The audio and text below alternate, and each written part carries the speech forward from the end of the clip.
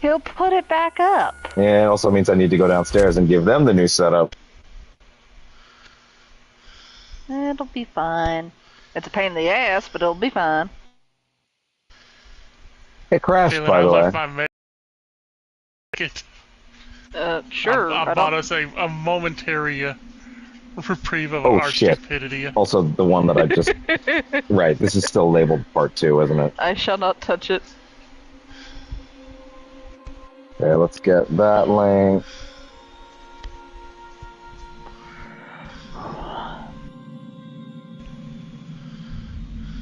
After all that.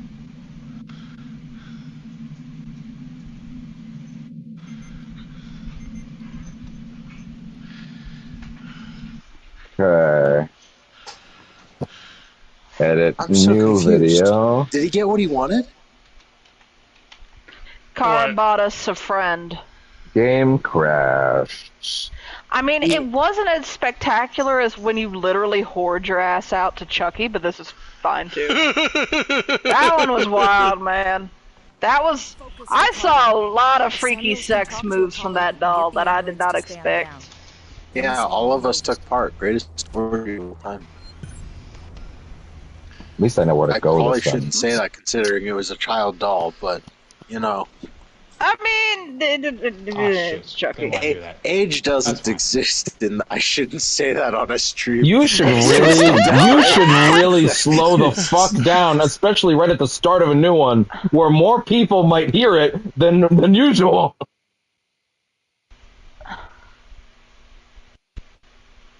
I kicked. Put that in there. This one's almost done. We just gotta wait for the tendrils to, you know, stop touching our shit. Okay. God, I think a good 2D Sonic level should just keep the red rings at the very top portion of the level. Like, I think that's where it should be. I can honestly say I have no way to chime in on this topic. I'm saying that as an expert Sonic fan, as someone who's played Sonic. There goes me. There we go. Advanced 1, 2, and 3. I obviously know the most. I hope I escape, I guess. The game crashing is like literally the worst reason for this shit to happen. God damn it, Tiger. Sorry, I didn't realize my dad would want to play Diablo today. Did the game crash affect the stream or anything? There's a lot more link nonsense I have to do on Extra Life than I normally would. Oh, okay. Yeah, so streaming B, apparently. It's mainly because YouTube links are like new links, so every part of it has to change. Yeah, the only bad thing about streaming on PlayStation is, like, whenever you switch games... In Twitch, it's fine. It's the YouTube part of it that's the issue.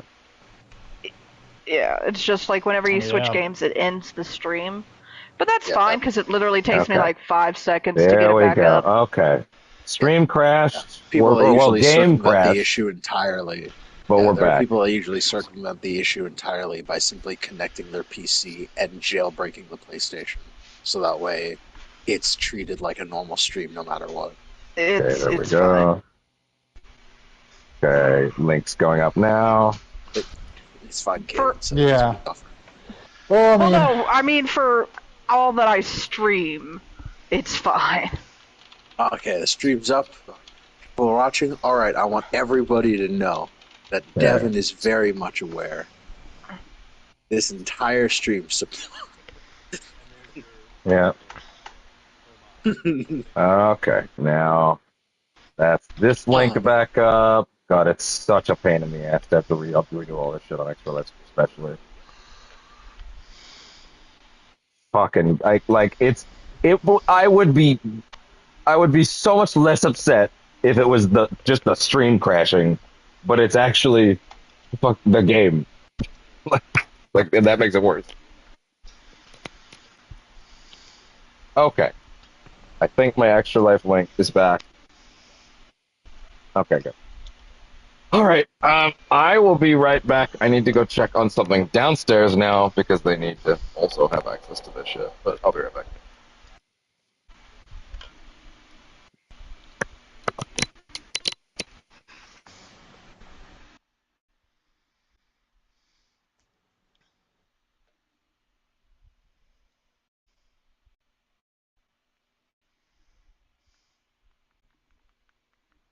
Hell yeah. Love holding the L2 button just to kill every single enemy on the screen.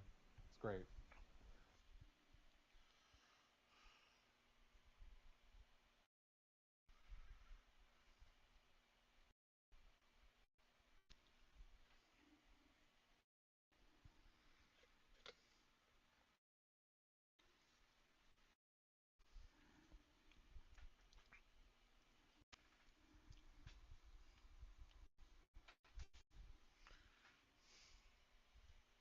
Oh my god, don't fall. Okay, there we go.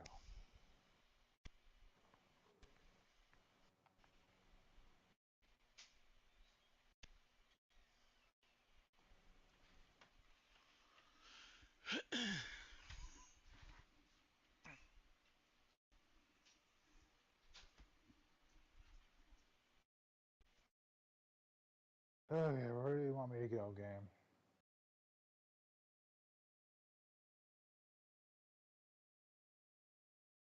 I'll go that way, I guess.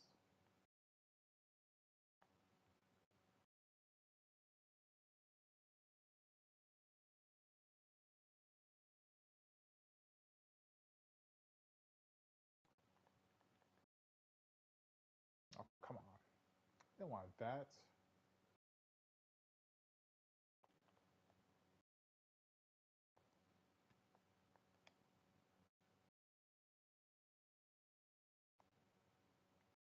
Do I have enough skill points to get...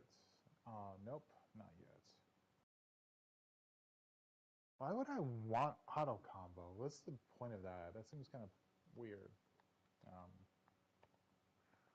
Okay.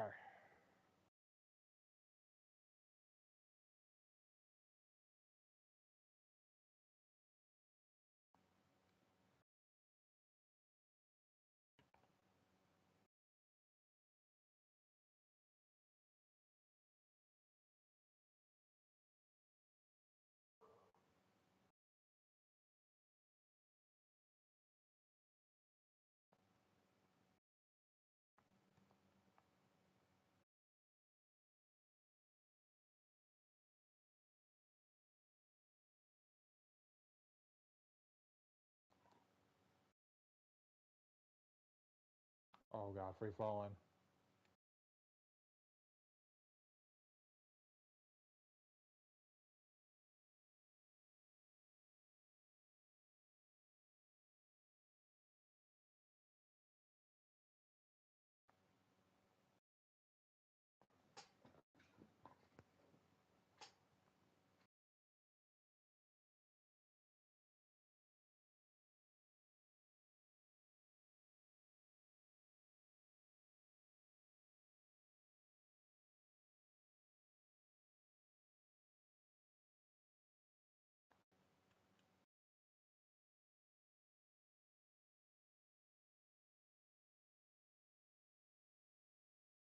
Wait, hold on.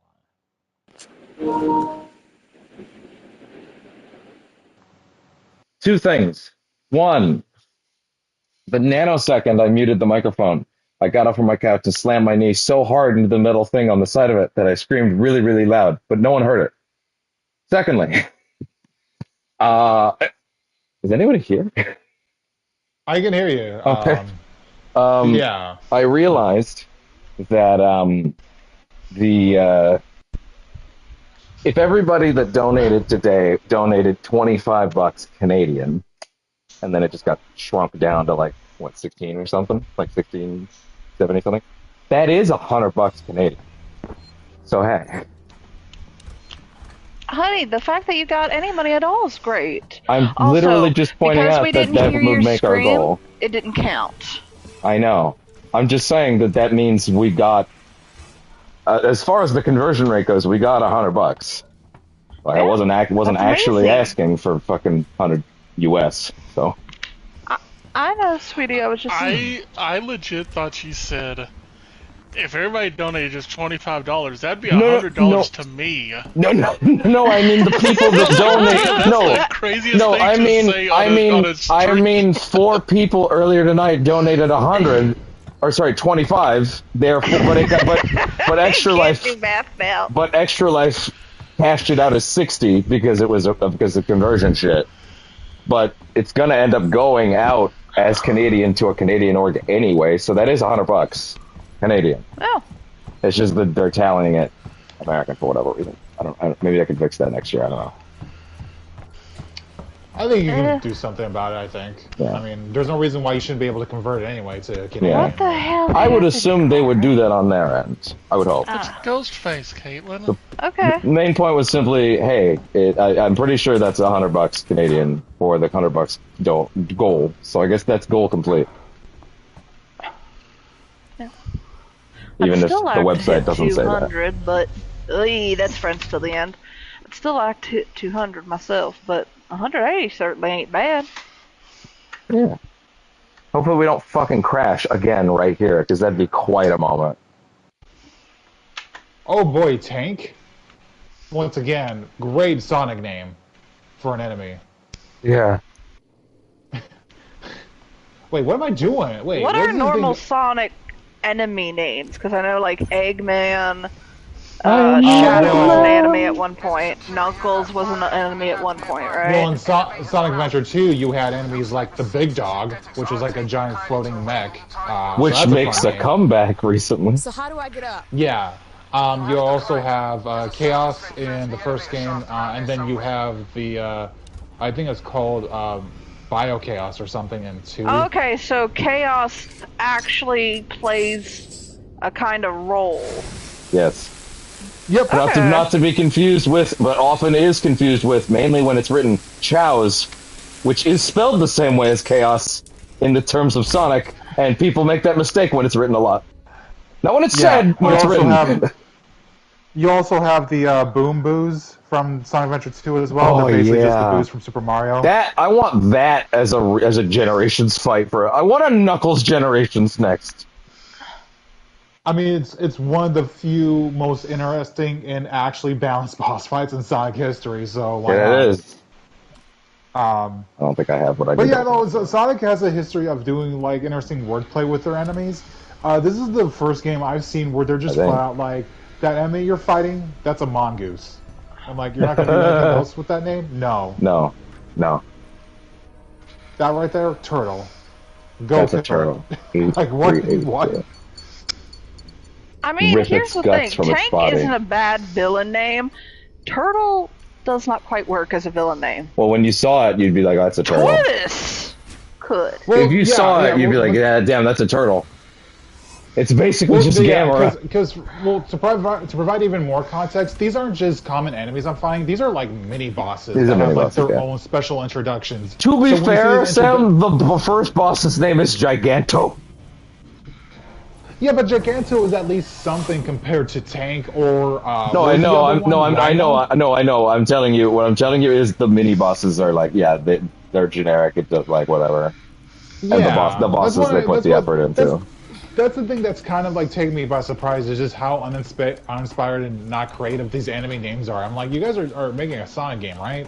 Like, you guys I think put a lot more emphasis on those I think a lot of that game's Run, development Caitlin. was let's nail mechanics, and we'll make everything. We'll make aesthetics work down the line. I agree, but you still have to consider the other side of game development, which is actually creating like at least decent names for your enemy types. Like even Halo Infinite didn't do stuff like this. Halo Infinite did less. Yeah, it did less because it played it safe, sure, but it also remembered like you had to do something with its enemy types. Halo Infinite is a sequel to a game that didn't exist. Yeah, it was like the Sonic 06 of its. What was the emotion you had inside you when they were announced Gears E Day? I probably was safe, but I couldn't not head on this. Oh, Gears E Day! I was like, oh, Microsoft is done. That's kind of what I was feeling too. I was like, you guys can't even do anything beyond like, look. I get that that studio put themselves in a corner by having the last Gears of War game end with a choice for no reason. A BioWare choice that actively does the exact same thing the Rex choice does.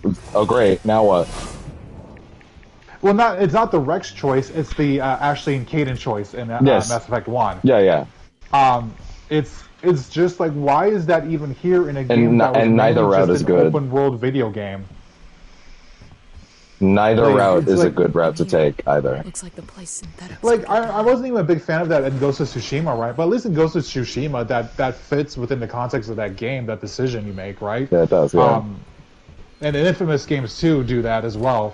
Yes. But like in Gears, it just really felt so. It felt like we needed to like find a way to. Okay, let me find the best way to phrase this. Let me. Oh, sorry, no, go ahead. It felt like they were trying to get a focus group test going to see which mechanics and which tropes they would like the most for a big AAA video game installment of Gears of War. And yeah. they wound I up. wanted to that try wound to up get happening. him.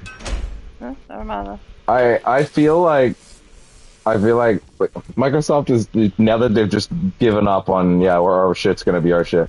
I don't know. Did we talk about the fact that like the Indiana Jones reveal from like last time they showed the game, I think it was Jeff's show, where like they dropped the release date, and then it's but one more thing, and then the PS5 release, as if that's the bigger mobile. announcement, as if that's the bigger announcement. Yep. And it's But like, you know that, what are we doing? well, yeah, because they're desperate. Like they need as much income as possible because they had wasted all their money on the buyout for Activision Blizzard. And now they can't. And now we more can't specifically for afford. King. Like, we're so sorry. We had to close Tango. We just don't have the money to run all these studios anymore. Oh, really? That's the excuse you want to go with, huh? I feel like I should be able. I feel like I should be able to put you on a spike for saying that. For having the gall to say that. Yeah, we just don't have the money to afford all these to run all these studios after we spent $80 billion. We just. I don't know. We can't find the money to run all of it. We don't have the manpower to run them all. Not only did they have the buyout, but their friggin' what few first-party games they had were failing, and I think didn't they cancel some too? That were Caitlin, never I'm gonna release? say this. I'm gonna say this in both an honest and also respectful way. What first-party games? What first-party there was games were something. failing? Hey. Because what ones were okay. releasing? I Wait, thought there was look, some look. last year, wasn't there? So look, they had pre this generation they had announced Halo Infinite, right? They had Yeah, I'm trying to talk about the games before the buyout even. yeah, that's what I'm trying to think of as well because obviously Yeah, they had the last Gears I game. can't really think of any off the That's top why of my I'm head. like, I'll what be honest. games? Because there weren't any. It was Halo Infinite. That was it. They're the king of Yeah. not shipping games. They had Sea of Thieves. I don't even know if I want to count Fallout 76, and no, I'm not. Fallout 76. That's Bethesda in every way that Bethesda. matters. Yeah. That is a Bethesda. Yeah, it's a Bethesda game. It also released It completely and utterly before the buyout happened. Before they even started buying Yeah. them. Like, Yeah, it's that's completely why- disingenuous to count it. Yeah, that's why I was actually retracting that because I was just like, yeah, that doesn't even count. Did you see what was Wait, happening was earlier this 76 year? even Bethesda? I thought it was a different studio, like the Skyrim. No, it's actually No. in-house. No, that's actually It's Todd's in-house, team. yeah. That was the biggest Bethesda project ever. Fire containment has a level. Omega. That's Okay, and 'cause I after knew- that, that's Because I knew the Elder Scrolls game was a different company. Oh my god. Elder the Scrolls Elder Online. Scrolls Yeah, Online. Online's a different company, yeah. Yeah, different one. But like, fucking, they had, they have fucking nothing. Like, nothing was coming out. Sam, did you see what was happening with Phil's Fallout camp after the Tango thing? Remind me again. So after the Tango thing got shut down, because hey, guess what? Fallout was very popular this year. Everybody was playing Fallout, either 4 or 76. Phil had a camp. He was on it a lot. He clearly played the game every day. He was posting about it a lot. So people after the Tango thing started nuking his camp hourly. Yeah, I remember that. You will now. not get It a was- moment's rest, you son of a bitch. Yeah, I remember seeing that. I remember talking about that, and I'm like, wow, you dude, you kind of have the most like I really like. I don't honestly care about someone's collection of games that they play in their spare time or what they do, but I generally am like was fascinated with Phil because like most of the games he played were like and granted they were his own games, but they were like also like you spend this much time in Starfield.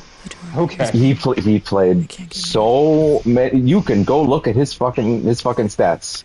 He does play games, but I feel like every time I look at them, while I do go, he does play a lot of games. He plays a multi-layered amount of games. I do feel sometimes when I look at those numbers occasionally, you know, he might play. If my company was making the kind of choices I would probably be focusing on those choices a little more than actually playing the games a little. I would spend some time on the decisions before I got back to my games, you know? Or maybe focus on some smaller games at least. I don't know. Maybe I'm being too harsh on that, but it's like I look at the hour count and I'm like, I feel like you have some important decisions that you should be making in other places, Phil. I don't know. Yeah. Like I'm not even being like super critical of that too. I'm just coming from like some personal where it's just because like you got people like Ryan McCaffrey from IGN who constantly like build up Phil to be like this great figure who knows how to communicate I would say to used people. to build him up, to be fair. Ryan did kind of turn on him in the last few. It's funny how I feel like the Redfall. First, it was Red. Well, actually, no. Like these happened at the same time. Yeah, it was the Redfall and Tango closure ship that I think just kind of finally broke the spell. Like well, suddenly. No, Ryan was also one of the ones dragging Phil for that. He was. I will give him credit. Well, no, but then he turns around and he kind of just like he brings that stuff up with Phil during the E3 show where he's talking to him and that was pathetic. That was pathetic. Yeah, that's what I was mainly referring to. Yeah. Okay, you know what? That did slip my mind.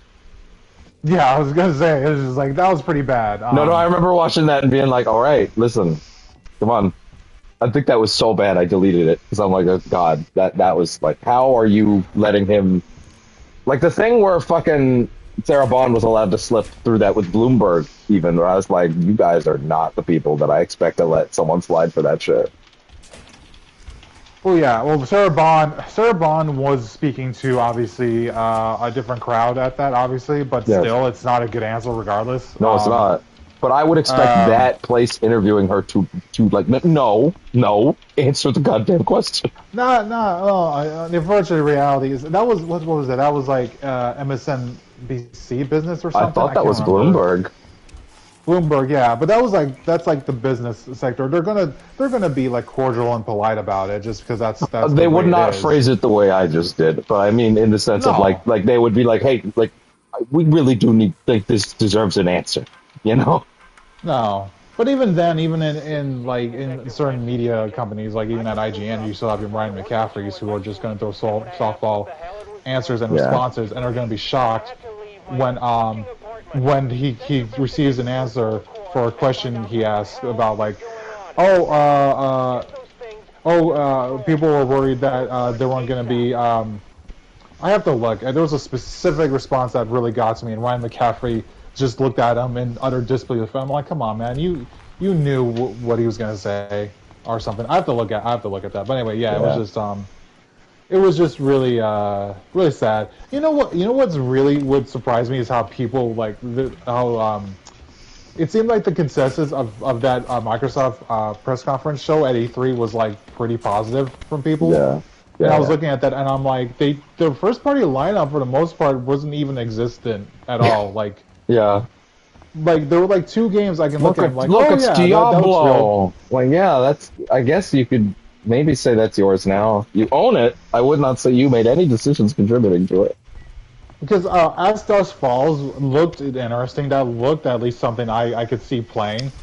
But then you get stuff like Perfect Dark Zero, which I'm convinced was just a vertical slice. Yeah. Like that I don't know if that shit's real. coming out. I don't know if that shit's coming out. Yeah, that really seemed fake to me. It'll come out, but it's gonna be a while because everything we've heard is that shit is not even close to done. Nope. In fact, I wouldn't be surprised if they restarted production on that again.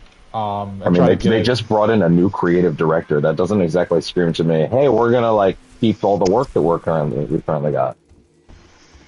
Yeah, no, I don't. I think that's still going through development hell. And then there's Fable. By the Forza guys, which hey, The Forza guys. branch out. Yeah, they are a good team. Yeah, it's just another CG trailer that tells us nothing. Nothing except it doesn't really feel like Fable. That was what I took from it. Oh yeah, no, it's not Fable at all. I miss Fable. And clearly, did Peter Molyneux, since he decided to come back! And in the most I want to be sued way imaginable, where he's like, yeah, actually, no, I'm setting this game in Albion, in the universe of Fable, and they can't sue me because Albion is a real place in London, and so I can call it whatever I want, and also it is in the universe of Fable, and they can't tell me it's not. And it's like, hey, you know what lawyers love, Peter? When you say out loud, this is why you can't sue me. That's fucking catnip to lawyers.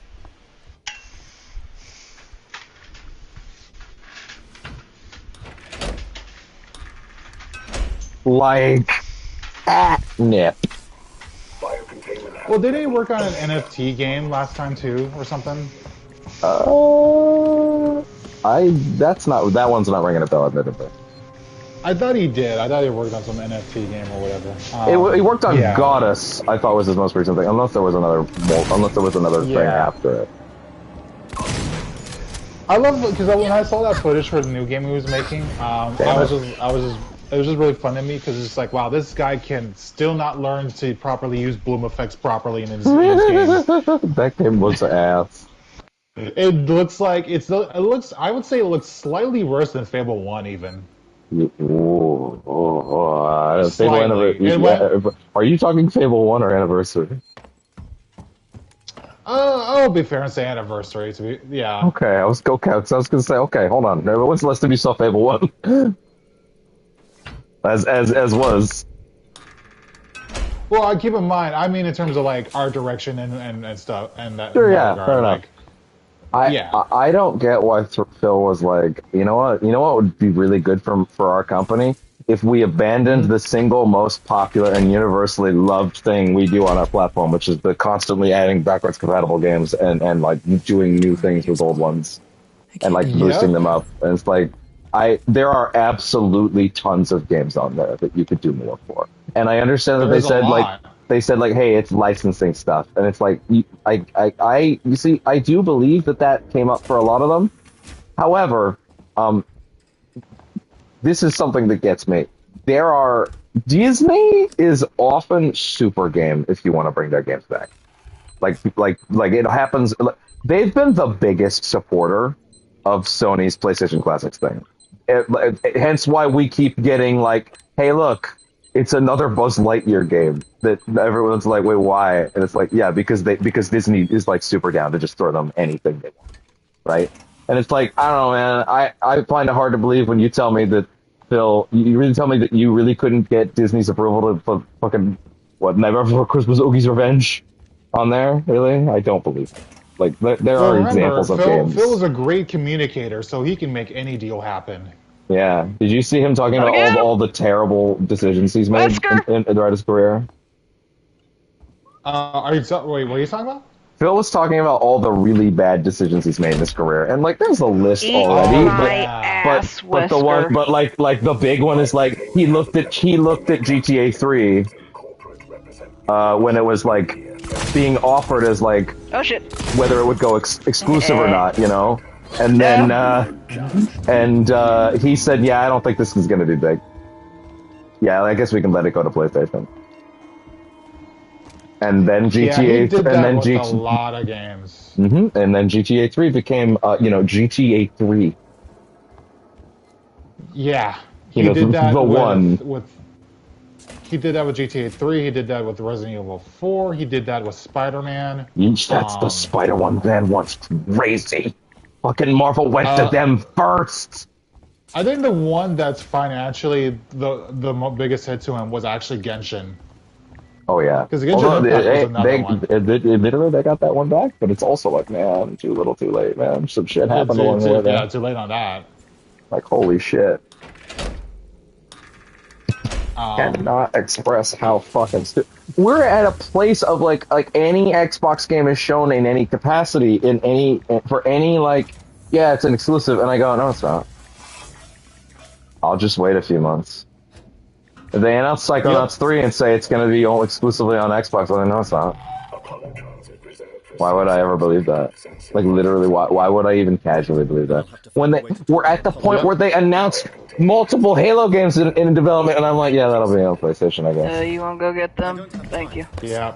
Supposedly the only things that are off limits right now are Gears.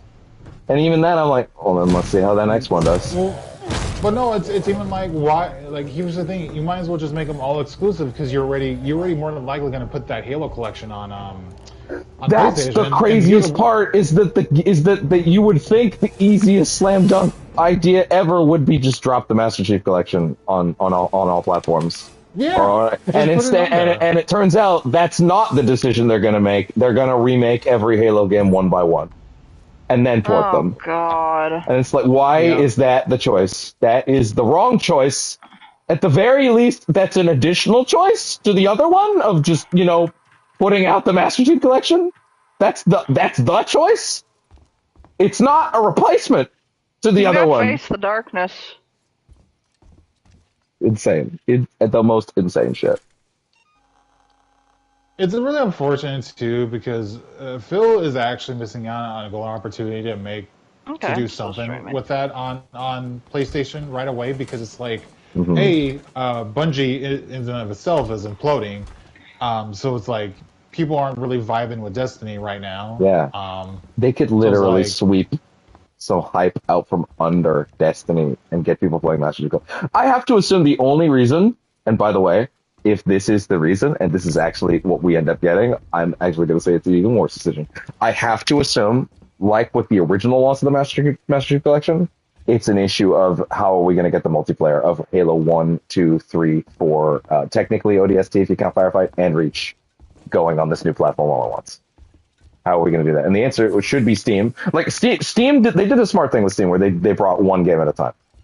You could just do that again. You could absolutely just do that again. But like, it's just like I'm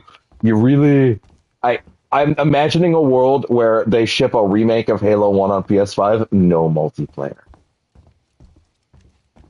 Yep. Can you imagine? Like, I can live for multiplayer. This isn't who does that? Kara, but I'm taking it out. what is the... Like, the fact that the indie game was like, people like, back when the indie game was announced or we were first getting it shown, like, I don't know if you watch the Easy Alex podcast. I've grown just to watch them weekly at this point. And Bloodworth. I watch them. Bloodworth, he around that time, he wasn't even saying like definitively, but he was just saying, like, I wonder if that indie game that they're about to show. This was like when we first saw gameplay, like right before it. I wonder if that indie game will be on PlayStation. Why are we camping? And he wasn't even saying, "Oh, I bet it will be." He was just saying, "I wonder if that's a thing they'll do." And they were talking about it. Like he's just like, "Yeah, I'm curious. I know that there's been some rumors, but I don't necessarily believe it." And all the usual suspects show up, like just dragging him for weeks. Like, you're so stupid. Do you even ask that question? I'm literally just asking. I'm not saying it should or it shouldn't. I'm literally asking. I wonder if that would happen. And then in the end, of course, it is.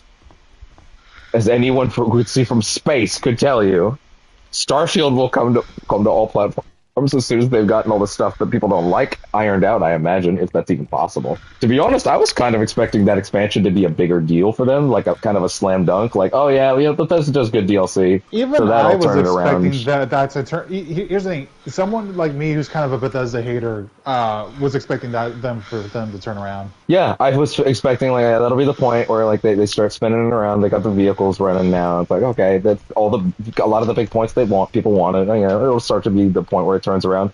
And then apparently that DLC was just a big thud. No one cares.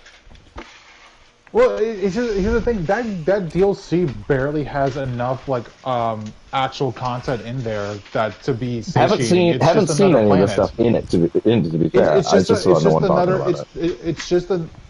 From what I've seen, it's just another planet with that has like content that Bethesda made put on it, but it's not enough to even warrant $30. God. And like, so what's the best example? So you know, Bring Down the Sky, the Mass Effect 1 DLC. Oh no, it's more than that. Oh, okay. It's more than that, but it's still like it's to that capacity where you still have more NPCs, but it's not enough to even say worth spending $30 on. Oh boy. Whee! I don't even. Yeah. My brain hurts even thinking about that. Yeah, that's why I was shocked when it came out. I heard people not really digging it. Sorry, I was a little focused on the match. So what's in the DLC for Starfield? Essentially, Starfield has like this. So basically, it has like this planet and this town. But there's not really a whole lot you can do in that town or with the, or in general around there. You get a couple quests and stuff. But the most content they gave you for that game was actually through the updates and patches for the past several months, more so than the actual DLC. The actual. But keep in mind, the DLC, by the way, this pack, I forgot what the name is, is like $30. $30. Yeah. And you get like nothing. Yeah, you don't really get a whole lot in it. That's some bullshit. I'd be asking for a refund. Yeah, let me check my notes real quick because I have some stuff for this. Well, they're giving me a lot of shit in here. Wow. Face the darkness. Yeah, because generally, like Bethesda DLC is usually the stuff that outshines the base. It's not only is it great, it's sometimes even better than the base games in some circumstances. Let me see. Can you get them, car, or do I need to? They're giving me a lot of shit here. Okay, wow. Sorry, because I'm on a gen and I'm the only one that has been on one for a while. Not getting on you or the other one, but sounds like you are. I'm just saying someone needs to be on a gen. That's not me getting on y'all. That's just me saying somebody needs to be on a gen. And here comes His Royal Highness to be a pain in my ass.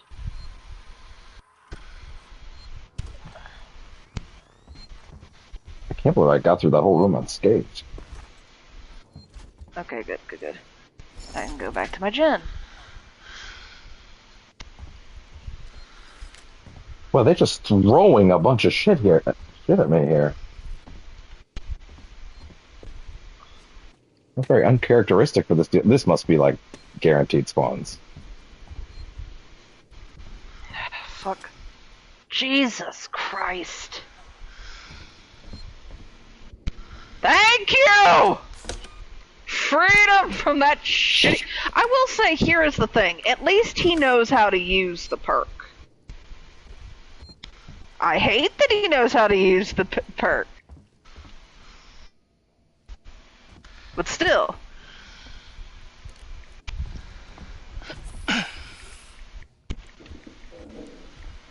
Trying to find a specific quote here. Are they breaking through that fucking door right now?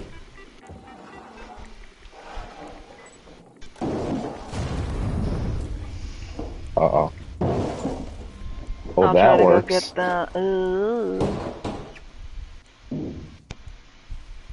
I'm going. I'm already here. Okay.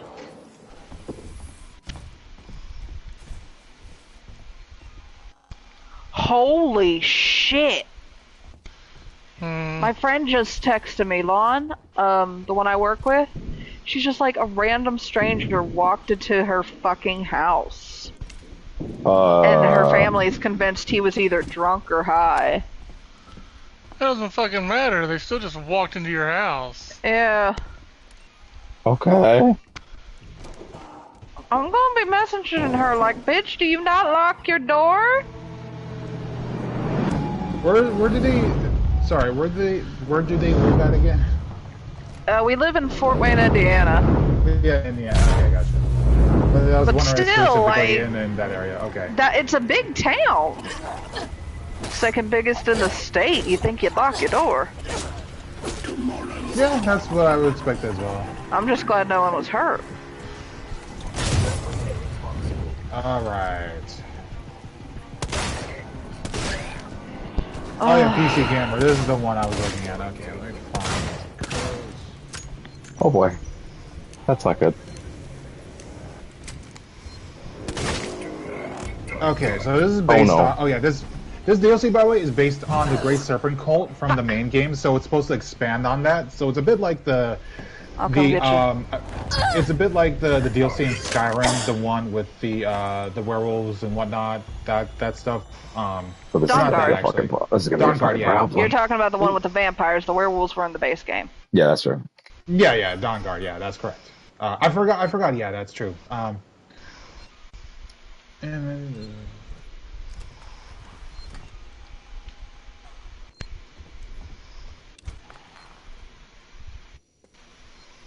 The fucking code for that door.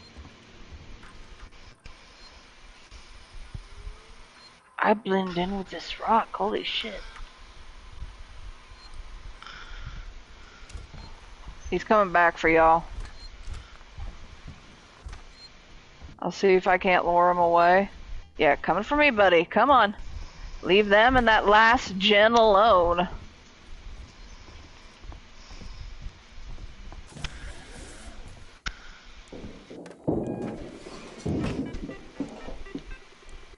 Yes! Ha ha! Suck my dick, Whisker!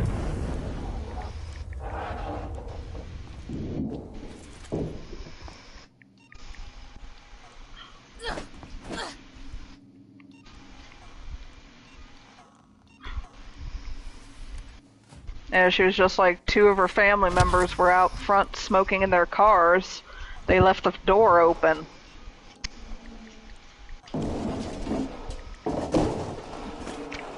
dang, that can be scary. Yeah, especially because she's hurt. Like, she hurt her back recently. Like, she's taken, like, a little bit of time off work because of it. I figured from where she was... camping you? He does not seem to be here, but he could easily be in a portal, so just go. Oh.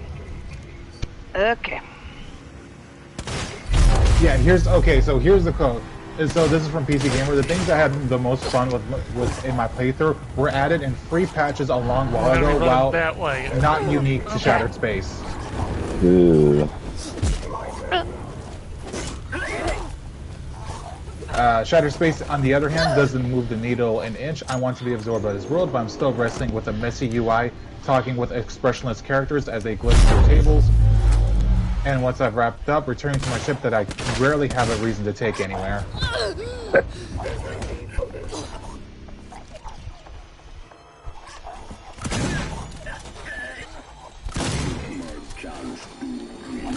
There's one other thing. I might not make it, I might not make it, I might not make it. I'll make it! Suck my dick, Whisker. Oh my god, I can't believe that fucking worked. That sequence is crazy. Also, I remember way too much of Skyrim simply because that's like one of my comfort games. Oh yeah, I can see that. And here's the thing, like I know they're not the best, like even I know their faults, but for whatever reason my brain's just like, this is comforting. Here you go. There's a part It's of a me cozy game. that really loves the coziness of it and just walking around and doing stuff. Yeah. But the issue I've always had with, especially with Skyrim, mostly with Skyrim and Fallout 4, is that there's a lot of content that gets generated in order to expand the game's length. Weirdly enough, I feel like Baldur's Gate 3 completely overwrote that space of that's the game I'll play when I want that experience at this point. Yeah, because here's the thing. And all that content's authored. Because it's not an open world game, like there's structure to those levels and whatnot. Like yeah. That's a key difference. That's But, why but I've always felt it's like, not open world, but it is open ended. yeah, it's open ended, and there's it open feels zones, great. but it's not an open like Yeah. there's you don't wander around a Yeah. giant flat plane, right? It's like Exactly. you do, yeah. There's a structure to it. But in an open world game where I want to explore and find new things, if I'm constantly met with the same type of side objective or side quest that's just like kill this many enemies this amount of times, or do this thing amount of times, or talk to this NPC this amount of Yeah. times, then I just don't care for it. Exactly. Every single type of quest that even vaguely sounds like that in Baldur's Gate 3, when you get there, there's a twist. There's a thing that rapidly flushes any of your expectations out into like, oh wow, this is I can't think of any quests in the game really, but they're just like Yeah, it's that don't hit. Synthetic registered. That don't hit. Unauthorized access. yeah, it's carefully handcrafted, and that's the Yeah. difference between that and just generating content just for sake of content. And once again, there are aspects about Skyrim I love, including even some stuff in Fallout 3 and 4, but yeah. I will Also, say, the fact I that a get studio pissed like at like the re-releases and none of the bug issues being solved. Like, come on now. Mm-hmm. Yeah. Like Caitlin getting hit with what was it? What's the last DLC in Skyrim called again? Did you say Dragonborn. Dragonborn. Yeah. The Dragonborn DLC Dawnguard for was Skyrim. the first one. Right. Yeah. Like yeah. Caitlin doing her playthrough of the Anniversary Edition, and like it stopped at Dragonborn because just brain-breaking bug, save shattered, gone. Bye. Anyway. Brand new PS5 port. I have not played it since because I got so pissed, even though I love that game so much. Because it's like, really, come on now. This is like your 80th re-release. You can't patch at least. If you even patched 5% of these You can goddamn run bugs, fucking I'd be a Skyrim on happier woman. You can run Skyrim on a fucking pregnancy test. Like Jesus, so you can't run it on a PS5? You can run it on a PS5, it's just gonna be buggy.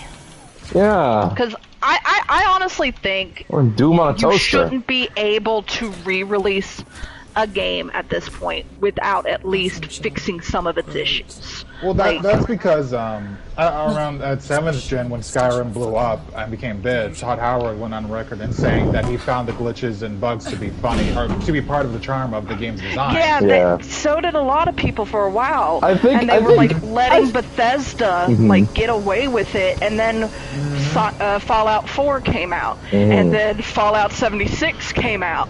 To be fair, And then Starfield came out. I think the bugs that are like typical Bethesda charm art didn't necessarily go away. The problem is that the game-breaking bugs thing got way worse.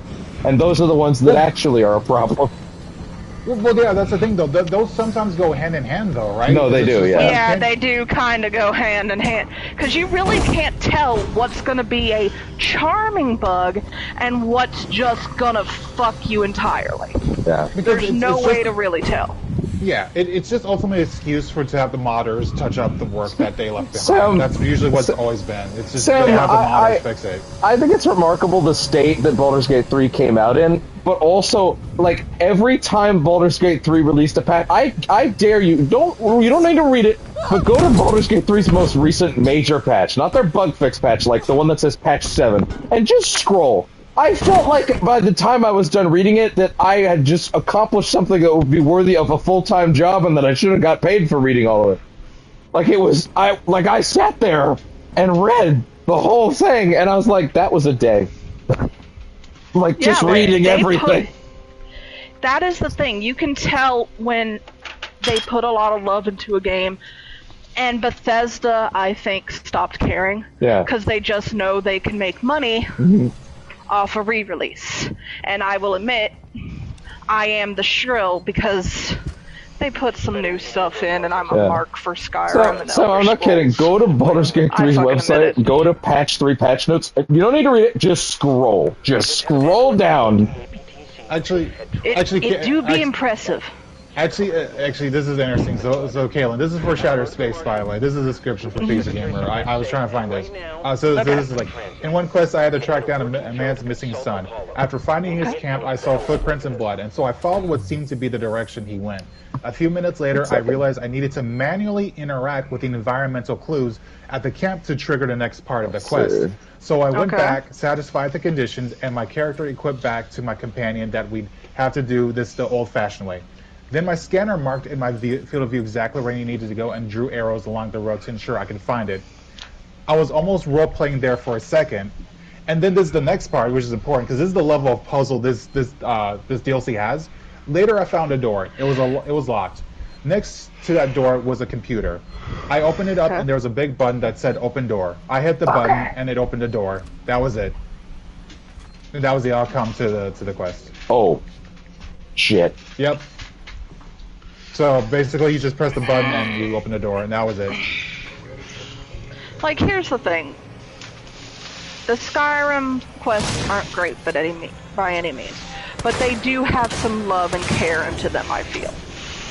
As do other quests in previous Bethesda games. Yeah. But Starfield, from what I've seen, it honestly feels like, because they had delayed the game for a while, and then it came out. To carry your burden. And let's not mince words here.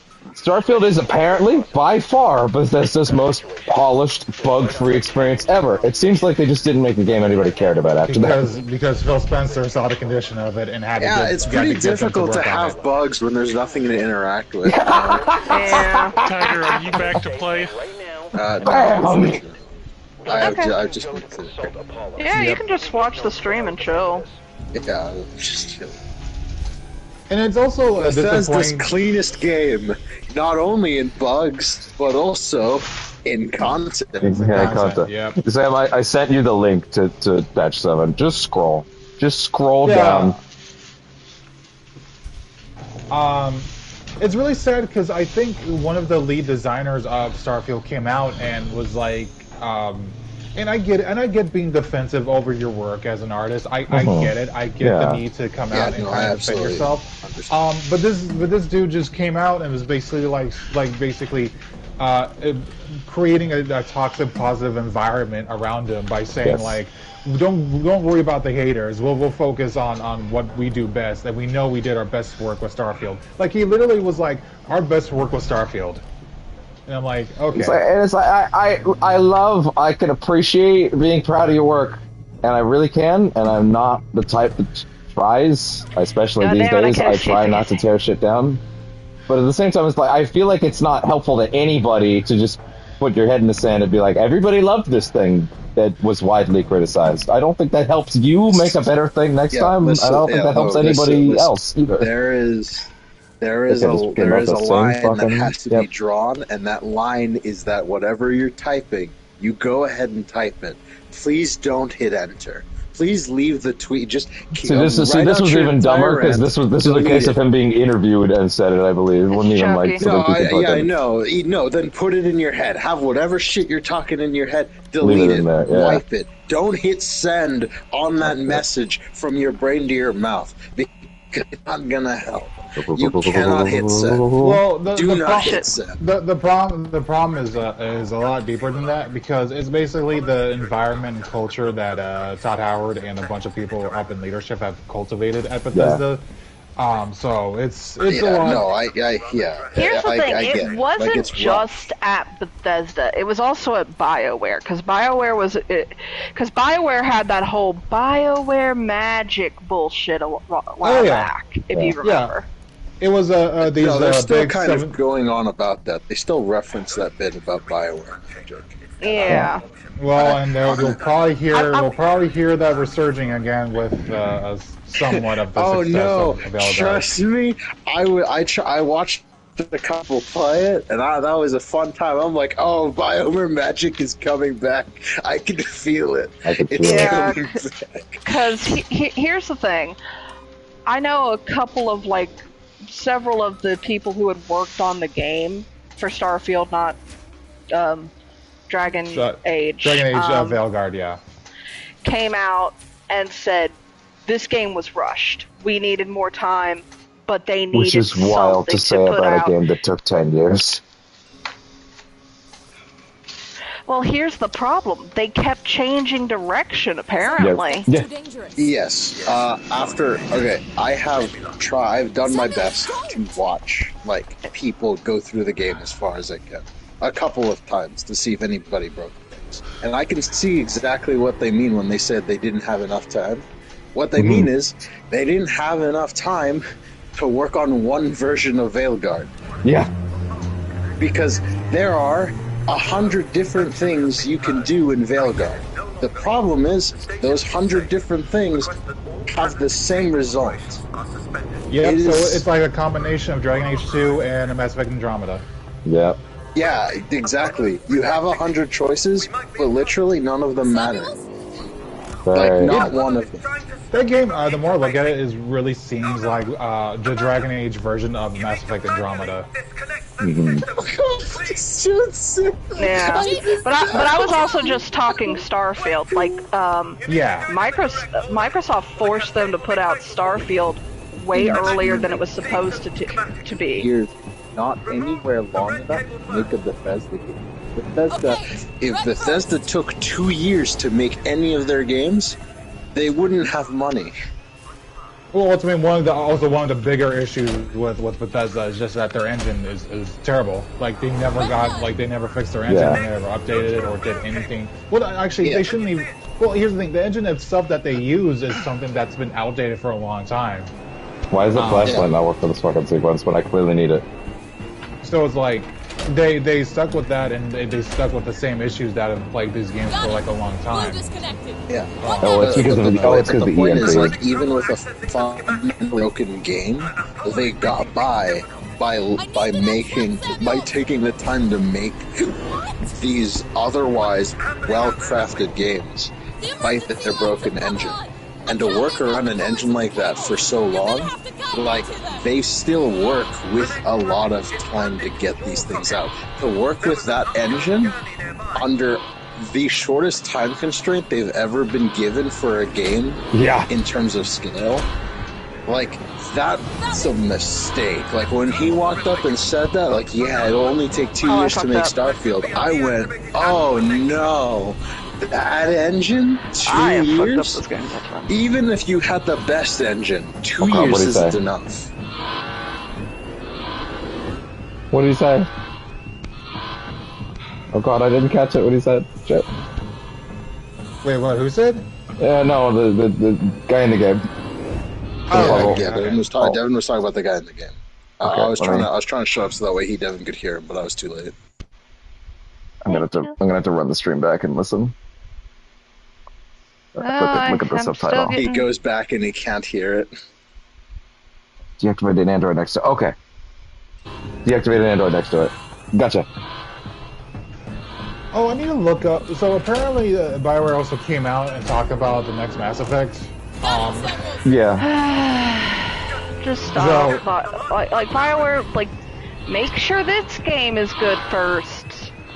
I mean, the game just came out. We keep bringing up Baldur's Gate 3, but I think it's just because it was so refreshing. And here's the thing, Baldur's Gate isn't even a AAA game. It does not have the AAA budget, but it came out better than a AAA game and to perfection, pretty much. Oh, it's this one now. How rare is that? Rare. Especially nowadays.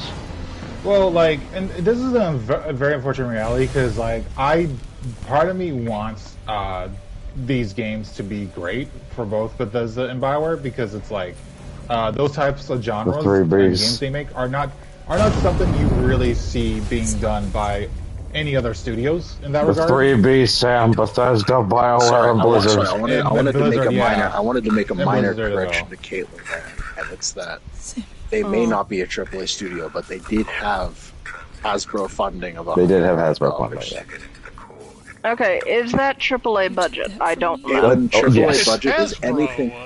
Yeah, Caleb, AAA budget is considered anything $50 million and above starting.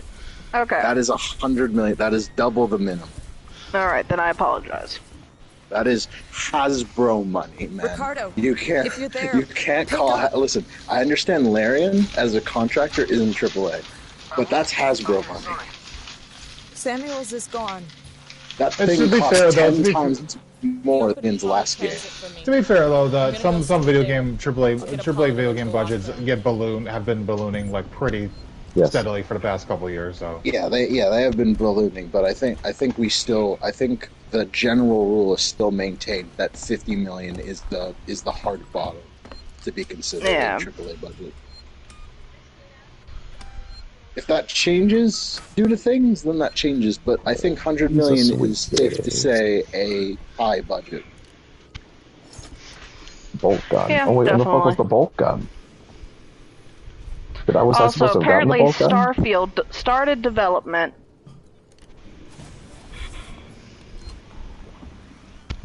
Started development in 2015.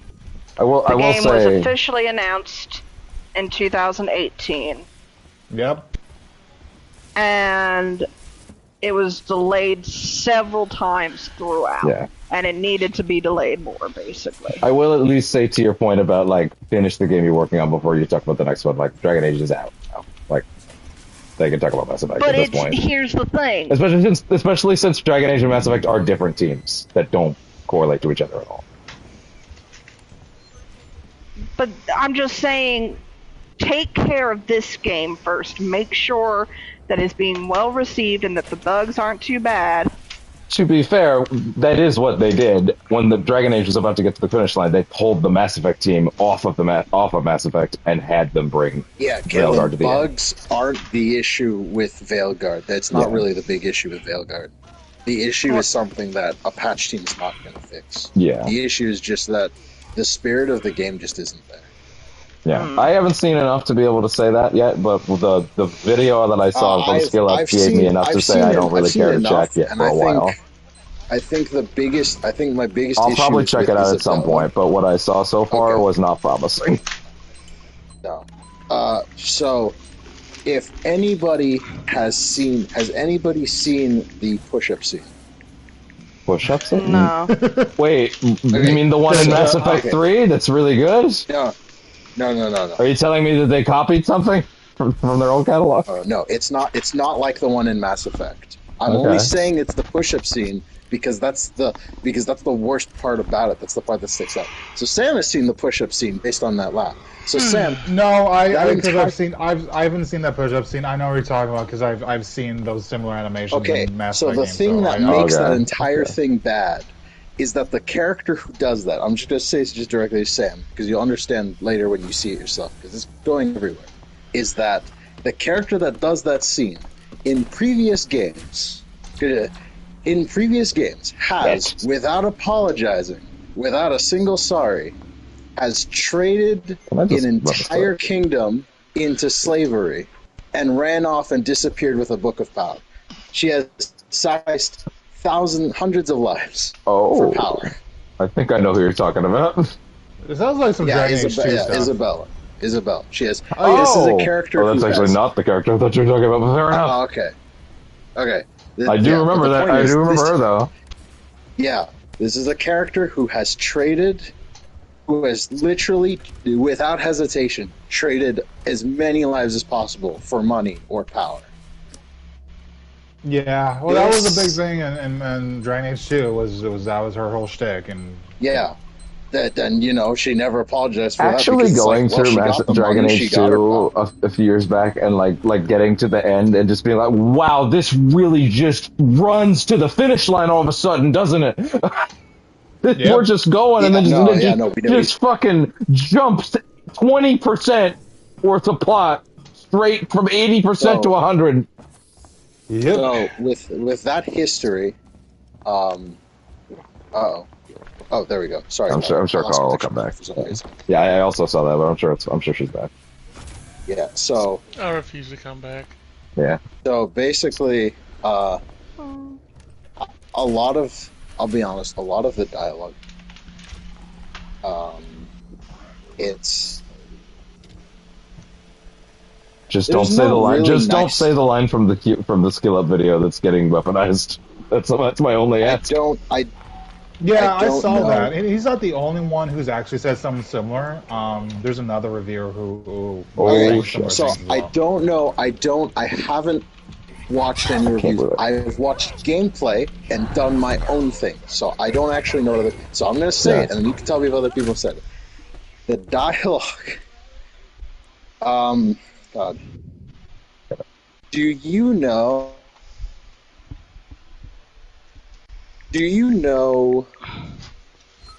Jesus, this is going to be really bad. Okay, I'm waiting. I'm scared. Well, I'm kind of. What are you hitting us with? Do you know Nazi propaganda? What? Pause. Kevin's well versed in it. Okay, so there are two ways I interpret the phrase "let him cook." It's one, let him cook as in let's see. Wait. Let me finish. The two ways you can interpret that phrase are one, let's see where he's going, and the other is let this. I will watch this man burn alive. Don't say that after Nazi propaganda! I'm sorry, Caitlin. Are you for Nazi propaganda Tiger, and don't want people who speak it to burn alive? Is that what you're saying? Hold on, Tiger. What's the context of what you're talking about? Please. Okay, so Nazi to conservative propaganda that eventually grew. One of the biggest and easiest things to do was to make a target, and basically that target was to make focus points on skin color, religion, and other things specifically, and push those things out there. Put those at the forefront. The potentially Nazi-related views of Tiger do not necessarily reflect actual evidence. Sorry.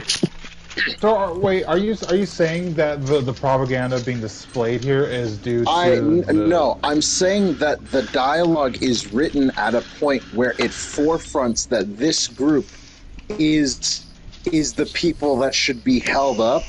And really, anything else kind of falls to the wayside. Bro, I don't quite get. I can't quite connect it there. Are you like? Can you? I don't know. I don't know if you're able to explain a bit more on that because I'm not. I'm really not sure where you're going with this. No, I'm sorry. I'm trying to say that that line of dialogue and the way that things have been going have been increasingly more dangerous about this subject. Like it's leaning in the opposite direction. Okay, I'm getting what he's putting down. Okay, I'm starting to get it. Yeah, it's sometimes. But Tiger, you brought us to a dangerous place for a minute there. Oh yeah. Yeah, gotcha. Yeah, so I can see that. So it's that extreme line of thinking that makes this kind of like this is the forefront. But now it's swapping sides. That's not unusual for a Bioware game. We were just talking about Dragon Age 2, right? Oh, I was talking about Valuecast. No, but that's the same thing, though, because the end of Dragon Age 2 was basically you siding with the mages or basically like that. Like, yeah. And the thing is, I'm really hoping, because I think that's the thing I'm thankful for in Veilguard, there isn't enough of Veilguard for it to finish those lines of thought. Like you say that, but I assumed it was going to be a 20 to 30 hour game because they said it was going to be linear like Mass Effect, and now I find out it's 60 to 80, and I'm like, why? Yeah, it's like 60 to 80. Yeah, you tell me there's not enough there? Devin, I believe you, but I'm also like, what? There are lines of thought that pop up and then disappear forever. Jesus. The game is I think 20 to 30 hours of the game safely don't occur with the rest of the game. Do you mean like there's a bad time skip, or there should be one? Or? No, I mean like certain things that might be important just aren't. Well, Devin, do you know what happened with the preview event a month ago for this game? No, actually. Maybe? So basically, EA got out a specific set of reviewers to press to review the preview build of this game. Yeah. And basically, what happened was they got like a streamlined version of the events in this game. So they like hit all the major points in each chapter, and so the preview build basically gave the illusion of this game being much more give the illusion of this game being much more smaller in scope and much more tighter in its focus on what it was trying to do, which is why it starts with like a big epic set piece, because the idea was that it was going to be more like that. But then when people started coming out and saying the game isn't like that at all, where it doesn't have those, it's not streamlined in that way, people were starting to point out like, oh no, there's just a big chunk of the game that's just kind of skews way off mark from like what the goals of the protagonists are. So it's like not faithful to what EA showed at that time, which was Tiger, a very streamlined version of it. At the risk of giving far too much credit for a second, I will ask a question. As someone that went through all three of these games back to back after bouncing off of them the first time and then coming back several years ago, one thing that became very clear going through Dragon Age Origins, then 2, then Inquisition, even more than Mass Effect, that series has, to me, always had a tendency. I'm not even going to call it a bad one, even though I would not necessarily call it a great one either. I'd say it's but, just wait, hold on. No, hold on. To set up ideas and then and often talk about them to a great degree, and then kind of pass them off and go, and now the next one will handle the rest of that. This series has had a bad habit of teeing things up and then going, and now we'll pick that up in the next one. Is it like that, or is it does it feel like that, or does it just feel like plot elements just being dropped entirely? Because Dragon Age has a history of that. I honestly, so it's difficult. It's difficult to tell at this current stage of where I am, but it feels like a lot of ideas have come up, and then I'm like, well, you know, they're just not as important as they may seem. It's like, well, then what was my interaction with it for? Yeah. Like, it feels like it's these things that are supposed to add to your companions, but they end up adding like it's like you expect like how Hawkeye got a series that was pretty cool and good for him. Yeah. But instead coming soon to home video later early next month. Oh really? Oh, that's cool. Yeah, the Blu-ray's coming out next month. Oh, Agatha, the show no one believed in, and some people said no one asked for, and I'm like, the last show won an Emmy for that song. You people are crazy. If you say no one wanted that. Well, I mean, but also to be fair, but an Emmy doesn't really mean anything, to be honest. I mean, listen, that show is amazing. It's not speaking against the show.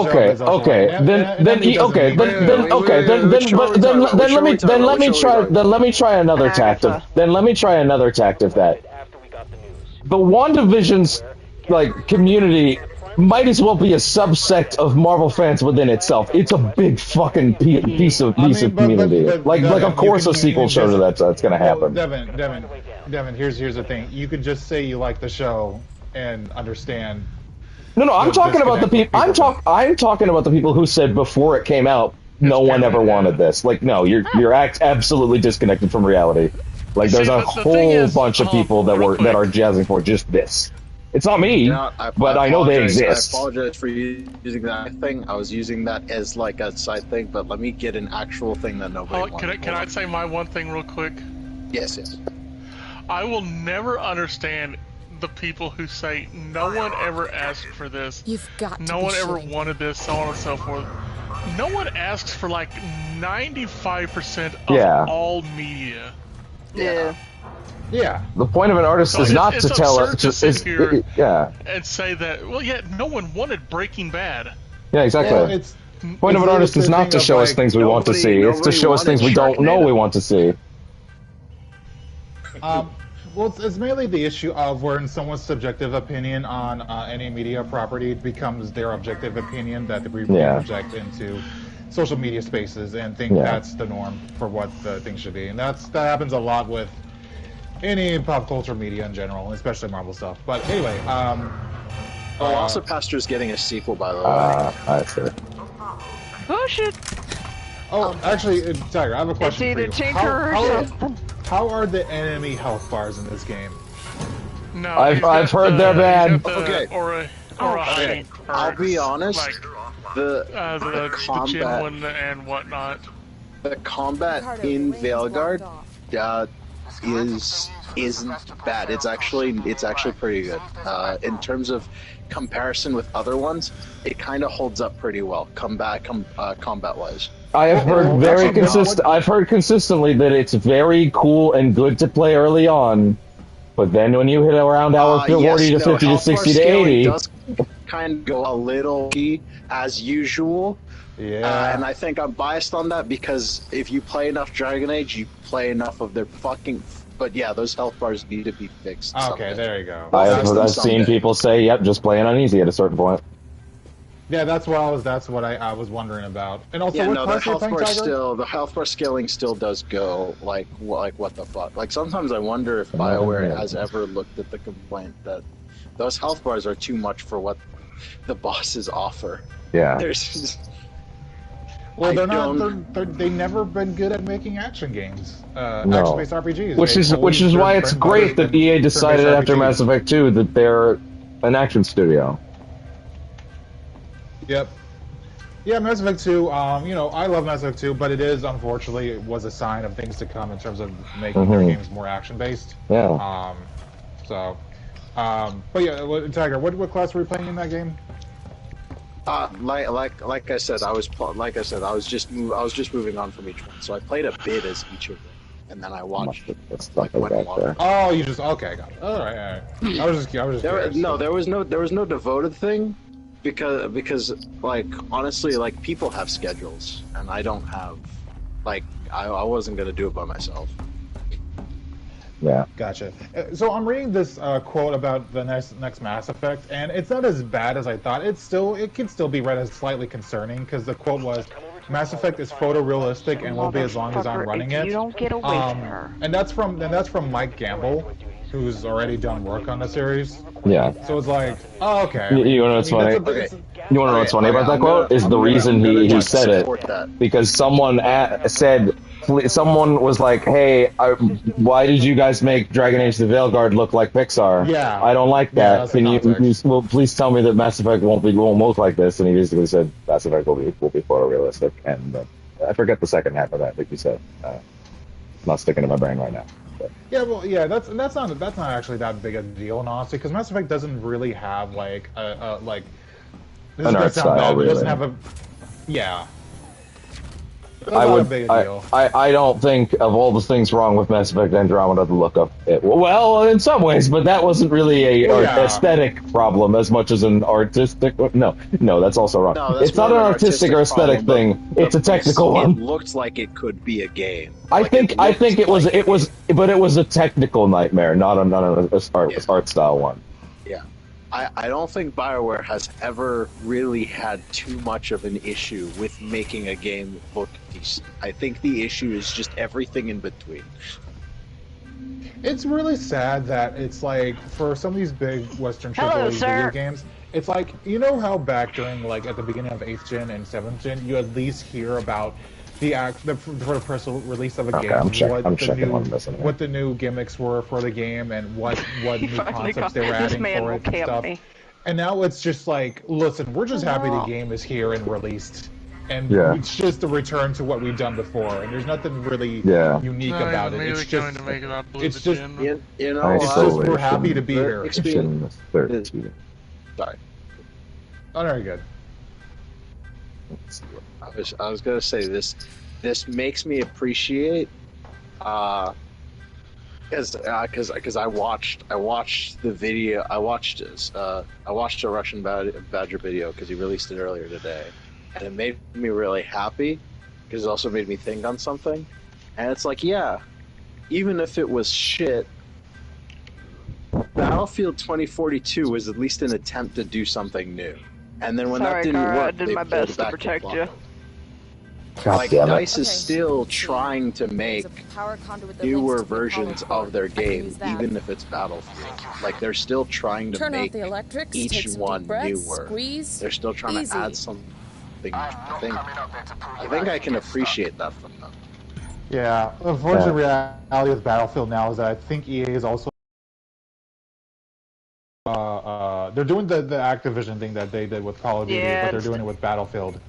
Yeah, well, to be honest, we'll see what happens, because I think the new Battlefield will decide things. Because the thing is, 2042, while it had a failed release, it did gain players. Like, it is sitting at 10,000 players, which is a lot higher than its release thing. And that does show that people, after the disastrous release, when DICE worked to bring the game together, people came to play it. Like, there are things that didn't work out too well. Like, I admit, the specialist system, I don't know who plays Battlefield here, who doesn't. But they introduced a new system. I only played Battlefield 2, and I think Bad Company, but that was it. Hey, Bad Company, great game. Yeah, it was really fun when I played it, but Nah, Bad Company 1 and 2 are forever, like, amazing games. Yeah. Yeah, 2042 introduced a lot of new systems, and I think that's something that players can handle, because a lot of these new systems sort of broke the game. Like, one thing is that they started introducing non-destructible buildings. There we go. And I think there are a couple people that didn't like that. And then it introduced the specialist system instead of the class system. And it was a hit or miss system, because the specialist system basically meant you could do everything by yourself, which is completely new for Battlefield. Because the idea that you can heal, give yourself ammo, give yourself mobility, scout people, shoot people, and destroy vehicles, like, all at the same time. Like, the game was a much higher power trip than the average Battlefield, and I think that did split some people. My only connection to Battlefield as of recently is watching a clip where Willie and Reggie watched a clip where some dude's flying a fucking, like, F-22 fighter jet straight into the air, and he leaps out of the cockpit as another F-22 is chasing him, and he snipes the guy in midair, and he snipes him out of the enemy cockpit, and then he lands in the enemy F-22 and takes it and starts flying the enemy F-22, and I'm like, that's the coolest thing I've ever seen. Dude, that's classic Battlefield stuff. That's the stuff I've seen in Battlefield too. That's one of the best thing about that's Battlefield. That's like if a real human do that, that's elevated straight to Big Boss. That's why I don't understand why Battlefield has really fallen off, because it has a gimmick and shtick that really works for it, that you don't see in a lot of other multiplayer shooters, because they don't have the budget that Battlefield does. So it's like, I don't understand why they decided... What is the difference between Call of Duty and Battlefield? I never understood. Alright, so... Sorry, so Caitlin, in Call of Duty is a game you play to shoot shit, die, and, you know, just not care about the world. You play that at the end of your 9 to 5. You just shoot people. Because you're a very well-adjusted person. Yeah, very well-adjusted person.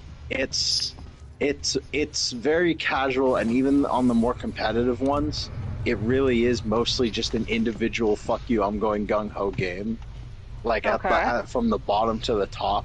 And it's a very direct skill level. It's literally who can handle their gun the best, all the way from the bottom up. There's not really much past that. Like, it's to a point where even in higher matches, like, usually everyone has the exact same loadout. Like I was witnessing a Cold War tournament. God, every fucking person has the same loadout in that tournament. Well, to be more exact on what the differences are, because Call of Duty is more linear-based structure. And Sam coming in like, hold on, now let me explain this in a way that makes sense. Well, that's not to dissuade. No, I know. But it's also like, so Call of Duty is more linear-based. That's more based on the moment-to-moment gameplay on, like, the guns and stuff, and how you move around the maps and whatnot. Battlefield is all about the vehicles and the destructibility of the environments and stuff. Yeah. Like Tiger mentioned, you can go in a helicopter and you can have, like, these massive helicopter duels in the sky with people. That's why some people prefer. Yeah, so that's why people prefer. Some people prefer Battlefield because of that and the destructibility. Caitlin's like, wow, I weirdly like Battlefield a lot less. What do you mean there's driving? Yeah. No, Battlefield is Where COD is more an individual like skill, linear skill based. Battlefield is about is really about those total warfare moments, and the thing that sells Battlefield to people is squads. What the fuck? In Battlefield is the most important system in the game because Battlefield uses a class system where you have medics, engineers, infantry, and scouters. Recon. And these classes all have different advantages and different disadvantages. So when you play with your squad, you have a squad of like 4 or 5, and so those are typically your friends. The biggest thing is to communicate. You talk to your players, you talk to your squad, and you work with them to tactically move across the battlefield, eliminating like dozens of players who are trying to gung-ho. The game gives you the ability to be gung-ho, but it also gives you several other tools that allow you different squads to do different strategies. So some squads will just gung-ho together, some squads will hold positions, some squads will move across to hold sniper holds, and then some squads will, and this is the best bit about Battlefield, is that due to the way things interact, you can absolutely do ridiculous shit. Like the thing Devin said about the airplane thing, not the only thing that's happened. There are people that will fly planes to try and take over and board helicopters and crash them into enemy just imagining the IRL logistics of a human being leaping out of their F-22, sniping the dude who's flying the F-22 chasing him, and then commandeering his F-22 mid-air, and I'm like, okay, yeah, that's Solid Snake. You are a super soldier. Well, yeah, because here's the other big appeal of Battlefield versus Call of Duty. Because Call of Duty, I think the max player count, I'm a bit off on this. 16.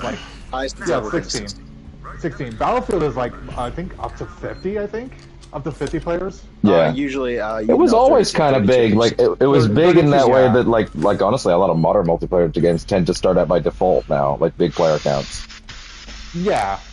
Yeah, so it had and the reason for that was because you had like these massive wide zones and these wide metro areas you can just go through with your tank or with your sniper, and you can just mess around and just start shooting people from far off the distance. Okay. But yeah, that's actually a lot more differences than I would have actively imagined. A lot. I'm a Battlefield player. I literally just figured I cannot play COD. There's a lot. How would you define the way that Halo differentiated itself back then, to be fair? I'm curious. Well, because in my mind, I used to think a lot about like vehicles being a lot of its thing, to be fair. Sorry, baby. But it's in a different way. Yeah. But Battlefield's fun, Caitlin. The fun that they get that's different than COD is that COD's is in your individual skill over another player, like on those 1-to-1 high octane moments. Well, let's not. Battlefield. Well, hold on. With Call of Duty's main appeal, at least for a while back during Modern Warfare 1 and 2, were the kill streak rewards. Because the kill streak rewards, you would get these crazy like attacks, like you would get an F-150 like flying over and carpet bombing an area. You would get a stealth bomber segment that you get to control and like shoot enemies from far. You also get like if you get a 25+ kill streak, you would get like a nuke and stuff too. Great! You get to summon dogs and you get to do all sorts of stuff. So it was dogs really were rewarding. My favorite. Damn, this would almost be a movie-esque shot if it wasn't so fucked up right now. Dogs. How did I get by you? Here's the thing. Call of Duty had a very notable appeal with its multiplayer. It was mainly that was its gimmick behind it at the time, and over time I don't know how it fared out because I stopped playing after Ghost. Ghost was not great. But yeah, those are the main differences. Yeah, Battlefield's big thing that I think is something that other multiplayer games or multiplayer shooters don't have, and the stuff that makes me love Battlefield is that Battlefield makes teamwork a high. Go. Okay. Because when you work with other people, Caitlin, the game rewards you so much. There is so much to gain by simply talking to people. But people are always yelling at each other in Battlefield, not because it's just like, oh yeah, we want to yell at these guys to do their stuff and all that, but because if you are all yelling at each other, you all get more out of it. The game rewards teamwork to a degree I don't think is possible. I didn't think was possible. What exactly is the thing that made Battlefield lose its mojo to people anyway? Like every time I look at one, I think, it looks fine. Was it because EA started really monetizing? Like, no. So what happened was EA started breaking away from its usual mold. So it started to do stuff like Battlefield Hardline. You got the cop ones, so it deviated further away from what it was. Just for stream clarity, we think people that say that unironically are stupid. But anyway, it's fine. You never want to leave that hanging in the air because people might not know. I hate you so much, Caitlin. Joke's on you. Nobody knows me, so I'll exactly. But yeah, so EA unfortunately kind of like removed its identity as the franchise went along, because like they saw the success that Call of Duty had, and they decided, hey, let's be more like Call of Duty. Which is like a fucking shame. Yeah, and that's how you get stuff like Hardline and, like I said, the one where you got to play like FBI agents or whatever that had nothing really intangible with what Battlefield was. It was just oh yeah, that's not real. Yeah. I gotta find another one. Battlefield games started rewarding players like to go off and be gung ho and do their own heroic stuff. And so it went from 32 on 32 player battlefields to like COD matches where people were trying to end the game as fast as possible. Right. Like it was trying to speed run to the end of the game because the game didn't reward you for doing smart things or being crazy or being creative. The game was just rewarding you for rushing in and shooting as many bullets as you had in your gun. Yeah, because the maps in those games just became generic Call of Duty maps. They strayed away from the vehicle stuff, from the destructibility of the environments and all that stuff, and just made it more linear. Was that specifically the issue with, what was the last one, 2049 or whatever it was? 2042. Okay, so 2042.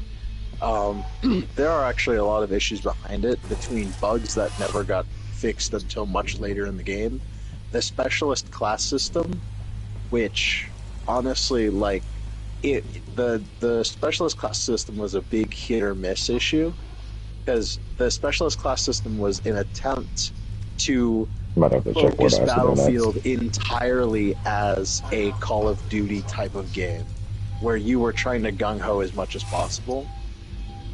And it led to this discussion where it's like, how much power should a class have? Because the specialists, like let's say an assault class, right? Typically classes either lacked movement, lacked healing, or lacked ammunition or the ability to destroy vehicles. Right. One assault class in the game, one assault specialist in the game, could have 2 primaries, several grenades, C4s, a health stim, a wingsuit, or a grapple hook. And they allowed themselves to basically have the power. Like, you don't need to work with a medic, you can heal yourself.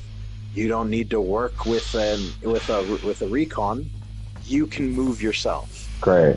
You don't need other people, you can do everything's But now it's just COD Light. Yeah. You eliminated the thing's identity, and now no one likes it. It led to this, the thing is, it led to this small divide, and that's why I'm thankful Badger brought it up, because he brought it up in a way, he articulated it pretty well. So I'll use I don't know who that is, but okay. And it's I'll trust him.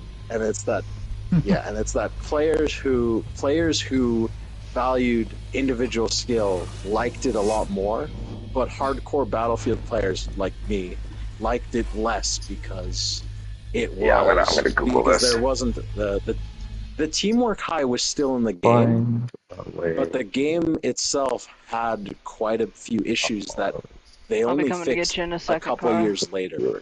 The game is kind of playable now, but it still has typical Battlefield issues. And the specialist class was a big deal breaker for a lot of people due to the fact it was a... Because Hardline had its own issues with map design and all that. Oh yeah, it did. Yeah.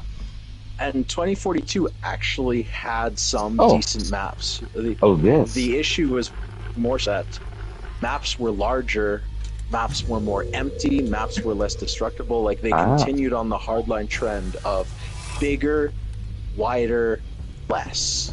And people didn't like that as much because those maps don't feel good because you're walking along and you see people on the other side of the map. I'll get them. So you guys are just sniping at each other. There's not really anything else to do. If I had a nickel for every time the Battlefield had forced the Dead Space devs into making Battlefield instead of more Dead Space, I'd have 2 nickels, which isn't a lot, but you know the rest. Oh. Something about a rubber room with rats. Oh, yeah. No. Yeah. So, one of the first announcements when DICE announced the next Battlefield is that they were going back to the class system, which I think people are pretty happy about. Like, maybe they'll let maybe they'll let classes have the option to do some things, like keep some things. But I agree that while the classes could use maybe some sprucing to be cooler, I also agree that the specialist system was giving way too much power to each class. There we go. Like, there was way too much. There was a huge power skill issue. Because, like, if I have an assault class, but I can also recon and snipe for myself, what the fuck are teammates for, man? Okay, Apollo, you gotta let me in.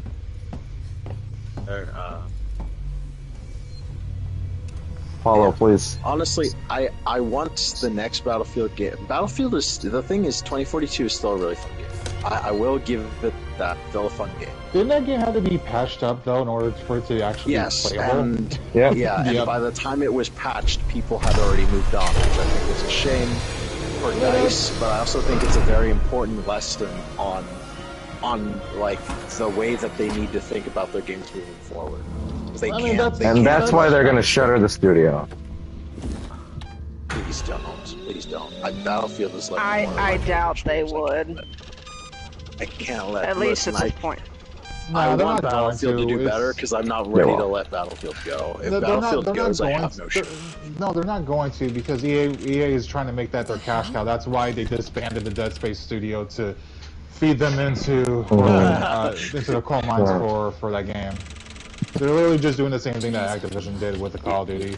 Yeah, but my hope is that DICE is and hopefully by I have 2 hopes. My one hope is EA gets off DICE's fucking back because EA is not helpful. EA is never helpful. Tyler, I have some bad news for you about EA. They've always been like that. I know. I really listen, man. I don't know how many games we have to make fail before EA does something, but unfortunately EA is going to be able to run for a while because Tiger, of Apex. No, here's the thing, Tiger. I just think I've lived through this, son. I know FIFA. Hand on your shoulder. I have lived this before you. Look, here's the thing. EA would better be off in a situation that Ubisoft is right now, where they are crashing and burning to the ground, unfortunately, because of their own leadership mishandlings. That's unfortunately where I can only see them going in to improve because the way I don't know why she's doing that. The way Wilson is setting up that studio, those studios in general of his, like, he literally only has like how many AAA video game studios working for him that are like notable? Like, he has that one, and he has the what's the Apex Legends studio again that worked on Respawn. I still don't forgive them for that. EA took all my favorite studios from me. They took Titanfall from me. You be quiet over there. They took Criterion from me, so I don't you know. They took Motive from me. Criterion's still putting out movies. Devin only found out they took Titanfall. I can't wait for them to put out the Burnout it movie firmly in their grasp. They did Titanfall roughly 17 hours. And I'm not actually counting. I don't actually know if that's really 17 hours. We're just gonna run with it. After 17 hours of Alien Isolation, they've hit us with a truly groundbreaking twist. Weyland-Yutani was behind it all. Holy shit. What? Since when? It's crazy. Weyland-Yutani protocols. I don't believe you. That's genuinely genre-defining. Weyland-Yutani are in control of Apollo now. It's refusing to lift the lockdown. It says there's something up with the reactor. But I don't know. I'm hoping DICE manages to scavenge something out without, getting shot in the back of the head. But really, EA is going to be able to do what they want because they're still floating on money freely given up by FIFA players. That's going to feed them for eternity. God. No, so okay. Here's the thing, Tiger. The unfortunate reality for EA is that there's only one path forward for them, and that's going to be probably through bankruptcy or any sort of. That's why I'm immediately thinking of their cash cows and how can we make them fail. Unfortunately, EA has made a name for playing games for making games for people who don't play games. That's not no. Okay, so Tiger, I have to explain something to you. Okay, so. This is an industry-wide phenomenon where you see these big publishers that have been putting out a lot of big AAA video games, and they're not seeing much return investment on these games, mainly because A, they ballooned the budget, B, they are we going into the highs then? Or C, are just horrible. There's just horrible mismanagement up on the top level. This is happening with Ubisoft. This is happening with Activision. This is happening all over the place. What makes EA special in this regard is not only the mishandling of these studios for so long, it's also the fact that now they're adopting Activision's strategy to just sort of put all their aces in the hole with Battlefield now. So now they expect Battlefield to be their own Call of Duty to carry them forward, and in favor will help, probably stifle off studios like Respawn to help to get them to work on that franchise. So. Yeah, that's where we're at right now, and the unfortunate reality is that they're probably going to be in the same spot as Ubisoft is right now, where they're probably going to get bought off by Tencent or some other studio. Maybe NetEase. I just need. The thing is, I just wish it happened a bit faster. But the thing is, I know which things have been keeping them afloat despite their failures, and the problem is that those things gave them enough money to probably continue, unless they do something really. Unless they did what Ubisoft did, because Ubisoft had a comfortable amount of money, and then they went the company equivalent, because it's not exactly, but the company equivalent of gambling.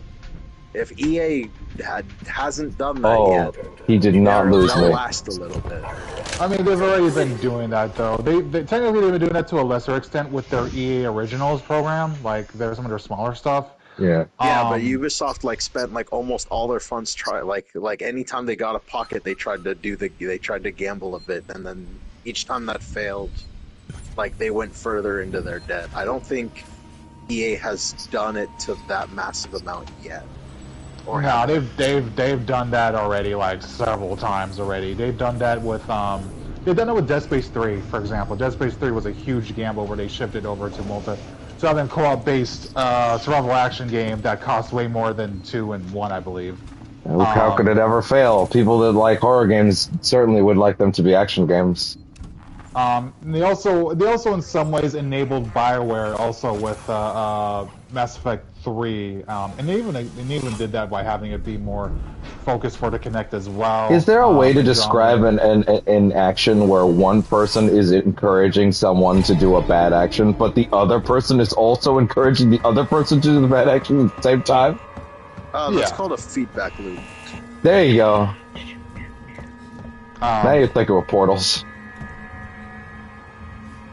But also, not to mention, this is back during the mid-odds, but I have a little game called Spore. Okay. Oh no! Oh god! Wait! He's gonna grab me now. Yeah. Okay, we're gonna figure out what that Iron Torch upgrade is. Oh, no.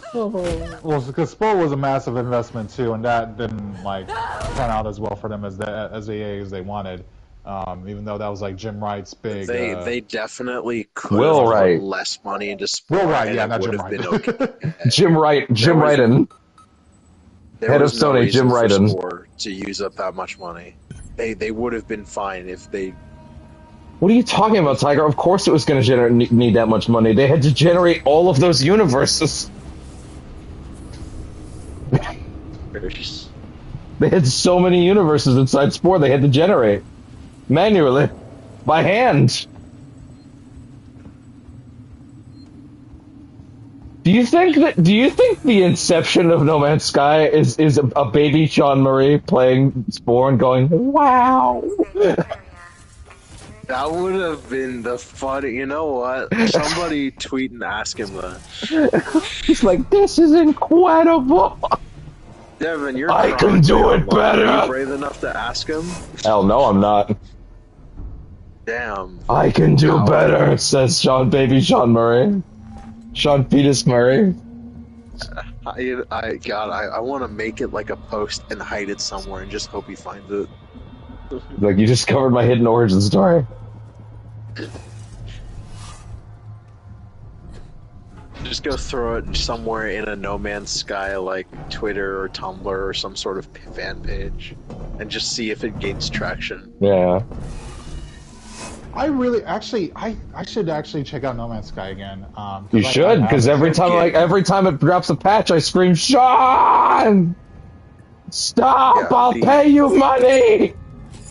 We didn't talk about his new game he was making. Light No Fire. Which I don't know if you saw that they've now backported a lot of the new tech from that game back into No Man's Sky. Oh, I mean that's good. They just added fishing in the last update. No Man's Sky is John Murray's fucking child. Like, he doesn't... The last update for this year in Worlds is Worlds Part 1 of 2, and it rebalances how every single environment in the game is drawn. It's a ridiculous amount of variability in how the game is rendered. Like, honestly, like, No Man's Sky was one of the games, like, I bought on release and had really, really high hopes for. There's no way. And it didn't, it didn't pan out, but I kept the disc. I still have the disc because I wanted the game to be fine. But when I heard later, like, not only did they just be like, yeah, we're gonna fix it and move on, but then they're like, no, this game is our child. Like, I just realized Tiger was at the age range where he was playing these big games that were coming out, and you were just like hoping that the game would be patched and fixed 5 years later. Meanwhile, back during 6th Gen, I was like, man, this game sucks. I hope the second one comes out and I have to pay another $50 for it for the sequel to get improved. Sam, you want to talk about patch notes with like BG3? Which did you scroll? Did you just open that page and scroll? I did. I saw some. Yeah, okay, so you want to talk about fucking patch notes that feel like you're on a journey? Just go to the No Man's Sky patch changelog and go to the major. Just skip all the bug fix ones. Go to every major patch. It's like it's like watching a fucking presentation, like the craziest, most exciting PowerPoint presentation you've ever seen with graphics. And here's where we added base building. Here's where we added dreadnoughts that you can do Death Star trench runs on. We rechanged how all space stations function. Now they're all procedurally generated too. There are pirate systems now. There are pirate systems for crime. You can do crime now. Like, we added fishing. We added a fishing gondola in the last patch. Like, there are haunted ships you can find out in space. Like there's literally 2 minutes. You can become mayor of random settlements on towns and do radiant quests for them. Is No Man's Sky like the only procedurally generated like sandbox type game I can think of and tolerate of? Because like I can't think of whole. So that's the thing, right? I jump back in every now and then, and I have a great time, but I do still run into that issue of like, am I just doing things that are canned, and could I just be playing something that's like, are they going to do something handcrafted? At the same time, there is something very neat, especially if you're the type of person who, say, could get really into a sample of Subnautica. If you ever gotten really into Subnautica, you will probably really like No Man's Sky, because if you can vibe with the base building of Subnautica, you could do that literally anywhere in the universe. So it's like so yes, Sam. It is procedurally generated, and it had a lot of similar issues that procedurally generated issues have. But that's why the patch notes are so long. with each patch, they add something new that can be generated. Yes, they make it crazy more variable. There are colors you didn't know existed that don't have names in No Man's Sky now. Oh, neat. Okay. Yeah, the game I played the game a couple times a year every year since release, and like in the earliest stages, man, there was hardly any animals. There was no plant life. Yep. The difference between I have 3 pets on my save right now. Yeah. You can adopt anything in the universe. Yeah. Now, ocean planets that are entirely water all have different variations. Some have crystals. Some have lava underbellies. Like, fuck. You can get a ship that's alive. There is. You can get a dreadnought ship that's alive. Ship. Yeah, there's an entirely different. Some people have the Normandy in their fleet in that game, Sam. The actual SSV Normandy. No, I'm not saying they built it. I'm saying you could get the actual SSV Normandy as a reward for a certain quest way back when. Are you talking about in terms? Is that something? It's a deal they made with EA. It is the SSV Normandy. It's in your fucking fleet. Oh, cool. Okay. It's the ship. Yeah, I'm listening. It's the SR2. Yeah, they have put so much effort into making this game the ultimate space game, and I think that's why there was so much skepticism with fuck is the game called? What? Starfield. Starfield? We don't even remember its name. Is like that's why so many people were immediately skeptical of Starfield and the announced things is because everyone remembered No Man's Sky, and at this point No Man's Sky gained a good reputation. The Engoodening of No Man's Sky is a very good video on YouTube you can watch. Just how much work it took to make Snowman. Like it took almost, like it's been almost a decade. It's been almost a decade, and it took like. And they're not stopping. Yeah, like they're not like they're winding down. Like they're just gonna keep pumping shit out every 3 months. 6 years of that, like 8, 9 after release. Like they had to release a game that had the bare bones to start procedurally generated. There we go.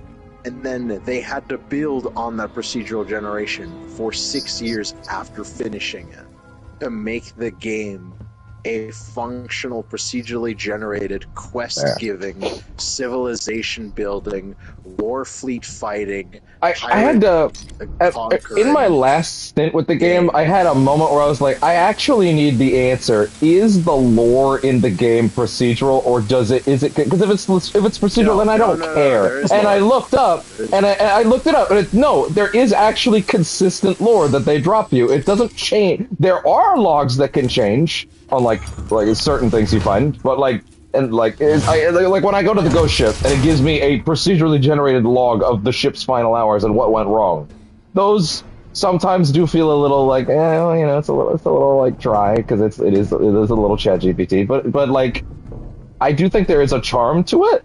Also, hey Sam, do you care about the plot of No Man's Sky? Because there's a thing about it I kind of want to talk about, but I need to know if you care first. I mean, if there's a plot there, maybe. But, there is a plot there, but it's minimal, but it has something really cool in it. I wouldn't mind talking about it. It's pretty fucking cool, though. It's pretty cool, actually. The thing is, Devin, I think we have to hold on the plot bit simply because as the game continues to build, so does that quest line. That makes me want to talk about the core conceit of it more, to be honest. It's gonna keep expanding. I understand, but I think we need to put that on a pause. I understand you were excited to talk about this, and I don't know which bit you'd want to talk about. The bit about the way that the universe functions in relation to the way it's built. In universe. Yes, that one's pretty fucking cool. The nature of it. Yeah, but like, no.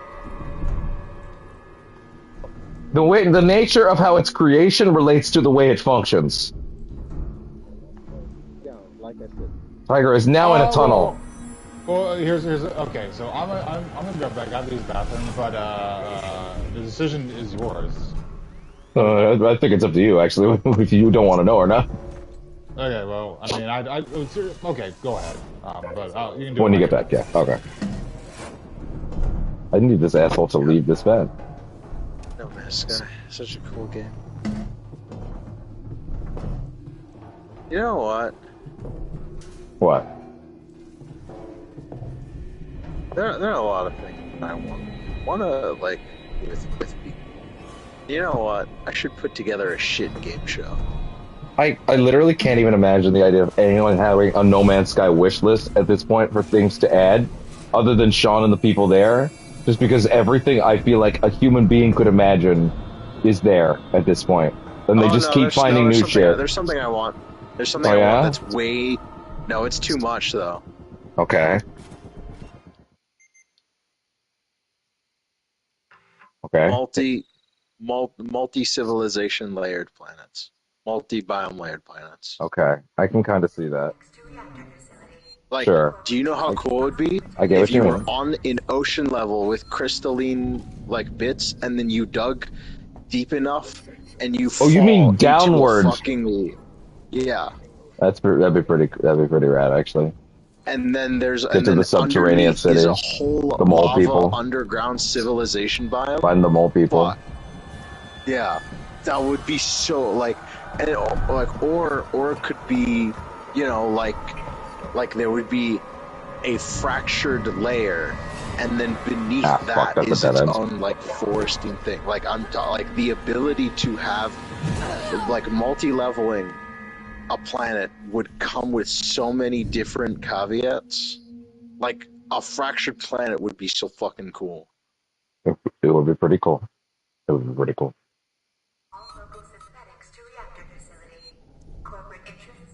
But like that, that's the thing. Like that would be, like that's something I always thought would be super super cool. But also like the generation for that. Like, that would be mad. It would be, yeah. They'd have to add a whole other string of procedural generation for that, and I'm afraid to ask.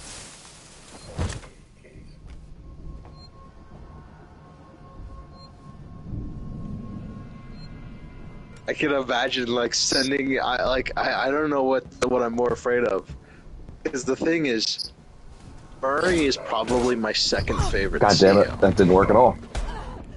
Like Murray's Murray's my second favorite CEO.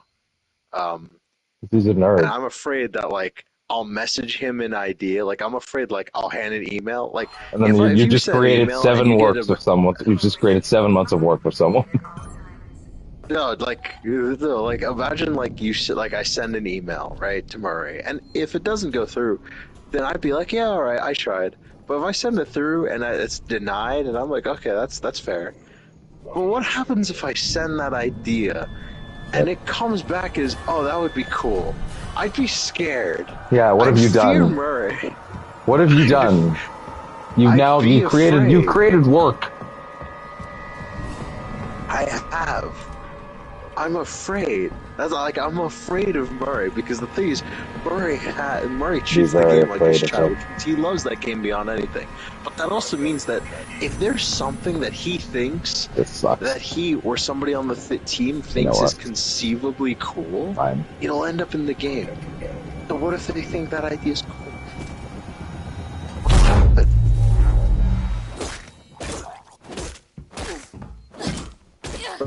Yeah, Murray was second, third CEO, second to Kim Jong-un, the greatest CEO of all time.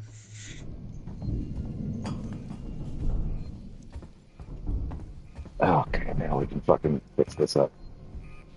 Restore power out, that shit.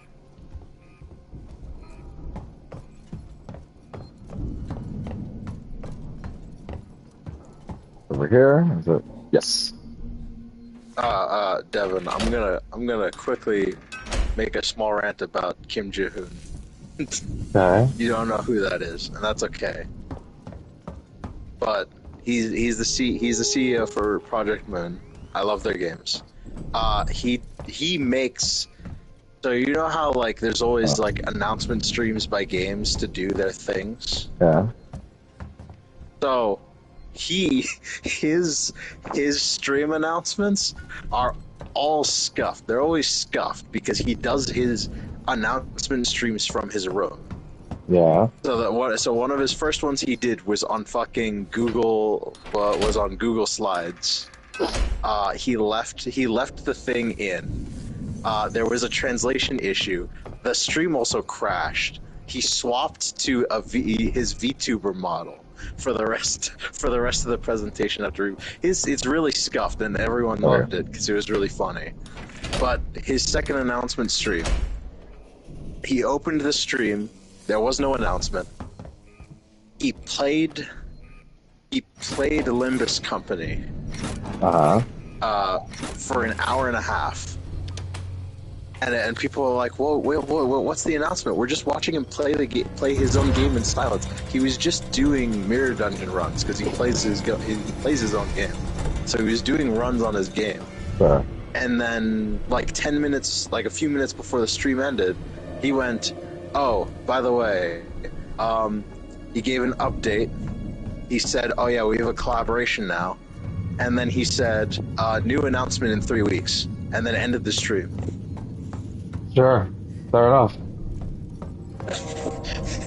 Bye. So, yeah. So we just so 10,000 people watched the CEO of a game for an hour and a half, give 3 announcements in 3 short sentences, and then end the stream. Fucking scuffed. And now it's on its way. Yeah, now we have to wait until September. Yeah. Second.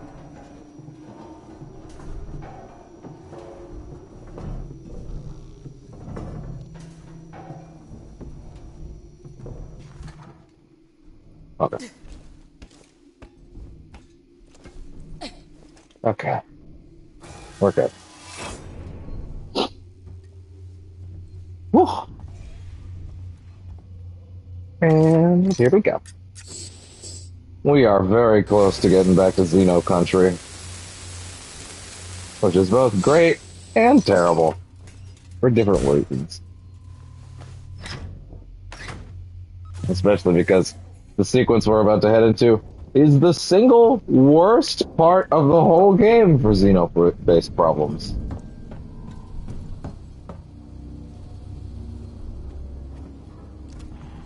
Oh. You are now open.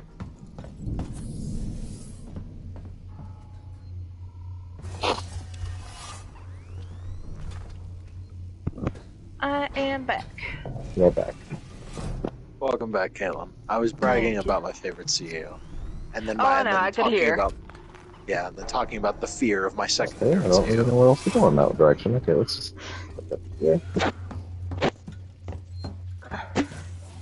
I'm really tempted. Like I'm afraid that now that I've voiced the idea, one of these days I'm gonna wake up and I'm gonna be like, I'm bored. Let's send an email to John Murray. And then a few weeks after that, you'll get a response from John Murray, and he's like, "Who the hell are you?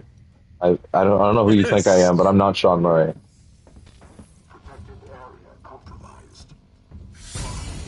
And I'll be like, "Oh, I'm so sorry, sir. Can you get this message to him, though?" He's like, "No, so actually." Devin, Yeah.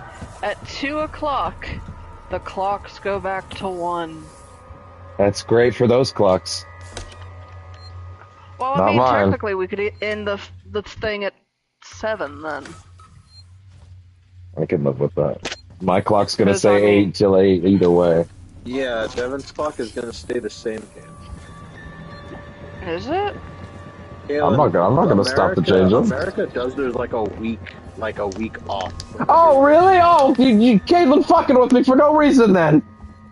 I didn't know Canada did different daylight Clearly, savings. clearly Tiger does. Different daylight savings. Well, I meant from America. Listen. If even Tiger knows.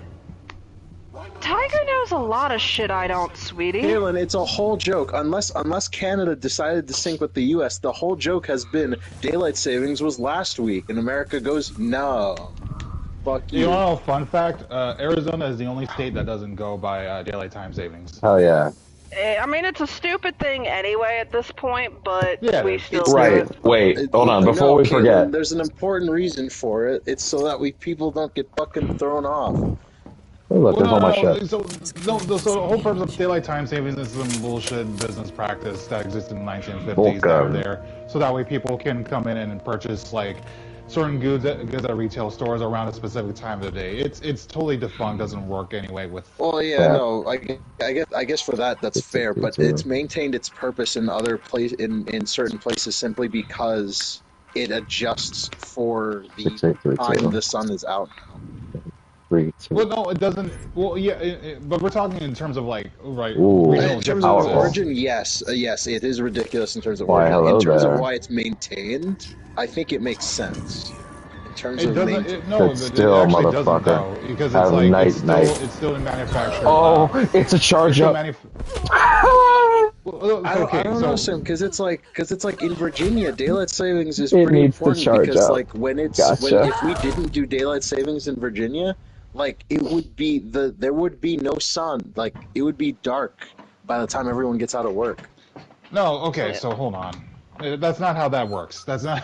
Can I before we get knocked off track, can we bring it back to the thing that I was going to bring up when Sam got back? Oh yeah. Yeah, you want to talk about nonsense? Yeah, sure. So, oh god damn it. So, firstly, you're okay with me talking about some plot stuff? Yeah, sure, go ahead. Okay. So, now, bear in mind, I watched a really great, technically multiple video essays on No Man's Sky from the same guy, over the course of a lot of time passing. And he talks about the plot at one point. So a lot of this is hidden into his retelling. I didn't actually get to go through all the No Man's Sky plot whenever I go through it. Like, I tend to be off doing a billion other things, right? But the plot, after I had it explained to me, is incredibly neat. So, are you aware that when you boot up the game, even since launch, and bear in mind, this was in the game since release.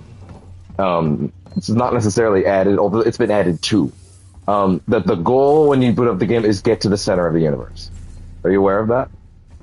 Yeah, it's just like Spore. Yes, but it is specifically get to the center of the universe. There is something there to see. When you get there, you get to something called the Atlas Path. Tiger can correct me and jump in on any details that I get wrong along the way. And when you get there, you basically find an AI that is controlling and generating all sorts of algorithms and predictions and equations on what it would mean to build a universe, essentially. It's trying to figure out what life is like. If you have any media literacy at all, it should click for you at this point that you have discovered Sean Murray, who is rapidly generating all universes in real time as an AI. And it is incredibly neat. That's cool. The idea that this AI is, and it's constantly saying like it doesn't really seem, it feels like it has much farther to go in terms of understanding how to make a universe that feels like a real place. You know, like something feels off. And then, of course, as the game's life keeps progressing, its understanding of these things keeps progressing. Oh, that's a miss. And I think that's honestly just really cool. The idea that, like, it is essentially just, you know, that studio's kind of story, essentially. There is a nice intersection of art meeting its creators, kind of thing. I think it's a really, really smart. And then I believe and I think there's also an element of you going into those universes, and that's like every time you go into a new run of No Man's Sky, it is one of those generated universes, essentially. Okay, interesting. Yeah, it's neat, and it's something they keep adding to. Clearly, I nailed enough elements of that since Tiger didn't jump in to correct me at any point. Tiger might be dead. He's not said anything for a minute. Well, to be fair, Tiger disappears at the drop of a hat. He does, yeah. Yeah, I think disappear. Anyway, let's go. Oh, Jesus Christ. Oh, I talked about the Atlas path and the AI generating all the I know. I walked away for that. Didn't get some stuff.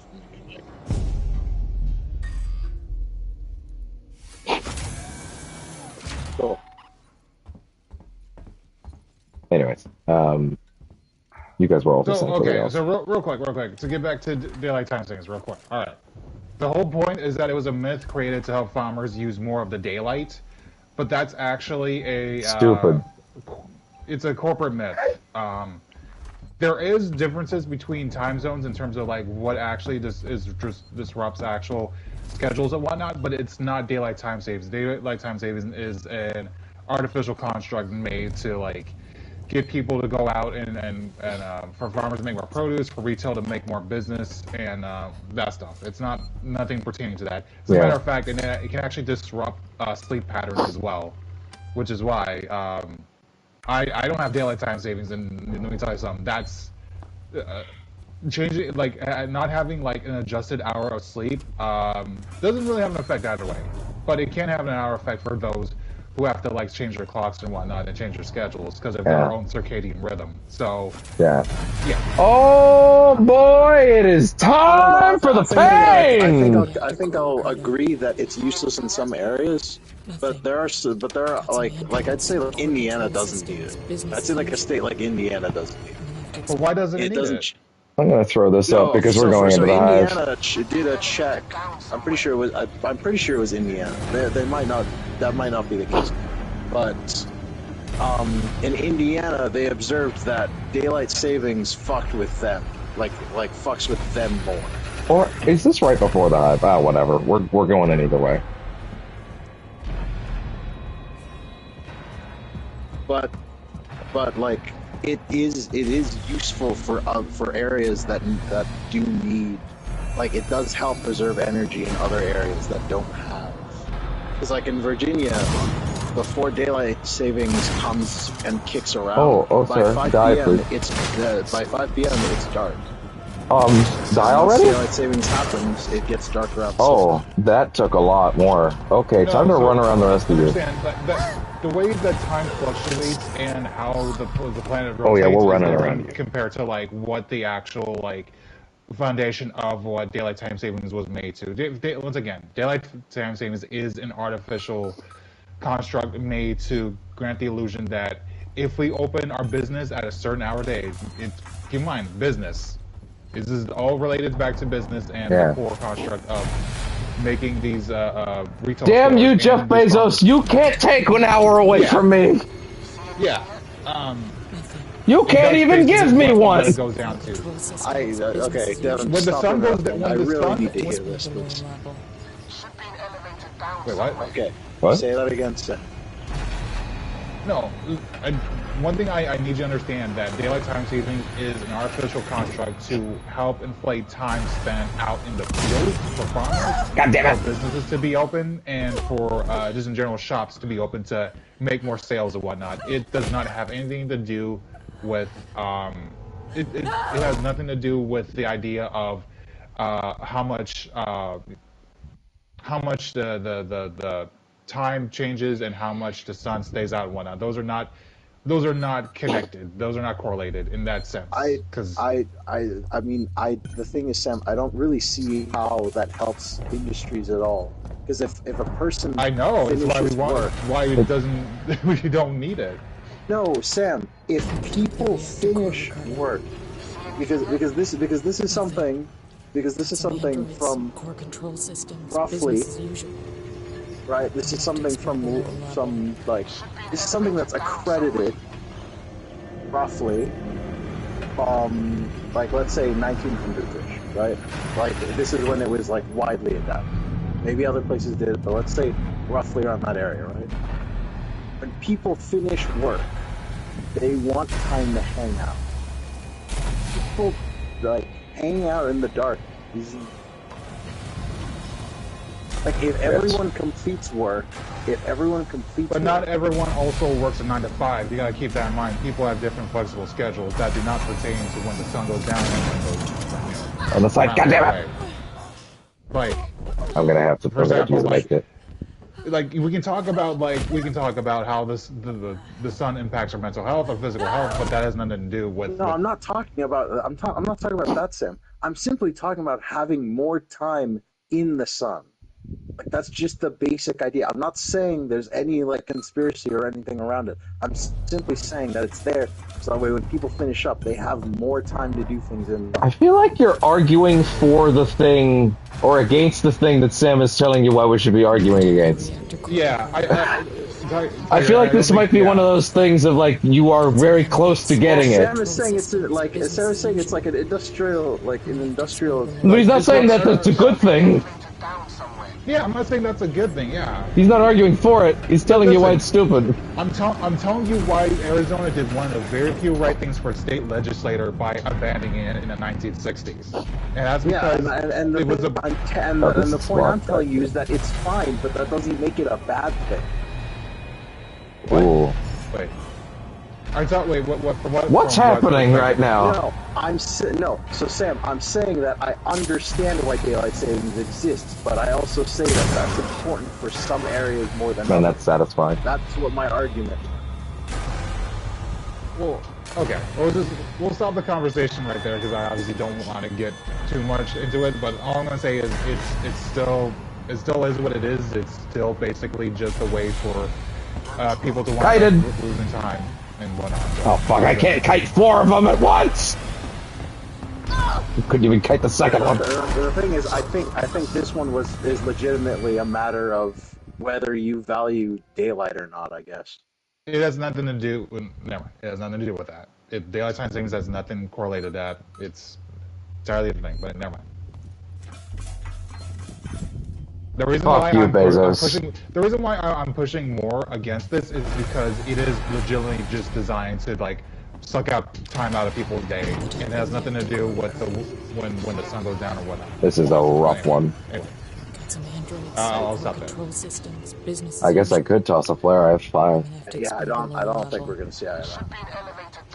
I don't even know which part you're not seeing eye to eye on, to be honest. Every time you both talk, all I hear is you're both in agreement. No, okay, hold But on. Tiger seems weird about it for some reason. That's fine. Let's move on. No, I do agree with Devin. We should agree on what we disagree on. Specific.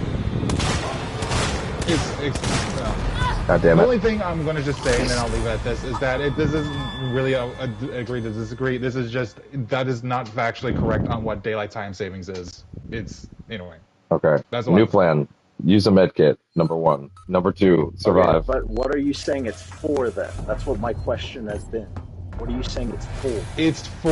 It is invented mainly for businesses and corporations back during the 1950s for farmers to spend more time out in the fields to create more produce, and for shops to leave their stores open so that way they can gain more business. More business means more consumers means more money. So if you have more hours open during the day, that means you gain more to profit and more to gain for a corporation or a business. That is the main purpose of daylight time savings.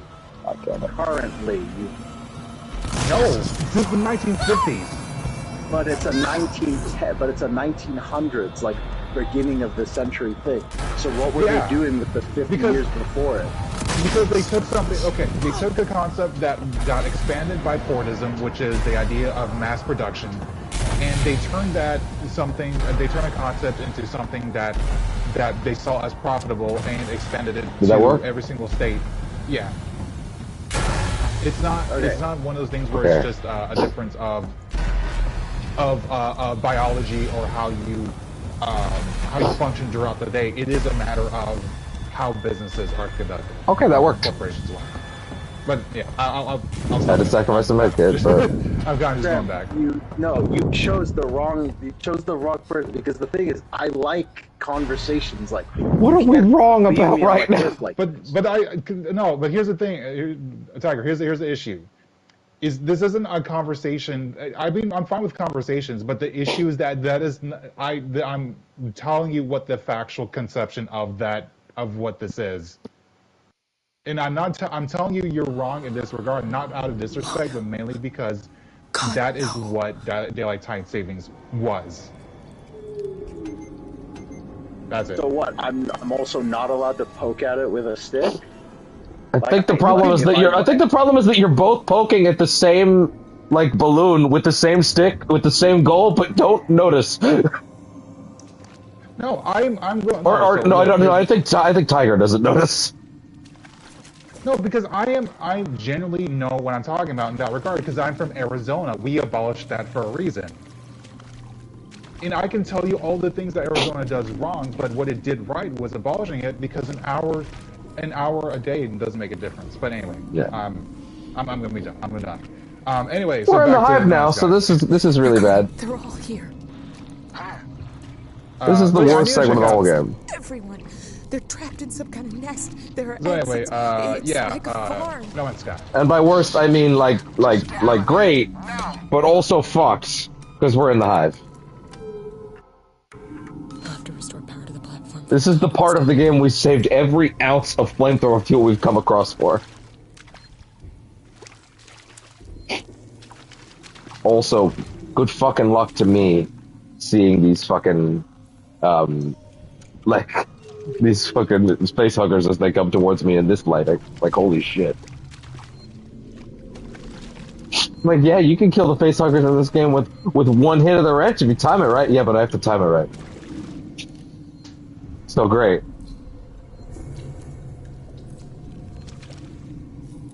We might be here a while. So wait, Devin, I have a question. In No Man's Sky, sure. What's the latest DLC they added? You said it was fishing, right? Yes, it was actually like a mini update between the next big one, but it was like a fishing thing where they added like a whole catalog of fish to catch, and fishing mechanics and bait, and like everything you could want. And a skiff, and a skiff that you can take out of the water. Actually, okay. I spent a while trying to get the skiff running. Gotcha. Oh, this place is so fucked.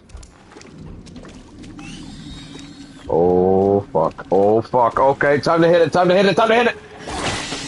I got it. Wow, wow! I actually killed it with a single hit. Okay, there we go. Problem is, now we have bigger problems, many problems, and a broken motion tracker.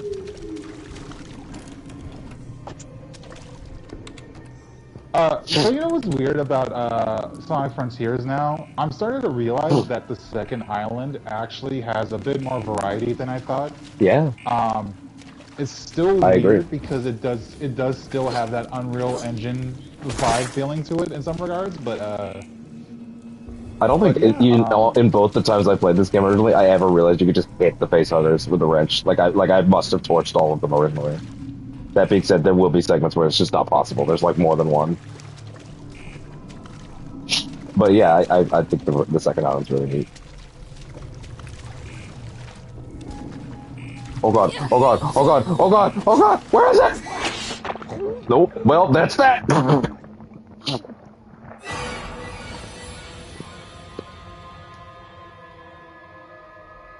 Okay, well, this is gonna suck. This is gonna hurt. I'll have to restore power to the platform from the conduits down here. I don't know if I want to. I don't know if I want to waste fucking. I don't know if I want to waste fucking any flamethrower fuel on just facehuggers. Like I feel like that's got to be a, you know, that's got to be a wrench problem, and that the flamethrower has to be for the big guys.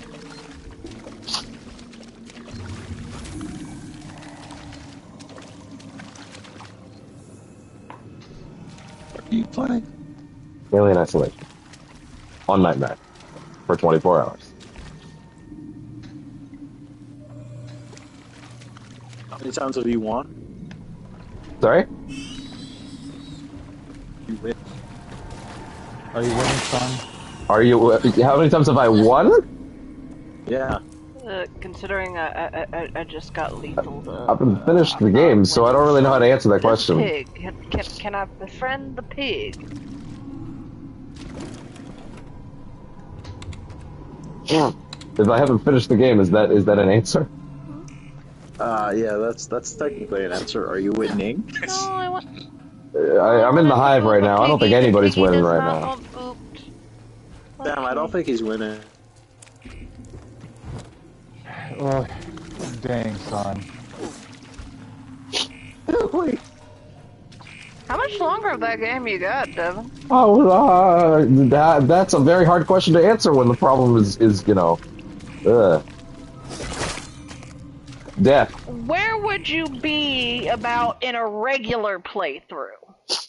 This is mission 14 of 19. But we might be here a while, and I mean just here. Well, I mean, you got like 6 hours or so? Wait, what's wrong? Okay. Oh. I apologize, but... Oh, you're Holy fine, I shit. apologize. No, that's not what I mean. I would never apologize. If you would allow me, I think I know where the poking stick with the balloon thing came from. I wrote the Yeah. I wasn't, when I was making my conversation, mine wasn't about the farmers, and I apologize for not clarifying that. So, when I said it might be useful for some others, the reason I say that is because there was an incident here in Virginia where they tried to keep daylight savings the whole year, and then we said that was ridiculous to take it away for the year. Because the Parents Association said we need daylight savings because we can't have our children coming home in the middle of the night. Safe. Okay, safe. Progress. So that's when. So in the case we had it, we didn't have it for the workers or whatever. I agree with you that if they said it was for the farmers' benefit, it was absolutely not. That's not how farms work. In general, it's just more. I think this is more discussion about how time zone differences. Yeah, I guess that's fair. I just wanted to see like the difference thing that was happening. Wait, because what I hit was me? agreeing with you, but I also was confused at where we were separating, and it's because I think you were talking about the farmers, and I wasn't talking about the farmers at all, and that's a miscommunication. Yeah, that's fair. I mean, to be fair, that was on my end too. I didn't think about the kids going to school. And this was an ad for FarmersOnly.com. No, honestly, justice for farmers. Fuck anybody that fucks with farmers. They fucking give us food. I don't know, you get it. It's mainly a more systemic issue that pertains to it. It just mainly comes down to time differences. Oh! And whatnot. Yeah, I now understand! You understand how daylight savings works? No, I understand that if I go to smack the facehugger as he's jumping out of the egg, he just jumps straight on. Like, just no. Straight out. Straight out of the egg, that's it. You thought I was playing with you? Nah. Straight on your face. You thought this name was a joke? I'm hugging. He's like, hello, I have worked hard, I have grown in my age to be a big boy. I think facehuggers are the most terrifying thing, like, still, from isolation. Like, I think there's just something very horrific. As a woman, I agree with you. Yeah, you know what? That's fair. I think there's more than one in this room. I think that's the issue. Like, here is the thing. Aliens is terrifying, especially for women. It's like, I'm good. And it's almost like it's almost like there was an allegory behind it. There might have been some sort of allegory. Just a little bit, you know? I don't know. I don't think Geiger was trying to say anything. Actually, I think you're just trying to put your woke ideals on it, Caitlin. Oh Lord, have mercy. There should be a video essay about fossil workers in regards to Alien 1, and there should be a big warning video about like beware, and it's just this person with his hands out saying beware. This movie will cause you to feel queasy after eating lasagna or spaghetti. Don't watch this film. Don't do it. It's not worth it. Oh, here we go. Okay. You know, into the That's right, it'd be really that funny to Garfield put that movie kind did of come warning out on this year. I forgot. Yeah. One of two reasons why I did this It's why I fine did this if you game, don't, other than it trust being me. the 10-year anniversary and then finally announcing a sequel to this. My God.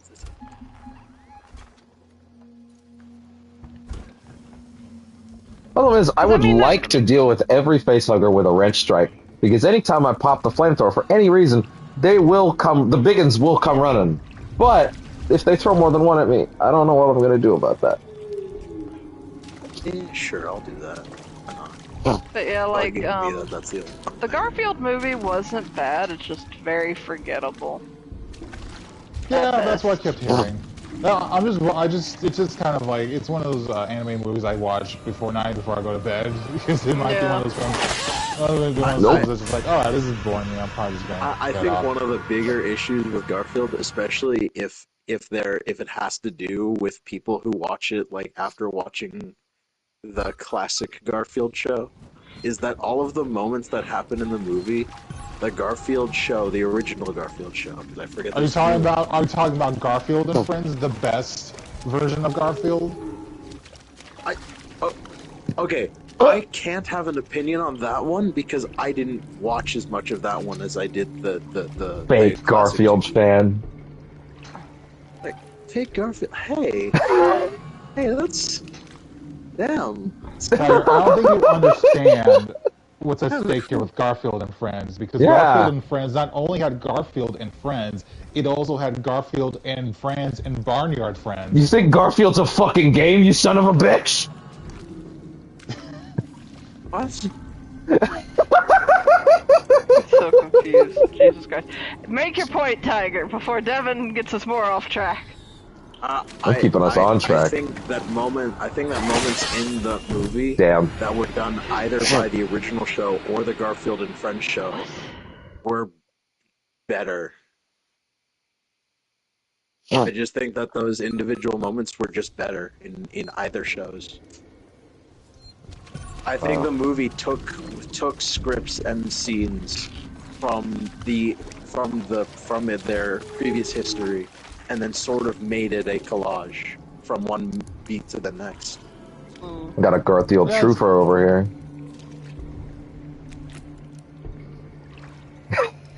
I mean, that's that's par for the course for like an adaptation of Garfield, unfortunately. Yeah, the Garfield flat earthers are upon us. But you know what? As long as kids liked it, I won't mind. As long as kids like it, because I'm hearing kids loved it. And you know what? That's okay. Yeah, I mean, well, but here's the thing: kids tend to enjoy mostly any animated film in general. I mean, I think it's good that you want kids to enjoy it, but it's just one of those things we gotta realize. And here he comes. The thing I put a stake in is is that Garfield even if there are kids that will like it, I'll admit that the kids who liked the movie, I mean, because a lot of them live near me. I have a lot of nephews and nieces that watched that movie and liked it. It's gonna be a problem. They kind of forgot about it the next week. Don't most kids do that about most things they watch, unless it's like their one thing? No, I wouldn't say so. I wouldn't say so because I remember the movies I watched when I was a kid, but those movies but then again, like, the movies that stuck out to me were Treasure Island, they were Road to El Dorado, they were, I did like Atlantis. I don't know if I watched a ton of Studio Ghibli movies. Like, those all stuck out to me, and I think they did because there is something that a kid will always remember, and it's when you appeal to their sense of fantastical adventure. It's like right there. And I think that's what. Oh my God! Is he ever? Right now. I think that's what kids' movies are missing right now, is that they're missing just... Because a kid's imagination is fucking out there, and you should absolutely expand upon the imagination that you can put on a screen. And I think people just don't do that in kids' movies anymore. It's like let's do Road to El Dorado, or any, I guess, of those 2D individual films, or ended up as Disney films, sorts of things. Time to go. Like, can you remember those sick-ass effects, or how whenever the characters imagine things, the world around them just jumps to life? Oh, for fuck's sakes. Ghosts rise. Back up. I will use this time. William? Or you just... I didn't. Because I heard another one behind me. Oh.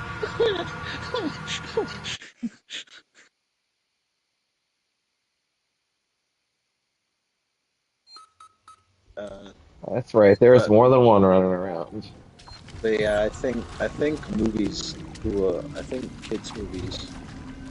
This is probably a personal opinion, because I'm not sure who would agree, but I think kids' movies should go back to focusing on just being good. Use the fantastical imagination that children have. Because really, if you try and explain try and explain the rules of your world and so on to like a 7-year-old, are they really going to remember? Hard to say.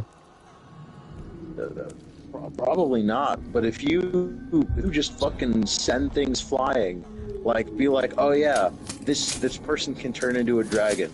No explanation. Let's fly. Like you just build a good story and not worry about the fantastical elements that are going on. Like kids remember that shit because it's cool. It is. And then the best part is because you built a good story around that, they also have a good sense of nostalgia. I don't really see any kids looking back and going, "Man, the Garfield movie was a big movie in my life." I think they just consumed it. Is he just like? Oh. He just fucking teleports. Oh, because the vent is right there. Get vented on. Right above the hiding place. That's why he's just, I'm going in and he's just outside. I'm like, wait, what? Like he's dropping down in between the frames of me getting inside the fucking locker.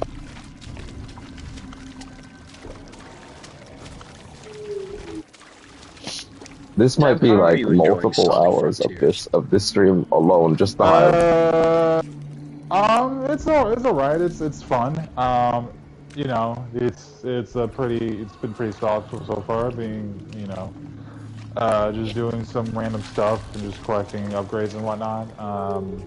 Can I time this better? Yeah, it's been solid so far. It's not. It's definitely. There's got to be a second one that I'm not seeing. It's definitely one of those games that can be improved by just you know, being a bit more polished in certain areas. But you know, it's all right. It's a Sonic game. Not necessarily. Actually, this is one of the better ones that came out. So that's might as well be a 10 out of 10 for Sonic. So. Man, yeah. Saying that is really puts into perspective the sad history of Sonic games. Yep. Someone tried on this, unlike Forces. Yep. The last Sonic game I actually played was actually Generations.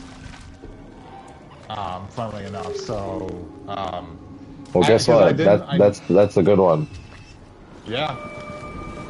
Even though at the time I kept hearing, "Oh no, you need to play Colors," and I'm like, I don't want to break out my Wii for that. Unfortunately, you don't, because Colors isn't good.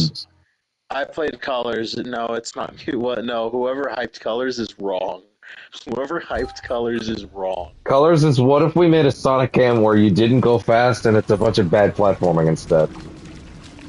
And then the next, funnily enough, the next Sonic game was Lost World, in which they said, what if we made a Sonic game where you don't go fast, but there's a bunch of bad platforming instead? Yeah, I was gonna say, that's literally Lost World. Only the 360 was allowed good Sonic games at that time. And they made one that was 75% of bad. It stayed there. And they made, hey, don't talk shit about Black Knight. It's based. No, Black Knight is not only like a half decent Sonic game, but it's also a pretty fun Wii game. Yeah. Yeah. Which is pretty amazing. Yeah. Back the fuck up. Back the fuck. Oh. No. Oh, he's talking to him. Well, that's another for the counter. Ow. Boom, boom, boom, boom, boom, boom, boom, boom, boom, boom, boom, boom. If only I could pay, like, Tiger to just cut this into a Blue Sky edit. Sorry, I don't have control over your video posting. Hire a different editor. I'm so sad that like. What is the solution here? I think of all the games, I still think Sonic Unleashed has the coolest opening cinematic. It does. It's pretty good. It's a pretty great Sonic game attached to another 75% of a really bad God of War game. Imagine a version of that game where it's like the Donkey Kong Country Tropical Freeze version, but instead of now with a funky new mode, it's now with a chippier new mode. Yeah. You get more chip. And I'm like, oh. No, I don't dude, know about that. if I had the money, I'd pay someone to redo that game. Because if that game was what the fuck is my option here? Oh my god, what are my options? Because I think the game was done criminally, both with that fucking stupid ass werewolf thing, and also like gone wrong with the fact that they had Eggman's coolest introduction, and then never appearing in the game until the end. Like, you can't do that, man. Well, he appears in like 3 to 4 scenes with Proto Orbot in that game. Remember when people at Sonic Team really thought that from now on, Eggman was gonna look like he did in 06? Yeah, I do. Someone designed him to look like that, and presumably thought, well, this is what he's gonna look like now. Think about that. Think about the pivot in Sonic Unleashed on that in that context. I still didn't remember and I'm also still always gonna remember how like Sonic 06, the demo for that game had like a decent idea of what the game could have been. I'm dead. So apparently the demo or whatever, the pre-release build, was actually kind of solid. Hey, at least the 25% of that game is aces. Yeah. Because 100% of that game is Sonic Generations. Yeah. It's really unfortunate that for so long that Sonic Team really took to heart. Okay, I gotta switch the earbuds to this. I think that's all. Of that game. Yeah, honestly, I think one of the things that damaged Sonic 06 like a bunch in between the gameplay was the fact that it was a free roam. Actually, maybe I should check the sound quality again real quick. Mic check 1 2. Mic check 1 2. Man, I can't hear you, Devin. Well, what's that? Mic check 1 2. Oh, that's there we go. Yeah, Morse code. Yeah. I feel like this section could be somewhat solved if I could just nail the hit on the facehugger, but like I don't know how to get him silently.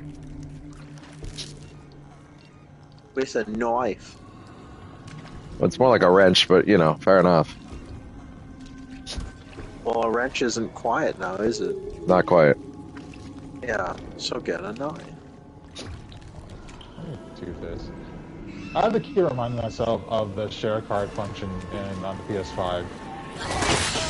Oh my god, I think I get it. I think one's coming from behind. I think there's another one coming from behind. I think that's the problem. I think I have to turn around the share screen.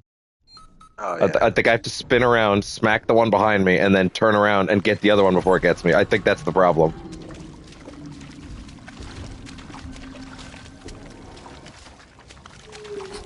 That's gotta be it. There's gotta be one that's popping out of a shell somewhere.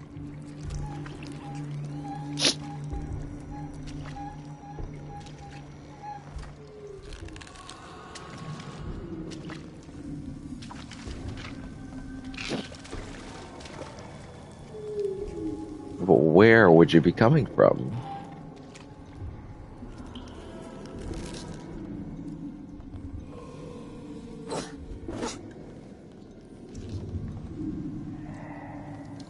I know you're behind me. Somehow you're behind me. Am I correct in this? Is one coming from behind me? No, actually. Okay, what the hell? No, something else is hitting me there. What the hell? There's clearly just one. What's going on here? I guess I could. No, if I. Can we get Omega to return to Sonic games? I kind of liked him. Yeah, I got good news for you as of last week. Oh? You should play Shadow Generations. It broke. Well, you'll be happy because Omega's in it. Oh, so actually, yeah. You know, just hearing that news alone makes me happy. I haven't seen that fucking robot in so long.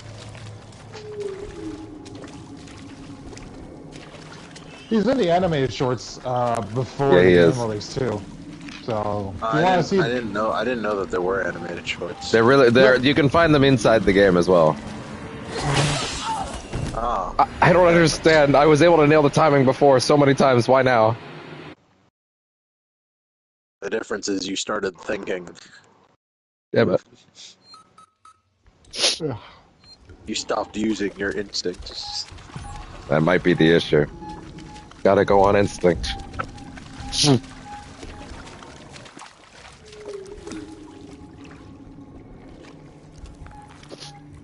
How many islands are in this game, Devin? 5, technically 4, really. You can call they reuse the 5th island for the DLC, but they basically changed the makeup of it. Oh, okay. But the 4th real one in the base game is not real. Oh, that's good. Back up. In here. That's my best guess. This is my best guess. Get straight in here. Straight into the hole. Didn't mean to do that. There we go. It's all gooey in here. Motion tracker's even more broken and useless than normal.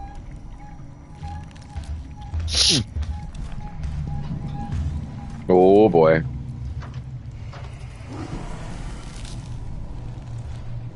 Okay, at the very least, this seems like the best option.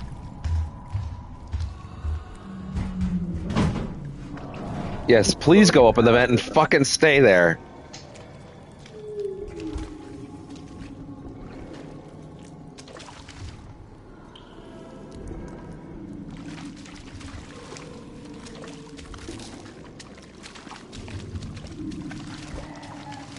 Yeah, this isn't quite the right way, but wait. That egg's gonna open and then I'll have a whole new host of problems.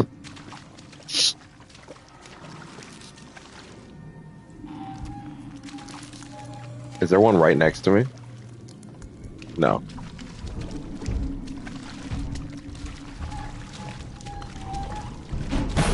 Son of a bitch! There's another one behind me, isn't there? Yet. That's the exact room I need to get to.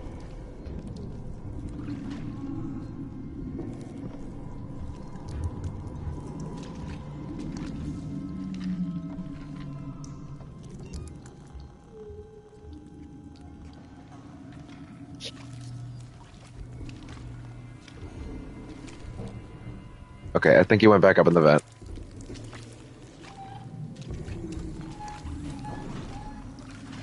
Oh, and now he's back out of the vent. Fuck it. Oh. Well, I can always go back to the last save. Fuck it. Get back!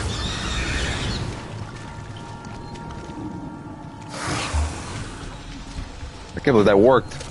Do it quickly, quickly, quickly, quickly, quickly. What do you mean disengage locking mechanism? God damn it! What do you mean?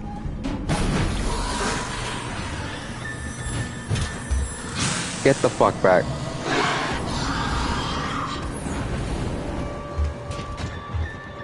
That's a lot of flamethrower ammo I just used. So much that I'm actively not really convinced that it's going to help me in this moment unless I figure out what button to press right now. No power. Quick time event, but you don't know what the button is. Oh no. Yeah. That's fine. Bring me back. Maybe. Now we'll see if I load that save and I'm just fucking. I'm Xeno Chow. Xeno Chow. Yeah. Oh, that's funny. Who was it that said that Canada isn't going to do the daylight savings time thing? By the way. Oh, no, that's not. No, I was saying unless not tonight. Unless they. Yeah, unless they're. Yeah, because I just noticed my thing. My thing is now displaying as 116 when it is in fact saying 215 on my clock. So. Oh. Okay. Well, listen. I go 24 to 24. We don't play this fucking game. No, because like I didn't know how Canada fit into the joke, because the joke was always that the U.S. was off by a week. Yeah. I didn't know if Canada, like the joke. Seems like the most useless hiding spot ever.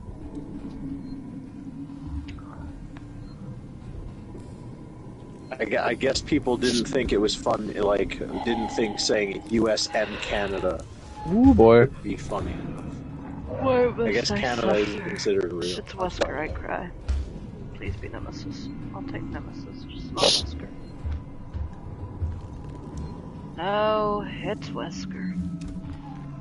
Boring fucking Wesker. Can't pull that. Can't pull that. Back the fuck up. Back the fuck up. God, Wesker, boring as hell. Where's this button? Do you mean his character playstyle or both? Just in DVD, like, because here's the thing. There was a point he was so popular you barely saw anyone else played, simply because of his ease of use and his skill. And unfortunately, because of that, I'm still kind of burnt out on Wesker understood. in general. Got it. So he's just kind of boring to go up against. Oh. Gotcha, I hear you. Like, here's the thing, like, put me up against a nurse, a spirit, pretty much any... Okay, not I got always it. anyone else. Now I got like, it. But Wesker's just boring. Like, you get some players that are fun, but usually they're just... yeah.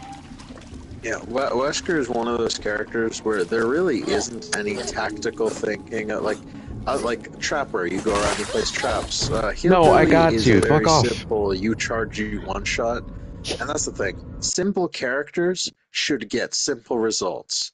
Wesker's whole thing is he's just better at playing the game. That's it. Yeah.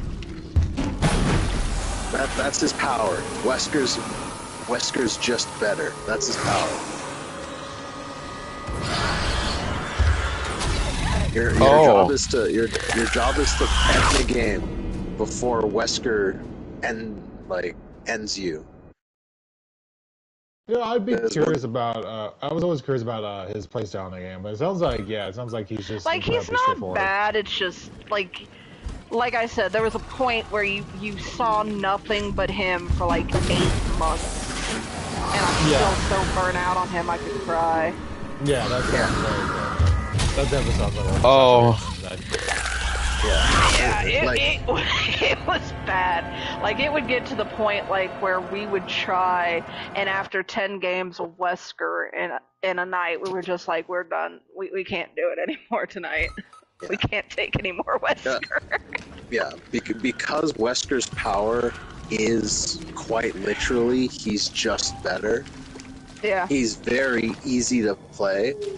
But, like, you can play him with no conceptual understanding, because with most other killers, some exceptions. What is going on there? You have to use a skill set. If you fail to use the skill set, you kind of just get punished. Some killers who have one-shots usually have huge, large risks or downsides to them. But because Wesker's is the one-shot, he doesn't have the typical one-shot disadvantage, and so he has a power that has no large upsides, but also no large downsides. So his power is just there. It's just a buff. He just exists better. Because it's a rush mechanic. He can dash. That's his power. Yeah. He plays normally. You don't even have to have map awareness. Yeah. He dashes, and when he hits you, Unfortunately, he's also very fun. Yeah. This is the bit, Sam, where I say he's just better, is that in addition to having a very simple rush grab mechanic, he also applies a timer that if it maxes out, you gain hinder, which means he doesn't even have to chase you. He can What is causing me to die? He can just crawl up and just hit you. So the game will passively reward you for existing. Everything you do, you will be rewarded as Wesker. There is no punishment for playing Wesker. There is no downside. Hold on, I'm googling this. Hitting face hours, but still die. What's up? Okay. And here's the thing: he's not bad because you can counter him, unlike certain other killers. It's just like I said. Even now there is still an oversaturation of Weskers because of just how easy he is to use for basically anybody. So it's just when you see a Wesker, you're like, oh, okay, it's just kind of be the same old for a match. But luckily, he does seem to be fading a little bit, and I when think it's you just smack a fucking face hugger, you take acid damage. Playing him too much. It's like, please, give me anything else. Let's go. Almost anything else. That's why I keep dying. Certain ones I don't want to see at this point. I see a skull merchant, I'd rather blow my brains out. I'll be honest. Smacking a fucking face hugger. DVD are hit or miss, and honestly, Wesker's big does issue acid damage. Is quite literally that because Wesker is Wesker, like, people are like, but if Wesker is if Wesker's power is that he's just better, then surely he isn't considered a good character, right? No, Wesker sits among the best characters in the game, and he's very easy to reach there. Okay, so wait, the thing has to do is not back there now? Nurse and Spirit, it takes skill to get there. Yep. As someone who's played Nurse, say what you want about it. Say what you want about Nurse. Anyway. I think Nurse takes skill. But the difference with Nurse Caitlin is that there's a when you're learning Nurse from the beginning, it's hard. The moment you understand how Nurse works, though, the result is a 4K every game because Nurse's skill. I'm actually gonna need to check what we're doing here. 1 second. From interacting with the game normally, Nurse's difficulty is blinking. The moment you get the blink mechanic down, you don't have to play Dead by Daylight because pallets don't work on you, flashlights don't matter to you, windows don't matter. Any normal game mechanic doesn't matter. If you throw down a pallet, you actually make Nurse's job easier. Nurse doesn't need to destroy pallets. Nurse doesn't need to destroy walls. The more walls in the map, the better Nurse is. 14. The fuck? True. Nurse is the only character who not only ignores survivor mechanics in the game, but if the survivors use mechanics in the game, the Nurse is the only character that benefits from them using it. You throw down a pallet because you want to separate distance? Just kidding. You have now created an animation stun lock where a Nurse can teleport grab you. True, but here's the thing: it still takes a while to get to that point. It doesn't take that long. For quite a few people, it seems to. I'd argue on console it does for specific no, I can't. The thing is, that's the thing. I play console Nurse. It took maybe not on console, like 2 or 3 weeks. It was harder. Okay, I will concede. It was impossible to play Nurse on older DBD because Nurse used to have, and I really hate this, Nurse used to have a sensitivity cap. They have since removed the sensitivity cap. It is now much easier to play Nurse.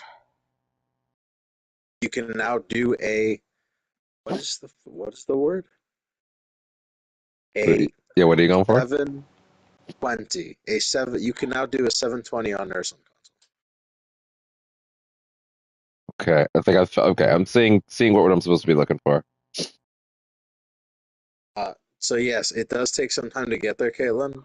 I agree. It might take some time to get there Oh more my than fucking others. god!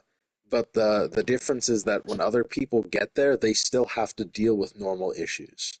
Like, I'm actually gonna go previous I'd save, say honestly. it takes more time to learn I just learned Blight than several it does things. to play Nurse.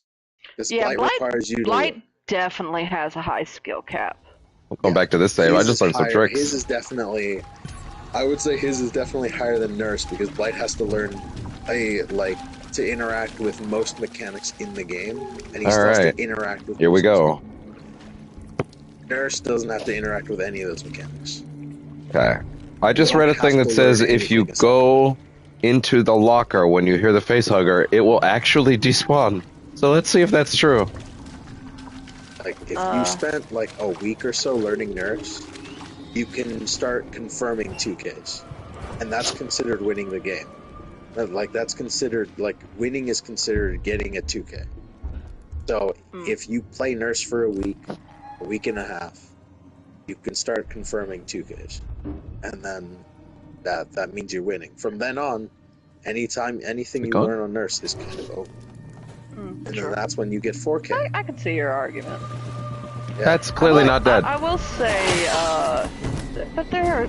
Okay, but like you said, the mechanics are usually hit or miss, but I think they tend to be getting better about telling what'll be a hit or miss for the most part.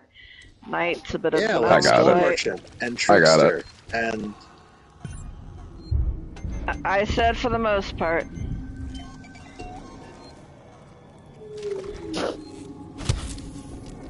Because I can honestly say there are more killers. I said for the most part.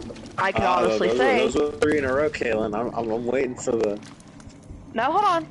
For the combo breaker. Here's the thing. I can honestly say there are more killers I adore than hate in DBD, and considering the roster, that's impressive.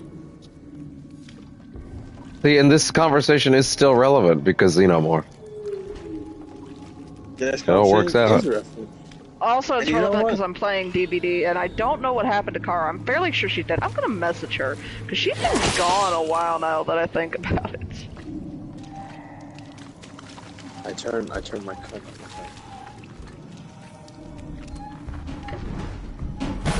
Okay, he's gonna drop down there. Let him go. He's scripted. He's gonna go his own way. Yeah, you know what? You know what? Yeah, Devin's right. We should stray off topic from anything alien related. I hate synchro summoning. You hate what? Sorry. Yeah, I hate synchro summoning.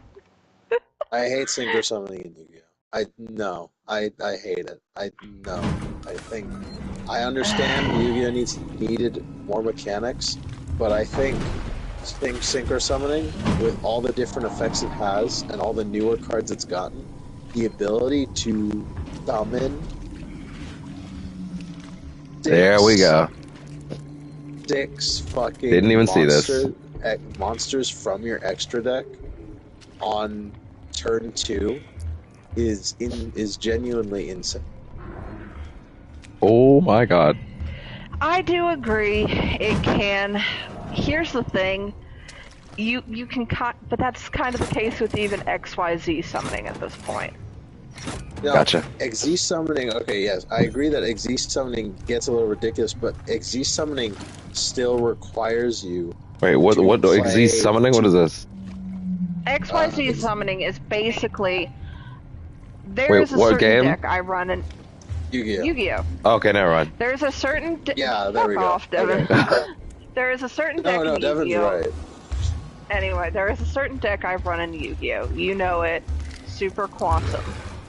I fucking love that deck simply because it's Power Rangers themed. Or Super Sentai themed, whichever you wish to call it, since it's Super Quantum. But anyway, I can pull out the Megazord. Megazord, whatever. Thank you, Devin. Yes, you're welcome. Let me finish my train of thought, please. Megazord. I'd say 8 out of 10 times first turn. That's ridiculous. Considering that fucker can't be touched for basically the rest of the game, and if I get that thing out, it's pretty much an automatic win. Yeah, but the issue is that there's so many more of those now, because the thing is, the synchro summon monsters are much worse, Caitlin, because they're like the ones that are summoned, the synchro dragons have 3,800 to 4,200 attack, and there's 6 of them on the field. You don't have enough. You would need a lot of cards to get through them, and even if you do eliminate one of them with your Megazord, say you do that, they still have the effect that'll bring them back. Like, those things won't die. It'll be a never-ending battle against 6 monsters with 4,200. But you also got the pendulum summon, because that one's just as bad. No, the thing is, I don't think that one's as broken. And the reason out of curiosity, why? Okay. The reason I say why is because pendulum cards count as spells. 1, count as spells. 2, True. Pendulum monsters have requirements for their summon. A good number of them have requirements for their summons. And 3, most pendulum monsters don't come ingrained with denial special effects. They can be denied. A lot of them can be denied by card effects. Unlike certain synchro summons and certain Existe monsters, Caitlin, that once they get to the field, they are impossible to remove from the game. My fucking little beast that I bring out. I fucking love that thing. Yeah, Pendulum requires you to at least use 2 cards. But there is a downside to my Super Quantum, at least. If I don't get it out basically first turn, I'm kind of fucked. Yeah, but that's only if you're up against something else that'll use that summon. That is true. Pendulum one, I think only the Pendulum Dragon set might be a little on the crazy side. But the thing is, Isn't that set huge though? Kind of, but also... Because I thought there were like a couple of subsections of that that little beastie. Or am I wrong? Oh, the best deck usually uses all of the dragons. It requires you to use all the dragons. And that one's kind of huge. Sweet Jesus. But most of the other subsets aren't anywhere as good as the dragons because they rely on other mechanics to win. True. But the point is that you can't deny those. Is that you can deny those dragons, and there are several ways to do it because at the end of the day, pendulum cards do count as spells, and they can be removed from the game, and there is a cost to using them. Because of the fact when you lay down Existe or Synchro Summon special effects, they happen on the card, on the monster. Oh, I gotta go in. You still have all your spells to place your things. You can still play your monsters because your monsters are the spells. When Pendulum came out, it was a huge deal to have special effect monsters as spells. Now you have monsters that have 7 spell effects. So Pendulum, so it's like, if you run Pendulum, it's because you grew up with it. I like the Pendulum set, so I run it. But if we were playing a strength game, why would I run Pendulum where I have to use up several spell slots in order to play Pendulum Summon? When I can summon a monster, that'll summon another monster, that'll summon another monster, that'll summon another monster. You know what? Kill me, I just saved. Yeah, go ahead. I will say this, I think, here's the thing, I still enjoy Yu-Gi-Oh! It still has its fun, it has its charms. But I do think it has lost some of its luster, simply because of the need to keep making cards and the need to keep making types of summons and the need to constantly come up with something new. I think is the funniest thing about this?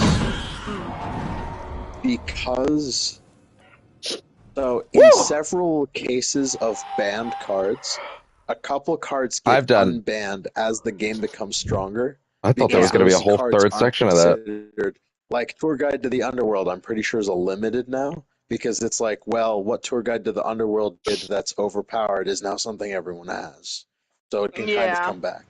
As a limited, though, because it is still admittedly a strong card. Now, most things get weaker over time, which is why I think it's really, really overload them and then initiate a reactor purge. It'll destroy everything down there. Pot of Greed is the only card that has only become stronger as the meta has grown. Yeah, because this is what's going to happen. Literally every one of these new types of summons depends on getting your cards out if I decouple them and discharge the system, the purge will be Pot of Greed is broken as hell. But I think it's really funny that while other cards are moving from banned to limited to unlimited, anytime someone's like, so is Pot of Greed weaker now? Everyone goes, no, shut your fucking mouth. Pot of Greed will never be unbanned. Yeah, pretty much. If Pot of Greed ever entered the field again for any reason, it's over. Yeah. I will say this, Pokemon has kind of found a way... Oh, Jesus Christ, speaking of Xenomorph!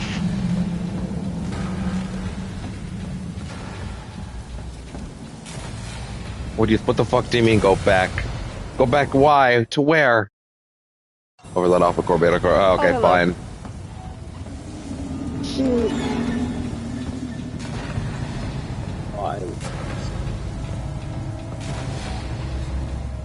Hi, bud. But I will say, I think Pokemon has kind of achieved that sort of sweet middle ground that Yu-Gi-Oh! Has kind of thrown to the wayside.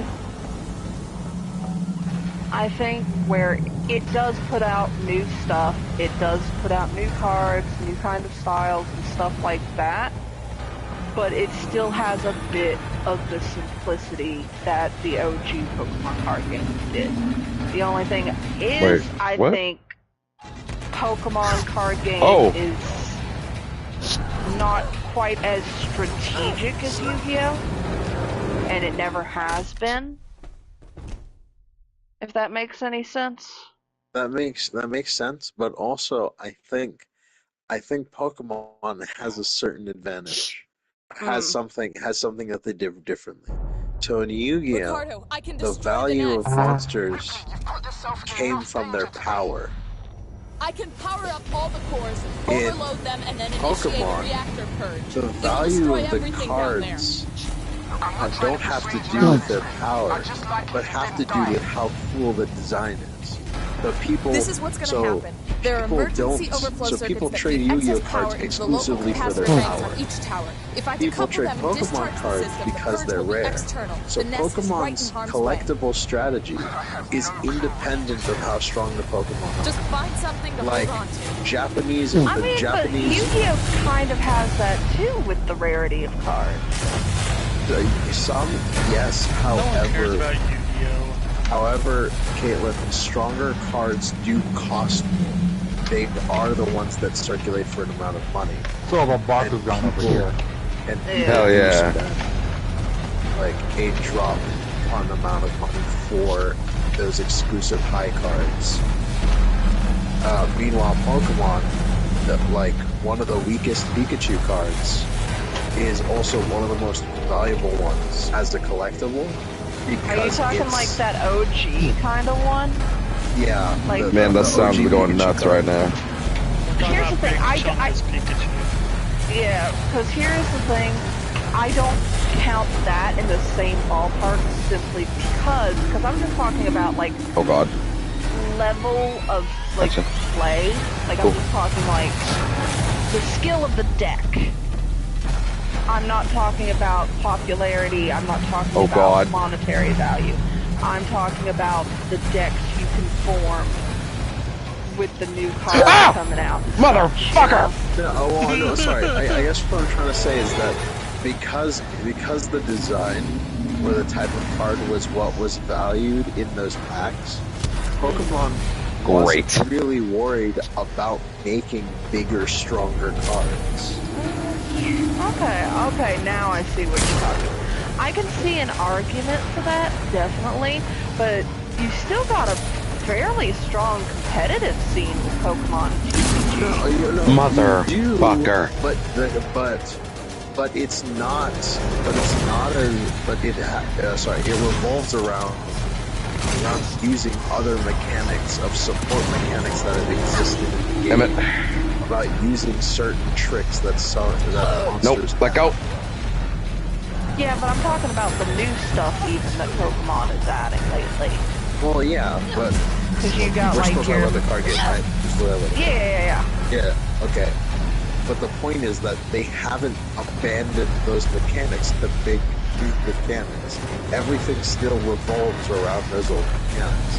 Yu-Gi-Oh! has independent systems that have jumped away from one another. Because, like, for instance, if we play Pokemon, if you and I dueled right now in Pokemon the card game, and I pulled out my Psychic deck that I had once upon a time, I would still, like, if I summoned Slowpoke, I would This still stream must be a mess of sound right now. Yeah. I would still need to grab my, like, certain cards in order to get the new summon that I want from the fossil. I still had, like, the fossil mechanics, the energy mechanics are still there. They're still prevalent throughout all of the card game. In Yu-Gi-Oh! The power comes from the ability to skip mechanics, and that's what they focused on. Skips the need for, like, Am I leaving? Not leaving yet. Power and number of summons. You don't need anything if you can sync them. Xyz is focusing on certain types of monsters to sacrifice to gain immunity effect. And come on, hurry up. Which is the original jump, is using monsters as spells to bring more monsters. One more, come on! Each advancement in Yu-Gi-Oh! Doesn't grow using the mechanics, it grows by skipping mechanics. Yeah, it is two different worlds, but I do think that Pokemon has, by keeping its simplicity, has kept its charm enough where I think it's a lot easier for new players to jump in. I'll agree. I think the simplicity of Pokemon makes it way easier for newer people to get into it than something like Yu-Gi-Oh! And I also think it kind of makes it easier for returning players to come back. Reactor control. Oh, absolutely. And because of that, I think because people feel like they can come back, they're like, here's the thing, the old deck I used might not be great, but you know what? I can still take it to a tournament and not be totally out of place. Yeah, you can still wisely use it. Yu-Gi-Oh! That ain't the case. Yeah, if I brought my trap tricks over, if I took my trap tricks to a fucking tournament, I'd get smoked so fucking. Well, here's the thing. If you use, like, pretty much any, like, lesser used or older school deck, you are completely bodied to a point where it's not even entertaining. I think the only old deck that stands up pretty well, like classic old deck that stands up pretty well, is honestly Exodia Spam Song. Oh. Yeah. I think that one still holds up. That one still holds up, and it's simply because of the fact it's just pull as many cards as you can, And that's simply what the other decks are trying to do as well. You're literally just, to me that kind of takes the charm from Exodia even. The thing is, I think that's why Exodia gets a pass, is because Exodia's charm is in its draw and it's the original. And you think I don't see what you two are doing right now? Having a 30-minute conversation about Yu-Gi-Oh! On a stream where the goal is for me to stay awake? I know your game! I see what you're trying to do! You think you're slick? Having a fun you think you're fucking slick right now? Damn it! He's so fucking slick. No. Continue the Yu-Gi-Oh conversation. It's working. So fucking slick.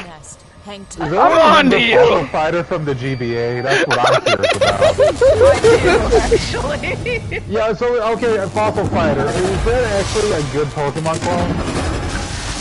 Okay, listen. I would say Fossil Fighter has charm. Do I think? Okay, so no. No. Here's the thing. It has its charm, but it does not hold up that well. Yeah, here's the thing. I've been thinking about Pokemon clones recently, and I'm just like, I think like the best ones for me are obviously Digimon, Monster Rancher.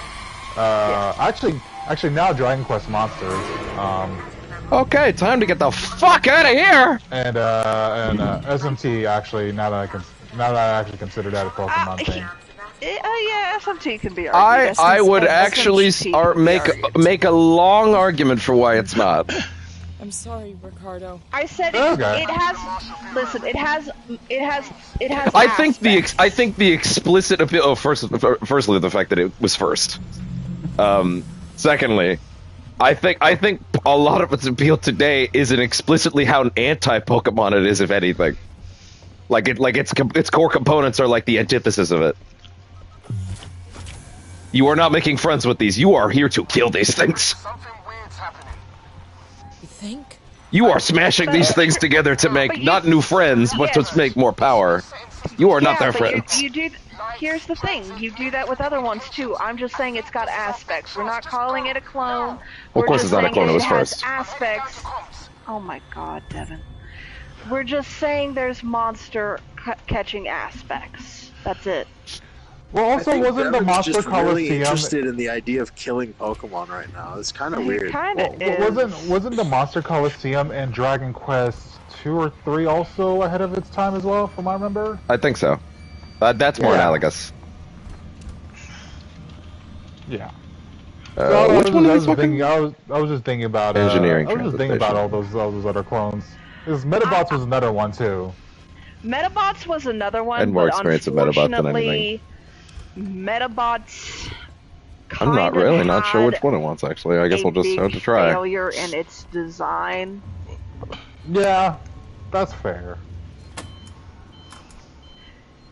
Hi, bud. It definitely didn't stand the test of like a monster catcher, unfortunately. Yeah. Yeah. Oh, definitely. I will say one that had a lot of charm, and I'm kind of sad it's fallen by the wayside. Yokai Watch. Yokai Watch, that one was fun. Oh, you played it? Yeah, I played the first game and the second game. I played Bony Spirits on the 3DS. The third one was fun as well, but unfortunately they just stopped promoting it really well, and they just stopped bringing it over to the West, and yeah. Here's hoping this is actually the right door. It's not making it clear which is the right one. Yeah, that was something 7. Get to the Simon Tower. Hey, great news. That's where we're headed. They worked on Professor Layton, I think, as well. Yeah. Yeah. So yeah. But you know, we'll see. It could make a resurgence. That same studio is working on Delta Police next.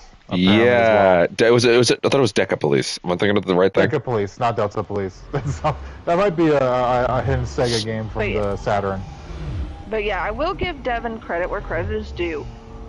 SMT did MT at the time did start. That's true. Shin was later.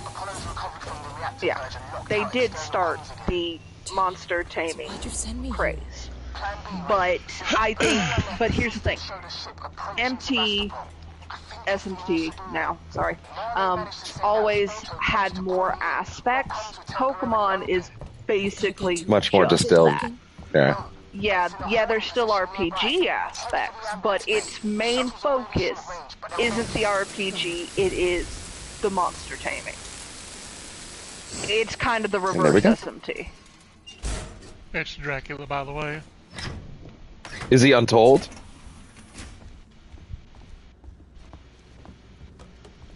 That's the silence I wanted. Get out. Get the fuck out. No, Tiger. You don't understand, Tiger. That was the silence I was craving. Talk about Yu-Gi-Oh! Getting it will be over. No, fuck your silence. Get out. You want your silence? Get out. No. No. Did not get that. You don't get to make that and walk away. I do. If there's one thing that I've been taught recently about Dracula from Castlevania, is that apparently you just have to slap his head multiple times in order for him to take damage. True. That's true. You just gotta give him boops. It's like, yeah. You just gotta scratch the back of his head. You just gotta, like, basically, it's like, basically you just gotta jump up and just give him a good old slap on the back of his head.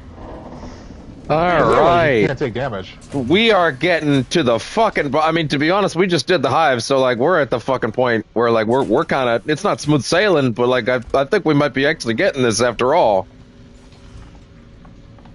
That was the terror point. Like, there's... Other than the one bit at the very end, I don't really know if there's anything I'm really afraid of from here. There was this weird Disney property. Now, this was a while back. When you were going to have to be more specific. Well, give her a chance to be more specific. I know. There was this weird Disney property that was kind of a combination of Yu-Gi-Oh! And Pokemon. But it was like space as well, if I remember. I'm trying to remember the damn name of it. Do you remember what platform? Was it like PC? Because I think that might have been around the time Disney Interactive was a thing. I think it was like DS and stuff. Like it was like handheld. Now I'm gonna have to look and find out. Shit. Direction. Because I remember like there was this guy on the cover had like a space hand, sword hand kind Should of have thing. seen that coming. I remember that. Right, you're active again. Gotcha. My hand became a really long sword, and I kept thinking, you really only have one viable hand to wipe your ass with now, and if something happens, you're fucked. That's definitely a unique kind of Pokemon. I'm glad these are the thoughts that you have, Caitlin. Listen, sometimes we have weird thoughts. This Pokemon is only fit for me to wipe my ass with, says Caitlin. No, it wasn't a Pokemon. I'm talking about the dude I who was, know, like, Caitlin. You take your sketch shit elsewhere. In this trainer in this situation. It was weird, man. It was weird. It sounds weird to me. But it was actually fun. And the Pokemon aspects were good, and the card game aspects were good. But Disney really didn't market it well, if I remember right. And it just kind of fell to the wayside, which... Yeah, I'm getting her now. Which I have a feeling, like, happens with some of their other stuff, kind of like Epic Mickey, where it just stopped working out. Yeah. Okay, which way do we want to go now? We're going this way. This way. This way still. Still this way. In regards to Epic Mickey, the first one was received moderately well. There was the sequel that yes, the 2 is the one that people hate. One was received well enough to get a sequel. It was one of those. It was definitely one of those, like, this game was cool, but it should have been on something other than the Wii, though. And that was why the sequel was. Meaning, like, oh, for God's sake. Devour Hope as well. Yeah, I'll see if I can find some shit. So was it called Spectrobes? That's it. Yep, it was Spectrobes. That sounds right. Yeah, all right, here we are. I'm like, oh yeah, that's different from the other Disney games I'm seeing. Do you see where I'm at? Let me see. Yes. There's one right there. Okay. Because I've heard of Spectrum. Oh, that's not good. Yeah, it was actually fun. Oh shit. Did you forget? No, I just didn't think he would notice me if it went poorly. Saying the upgrade's still around here, though. But yeah, that game was fun. Level 3 upgrade. But also back to Epic Mickey real quick before I lose that train of thought. Also, like, Disney did not do the best, especially about, like, advertising the second one. No, they didn't. The first one, they did decent on advertising for the most part. I would argue that the advertising with 1 was actually quite successful for a Wii game, to the point where people actively know who Oswald is today when you bring him up. I think that is a success in its marketing in and of itself. I'm talking literally the advertising of the game. Like, people knew Epic Mickey existed because of the advertising. 2, yes. it took them quite a while to even notice. And absolutely. The fact that 2 was bad also didn't help. Well, 1 already had its fucking share of problems, trust me. Not in the way that 2 does. Okay, how does 2 get worse? Because 2 is what if we made decent game worse with co-op? It has befallen many a franchise, especially in that era.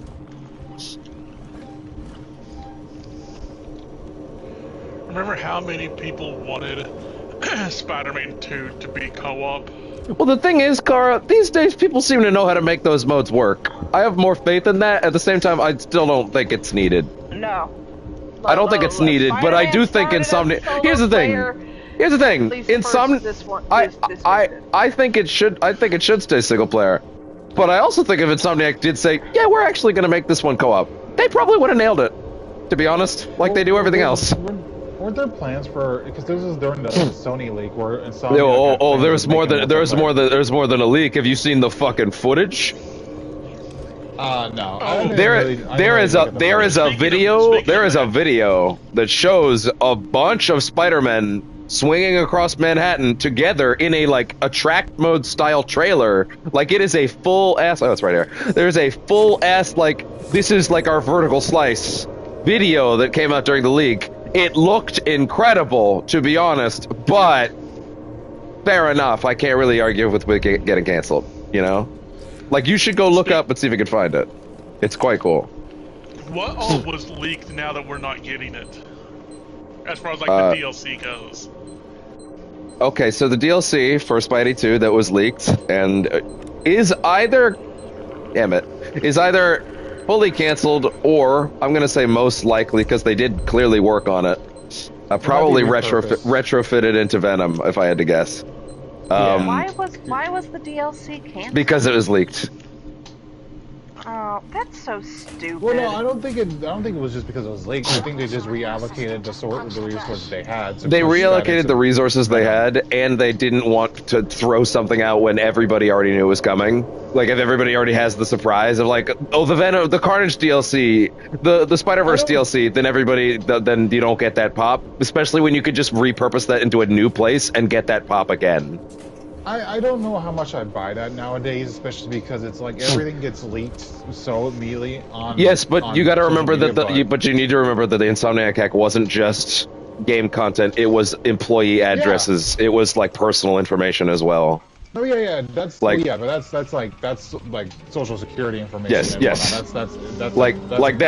That also affects a studio's decision to go, okay, well, we need to refocus every aspect of what we were currently making here and not throw it away, but we'll use it somewhere else. So they were going to have, and this was also in the debug. In one of the patches post-launch, they released a debug menu for Spidey 2 by accident, it was in the patch, and you could see Beetle DLC, which was going to be Tombstone's daughter, specifically. Yep. It was going to be the Carnage. Cool character. Yep. Then it was going to be a Carnage DLC. Now the thing is, before I say the last one, because the last one's very exciting. The DLC thing called it mission, like a mission. And when I read that, I went, a single mission? I don't know if that's enough, even if it's free. I would rather have a season pass where they were fleshed out rather than a mission. Now, a mission admittedly could mean Carnage is a mission, but they're under the umbrella of 3 levels. Right? We don't know, right? It could be 3 levels, but it's a mission kind of thing. It depends on how you want to frame that, right? But either way, it seemed like it was kind of small scale as free stuff. I would have rather just paid for a season pass and gotten a whole bunch of stuff, to be honest. If it was fleshed out. Also, I just think that another part of this too is just the scale of these games now. Yes, it's too big. They are. Yes, that's another big aspect of it. I don't know if you've seen recently, because Dragon Age Veilguard isn't going to have DLC either. Yes, exactly, because they need to go full steam ahead for Mass Effect. Yeah. And So that is another aspect of it. Yeah, but I do absolutely think there is a component of like, why would we waste why would we not spend all the resources that we've already made on doing these things in Spider-Man 3 as a whole thing, rather than getting a pop that's now ruined for this game? Because people already know it's coming. We could easily have the best of both worlds by repurposing that stuff to later. But see, I ultimately think that this is a good thing. It's not going to fix the issue of these budgets being super bloated right now. Yes. But I think this will benefit. I think this will be a big benefit down the line anyway. Because for a while, like it used to be like the DLC will come out, and the DLC would usually be. AAA video games will usually be a mixed bag. Sometimes you get really good stuff like Bethesda, but sometimes you kind of get some underwhelming stuff. From the sounds of things, the first DLC was going to be Miles primarily. The second one would kind of be both, like Peter and Miles coming to stop Carnage kind of thing, and then DLC 3, which was apparently, and this is probably another thing, is that they might have wanted to scale this one up even more.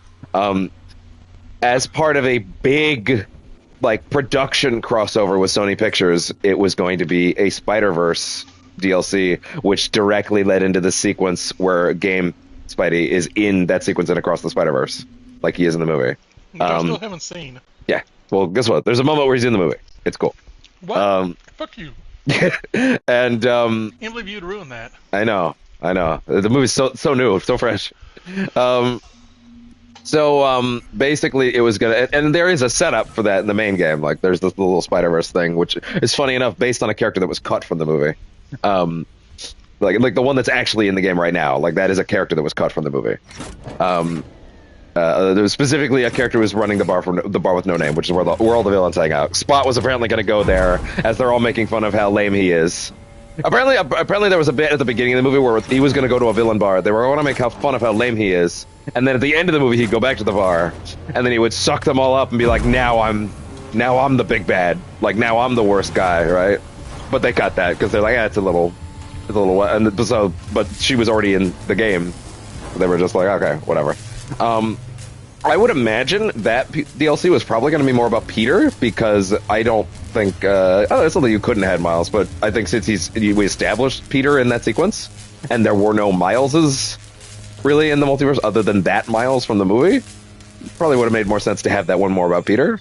I think there would have been like I think it was supposed to be a Miles one, a one that's about both of them, and then the last one would have been mainly Peter because he's been established to have a couple of connections, and I think they would have also tied in things like some of the comics that have referenced that this Peter has, like, for example, been in the Spider-Geddon event kind of stuff.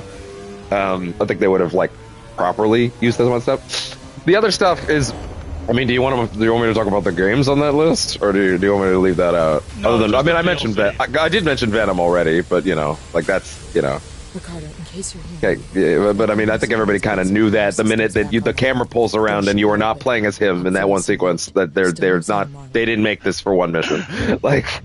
Yeah, they did. Yeah, totally.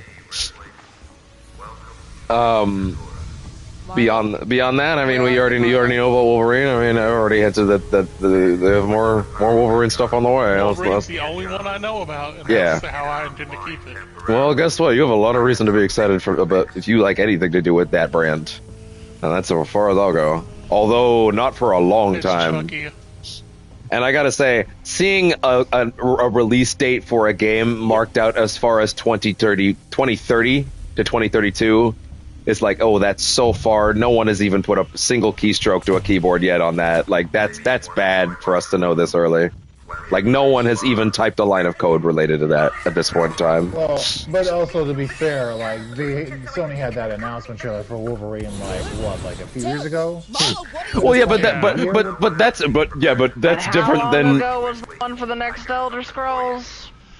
I still think that's different than us knowing the full sequel to the game that hasn't come out yet, and then it's 2 full sequels, all the way up to 2035. Like, that's a lot. Well, yeah, but I'm just saying though, in terms of like what we know now about the release date for Wolverine, and then when we got that CG trailer, that's still like, I mean, I get the knowledge of having like with the multiple sequels and whatnot, but it's like, despite the fact that like we now know the possibility that's being released around that time frame and when it got announced. That's still because like without saying anything too like obvious, like it's like Wolverine, the sequel to Wolverine, the sequel to Wolverine, and the sequel to Wolverine, and they are not called the sequel to Wolverine, and that's as far as I'll say about that. Like, it's a big deal. Not actually called that? Nope, it's not. Damn. You done fooled me. And the name they're actually called is a big fucking deal for us to even know that they're getting to touch.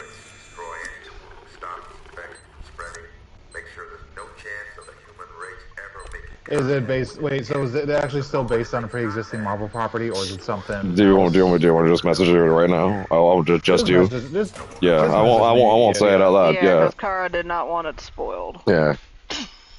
And I'll be honest, I've got. Why would you ask that, knowing I didn't want it spoiled? What? Wait, what? Why, Devin? Why would you ask if you want to just? I asked Sam if he wanted me to write it to him. See if you guys can't crawl apart.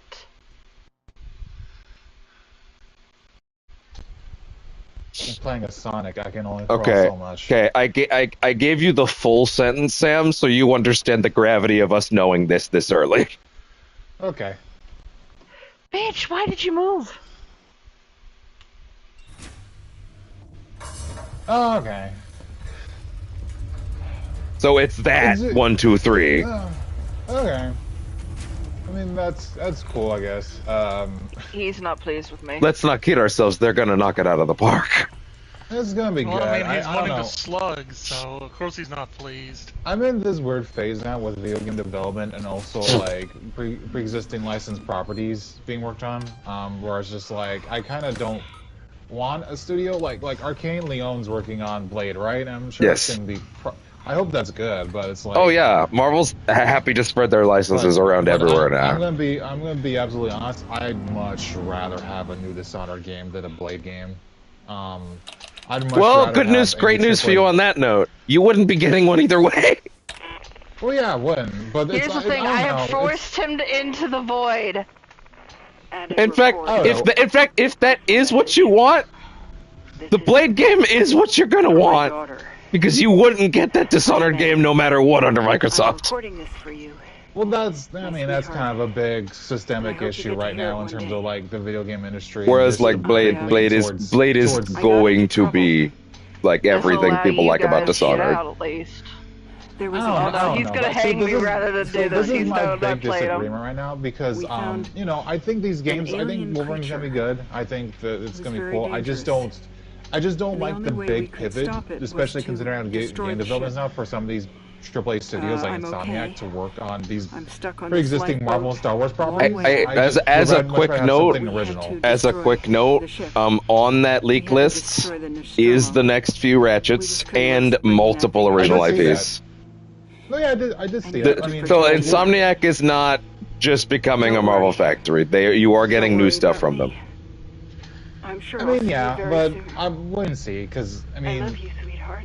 It depends on how much they make from Wolverine versus like something like Ratchet and Clank and worse. Sure, but remember that Insomniac has like over 1,000 people, like and a bunch of teams. Like they put out 4 to 5 games in the first like 3 years of the PS5's life cycle alone. Doesn't it kind of concern you though that they have that many people, and that if the staff balloons that rapidly too, that can lead to possible mismanagement of future projects? I think what has become clear over the last while is that Insomniac has a really good handle on how to keep those things running in a manner that is relatively seamless. And I'm not going to say that that's an infinite, like, possibility, but I'm simply going to say that I think Insomniac has shown that, like, Ted Price clearly is one of the best upper management people we have working today, because he's been doing this for a long time. He's better at managing those teams than I think a lot of studios have right now. I genuinely think that Insomniac's size is because Ted thinks that they can handle that scope. I agree that Insomniac still has the best repertoire for making like really great games. It's just that my concern is that after playing Spider-Man 2, where they did spend a good amount of time working on that. Yes. I noticed that that game had some kind of, and especially in the later half, had some kind of severe soft blocks later on, where like the game would just crash, and then the game clearly needed like another month or two. Well, another month, not just another month or two, but maybe just like some revision stuff, because that's something I haven't really encountered in the previous Insomniac game before. That's never happened in They did have it pretty much ironed out after a month or so, though. I do kind of believe in the just another month or so. I think Sony really needed it out by that date, but the game was done. It's just there were a couple bugs. Well, yeah, I mean the thing is, I wouldn't bring that up if they were just bugs or errors, but I mean being soft locked out of a game like that's, I don't know, I think that's kind of a big deal for me. Yeah. It is. Oh yeah, it is. It is. Yeah. And that's unfortunately that's a Sony thing more than an Insomniac thing. Like I haven't experienced soft lock in a game superhero game like that since Arkham Origins. Oh. I don't agree with that at all, actually, because I think Insomniac knew how long they needed, and Sony said no.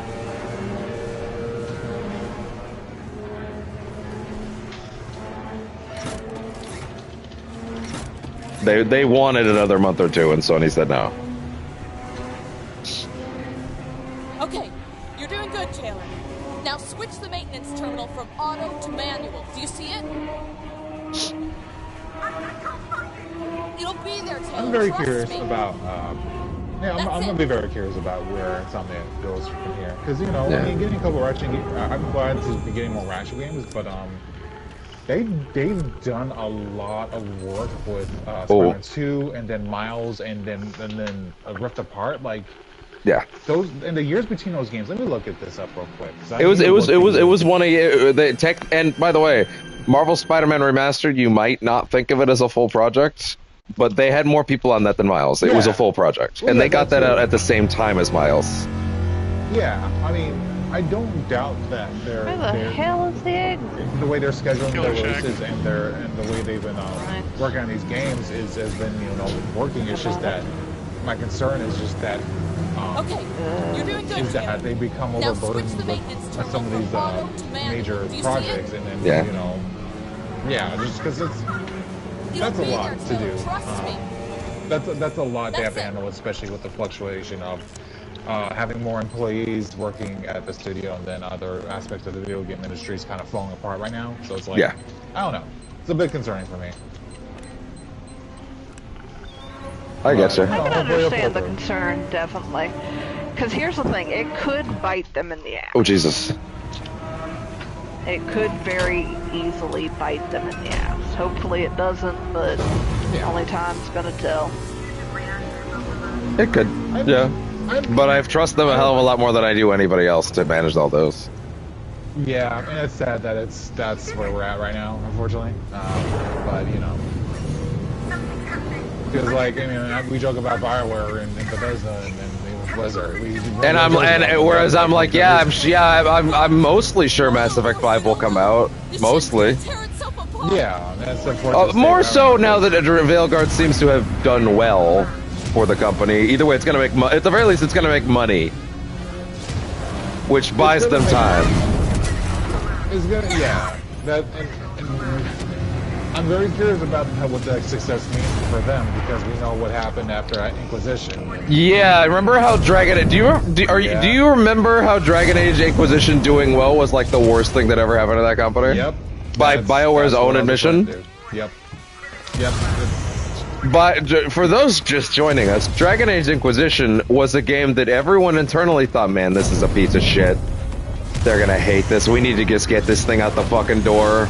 Because, like, this thing is not this thing is not hitting.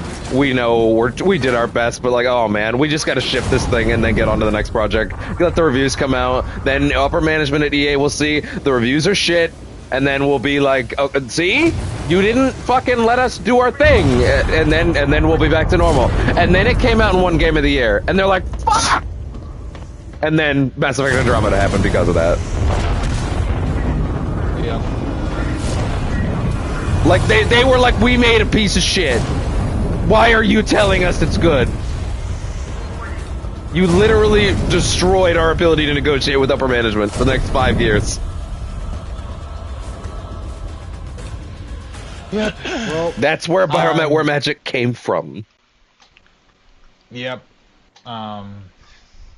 And that has me a little concerned. I mean, granted, I don't know what the situation is. I definitely know the development of this game for Veilguard has been like incredibly rocky, to say the least. Just to give it, you mean given the fact that they've made it 6 or 8 times?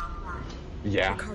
The fact that it was just a God of War 2018 clone and then became a live service thing, and then it kind of reverted back to that, and then went back. And I'm switching off the big headset back to the earbuds.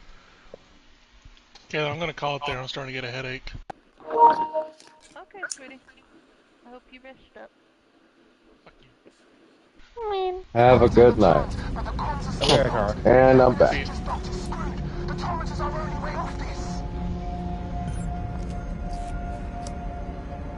Oh, we are on our way, folks. Oh boy. Are you on your way? Are you? I am. Oh, there we go, made it. I looked up Spectrobes, and it did automatically show me falsifiers, so YouTube knew what to do. I'm very curious about some of the other Marvel games being made, especially under EA, because there's still that Amy Hennig Captain America Black Panther. That's not EA, but yes. Oh, it's not? Oh, no, sorry. So, there is an Iron Man game being made by Motive, and there is a Black Panther game being made by, I forget the name. It's not Shadow Mordor. No, that's fucking WB. It's it's a bunch of ex-Shadow of Mordor and other game devs. What's the name of that? One second, now this is bugging me. Black Panther. Yay. Oh, it's okay. Cliffhanger Games is a new EA studio. This is from their official byline. Yada yada yada. Working on an original third-person Black Panther game in collaboration with Marvel Games. Let's see. Scroll down. Brought together accomplished talent with leaders from leaders of Middle Earth, Shadow of Mordor, veterans of top franchises like Halo Infinite, God of War, Call of Duty, and others. Basically, new studio, lots of veterans made for that game. Amy Hennig is with Skydance Media making Marvel 1943 Hydra Ride. Oh, that's right. Yeah, it's Skydance. Yeah, she also gets. So this is something that I find really interesting. Is Amy Hennig said, "I want to make a Black Panther and Captain America game," and that did not invalidate someone else getting to make a Black Panther game. Like it doesn't seem like it works like that. It seems like I'm gonna keep it vague for the stream, just for the sake of game on as well. The thing that Insomniac got is because they did the big job, and they probably asked, "Hey, can we have the big one?" And they went, "Yeah, we wouldn't give that to anybody else, except for someone that overwhelmingly." I'm sorry, I just got shot in the back. We wouldn't give that to anybody other than someone who overwhelmingly proved that they are that's an IP you can't fuck up. You know what I mean? Like that's a big one. So it's like, okay, we can give this to the star quarterback or nothing, right? Like we were not going to dilute that one. But everything else seems like no, we'll let multiple teams make things if they want to. Like that, fucking Spider-Man was in Midnight Suns. That didn't get weird, you know. Some people were like, "Oh, Spider-Man can only be in games that are on Sony's platform." It's like, no, he's in Midnight Suns, and that's on Xbox. So no, that's not how that works. Also, before that, he was on Marvel Ultimate Alliance 3 on the Switch, so... Yeah, exactly. Like, it doesn't work like that, yeah. The Sony Spider-Man universe is the Sony Spider-Man universe. That's all there is to it. But, like, yeah, like, so that's Motive, who I believe to be EA's best studio. Like, bar none. Making Iron Man, so that's gonna bang, honestly. I have very little doubt in that one. And Black Panther, no idea, but I hope so. I hope it's cool. Black Panther, I do have hope for. I don't really have. I don't know about. I don't really have like negative hope for it necessarily, but I do have like. I would not say I'm like over. I wouldn't even say I'm like not optimistic. I am optimistic. It's just it's a new studio. I've nothing to put nowhere. But it's veterans, so it's, you know, it is what it is. I have started near a lit totem, and now I will probably die, but I'm taking it to suck it. That being said, like a Black Panther game where you play as T'Challa and like make decisions about the state of okay, I want you to think about this for a second. What if you made a Black Panther game where it was you remember the third act of Fable 3? What if that was good? Where you were making decisions about your kingdom. So he's so pissed. And you were like, that'd be pretty good considering that type of conclusion could be in a better game, so yeah. Yeah, like what if that's the whole game? You're making decisions about the state of the kingdom, and that impacts the story, and then you have your third-person action combat, I assume, unless they're going to throw a curveball and it's a card game. I would assume not. It'll probably be a third-person action adventure. But yeah, largely I think that'll probably be what it is. And then Iron Man, I genuinely have no concerns over that studio, and so it was more than earned my trust on everything they've done in the last while. And not just Dead Space. They've been great for before that. Like, I don't know if you played Star Wars. Oh, what is the name of it? It's not Rogue Squadron. Oh, it's shit. Hello, sir. It's the one. It was on PS4. It was also it was a Starfighter game. Oh shit, we're going this way apparently. That they made in the last while. Wait, what was it? It's Star Wars. I forget. It's not Rogue Squadron. It came out on PS4. It was also on PSVR, but it was mainly a PS4 game. It's a Starfighter game. It's excellent. That's the point. It's excellent. It's a fantastic game. I think I remember that. Yeah. Yeah, that game's fantastic. No complaints. So even before that, and with some of their other projects that I cared less about, to be completely honest, but they were good. You know, very little ability to have doubt that the Iron Man game will be anything less than excellent at this point. That team has more than proven themselves. Yeah. I like genuinely like they've replaced Respawn as like that's the best EA studio for my money. Okay.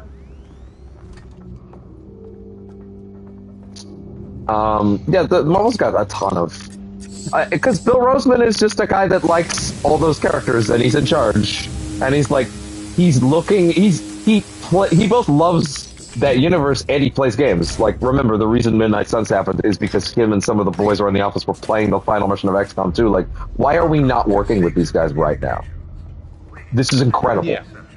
Like, and then he seeks out. I think the thing I most appreciate about him is, unlike, this is a dangerous thing for me to say, unlike Kevin, sometimes I know that's crazy for me to say. Bill has a sense of he does not want those games to all fit a formula. Even though you get some people that are like, just make it a third-person action thing like Spider-Man, he still puts in a lot of effort for variety. I really hope Midnight Suns bombing doesn't dissuade that in the future, as far as like people who might even be above him being like, no, we can't trust that ever. We can't do another card game ever again. That bombs. Like, I hope that that's not a thing where he has less sway in that sort of decision. But like, he cares about he does not want to hit formula. Like he doesn't do that shit. He's much more interested in it. being very unique, and if a studio wants something, he understands. He thinks a lot of these studios will want to do a third-person action game, and he's never going to say no. But like anytime a studio is like, let's do something else, he's like, yes, please, let's do that, please. And that's great, because these games being that, they would obviously be so at risk of becoming a cookie cutter third-person action Marvel formula, right? So like, him wanting to make the effort to let's do more than that. That's my favorite thing about him. Yeah, I mean, I'm very interested to see in terms of like what these games will look like on a visual level, for their art styles, because like, and he's not committed to realism. That's one thing. Blade is a cel shaded thing. Yeah, but yeah, that one I know about Blade, and then what was the other one? Black Panther. I'm not so sure about. Yeah, we would know. We've seen one image of that. Yeah, we don't know. Yeah, the M.A. Hennig one, I think there was a trailer or something for it. I can't remember. That game is photorealistic, and it is actually, I don't know if you've seen the tech demo part of it. That game is the showpiece for Unreal 5 right now. Like all that nanite shit from when they were properly revealed on Unreal 5, this is the first game that's really using the nanite tech. And like you can go see like the tech demo stuff they put out, like that they are going really in. I do hope the game is. I'm slightly worried about that game, to be honest, just because, like, I'm never gonna say, oh, a Marvel game needs to, like, I don't want to say a Marvel game needs to be boxed in a certain formula, right? But I do worry, if not even for necessarily the quality of the game, how people will receive it on that game, because the idea for that game is, alright, so we have a game where you're gonna play as Captain America, Zuri, actually, sorry, no, it's not Zuri. A Wakandan spy, a lady,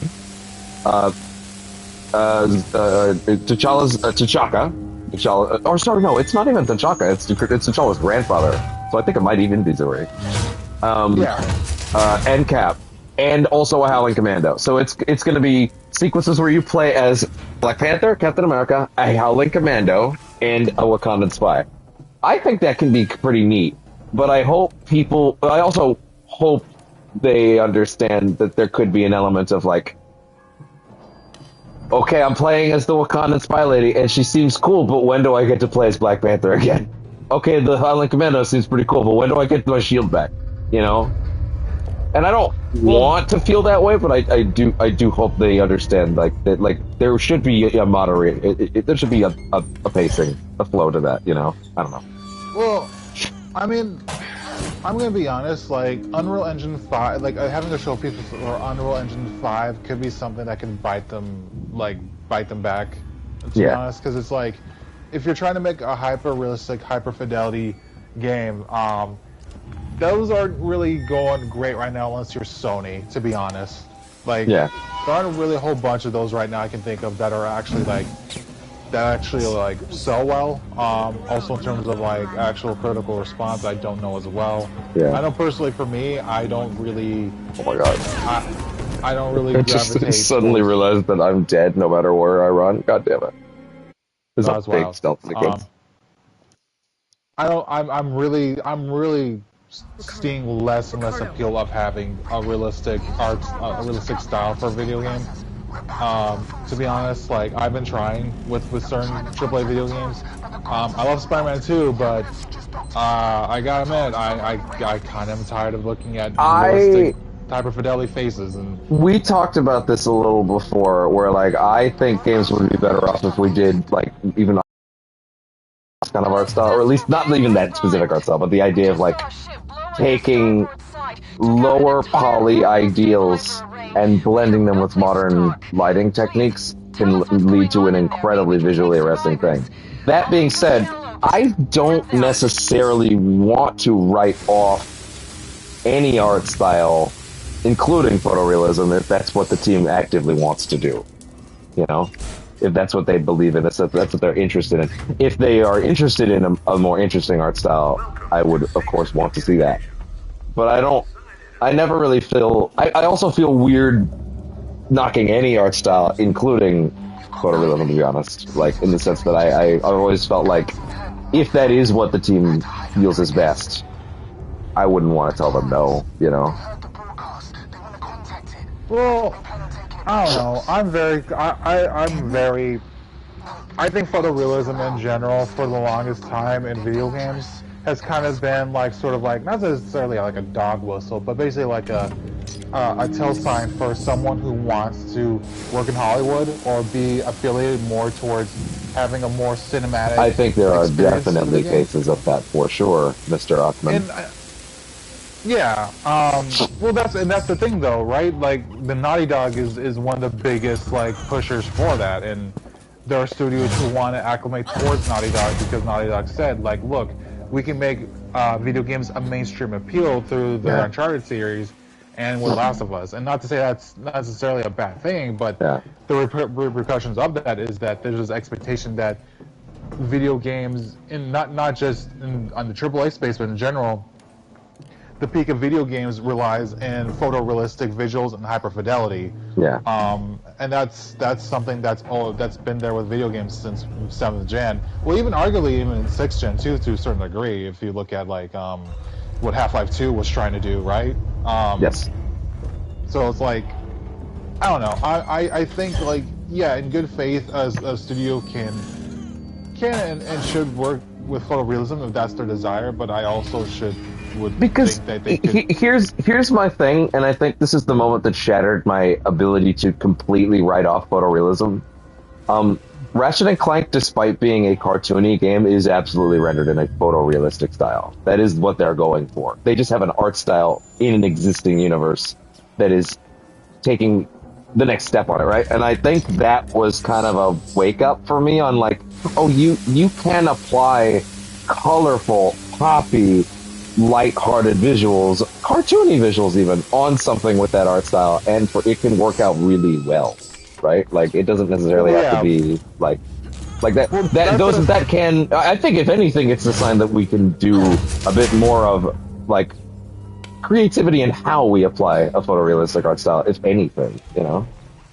Well, photorealism, in that regard, though, we have to, like, really get down to what photorealism is. And that, which it can mean different things to different people, yeah. Like, would you consider, like, I think of something like Ratchet where they do have hyper-realistic hyper-detailed models would be a better way to put it. Hyper skin follicles and stuff like that. But, like, I still think Ratchet is rendered in a hyper-realistic art style. It's just that it's a cartoony thing that it's trying to achieve, you know? Yeah, well, no, it's because Ratchet and Clank, which I read the part, prioritizes art style first, yes, and then smooths over with having highly rendered like fur and like features for those characters, right? But it's like. But that's the difference between something like that and you know, for lack of a better way of saying it, Last of Us Part 2, where it's like I can see every single wrinkle and like facial mark. Exactly, and I don't need to see that on someone's face, and it's like you don't need to see all that on to know that they're conveying an emotion, right? Exactly, yeah. So like that's the difference there is that if you're trying to match your proportions to the actual actor that you're getting to play the person. Sure, for motion capture purposes, yes, that makes sense, but not for like I think for like the purpose of like trying to convey specific emotions or something. I just think that's completely Rift Apart is a mocap game, by the way. You would not assume it based on the way it had to be, but like Jennifer Hale was in a suit. We have no place to talk. Yeah. Please tell us what's going on in there. But yeah, I'm personally just really burnt out and just. Also just really tired of hyperrealism in general. It's just even Dragon Age: The Veilguard, if you look at that, sure, it's trying to go for more of a bit more of a cartoony art style, right? But the problem is that its art style on the forefront is so derivative of like, you know, what we've seen before with like DreamWorks and Pixar. Yeah. But even like the higher end, slightly more realistic Pixar stuff, like Soul has like. It has humans have exaggerated features, but they're still trying to be somewhat realistic in that regard. So it's like I don't know. It's just appealing less and less to me the more I see with these video games, and that's why I'm hoping for more variety. I mean, I hope none of this comes off like I actually disagree with the notion that I prefer more crazy art styles. Yeah. That's why I think just having more AA games again, or just games with a more restrictive budget, I think is going to be a much better change in that regard. You say that like it's going to happen. I wish it would. I think it will. I hope so. I hope someone listens to Sean Layden. That yeah, you used to make AA games that you would see if they do well, and then hey, that one did really well. I guess we can up it to a AAA budget next time, because now it's like now it's ready for a sequel where we go farther with the concept rather than like putting infinity dollars into the first one, and then just didn't quite do that, you know. Well, Sony's going to be put up to the ultimate test next year when the Switch 2 comes out, so we'll see. Which I think will be great for the whole industry. God damn it, really? You just shot... What? You've never seen me before, now you shoot me this time.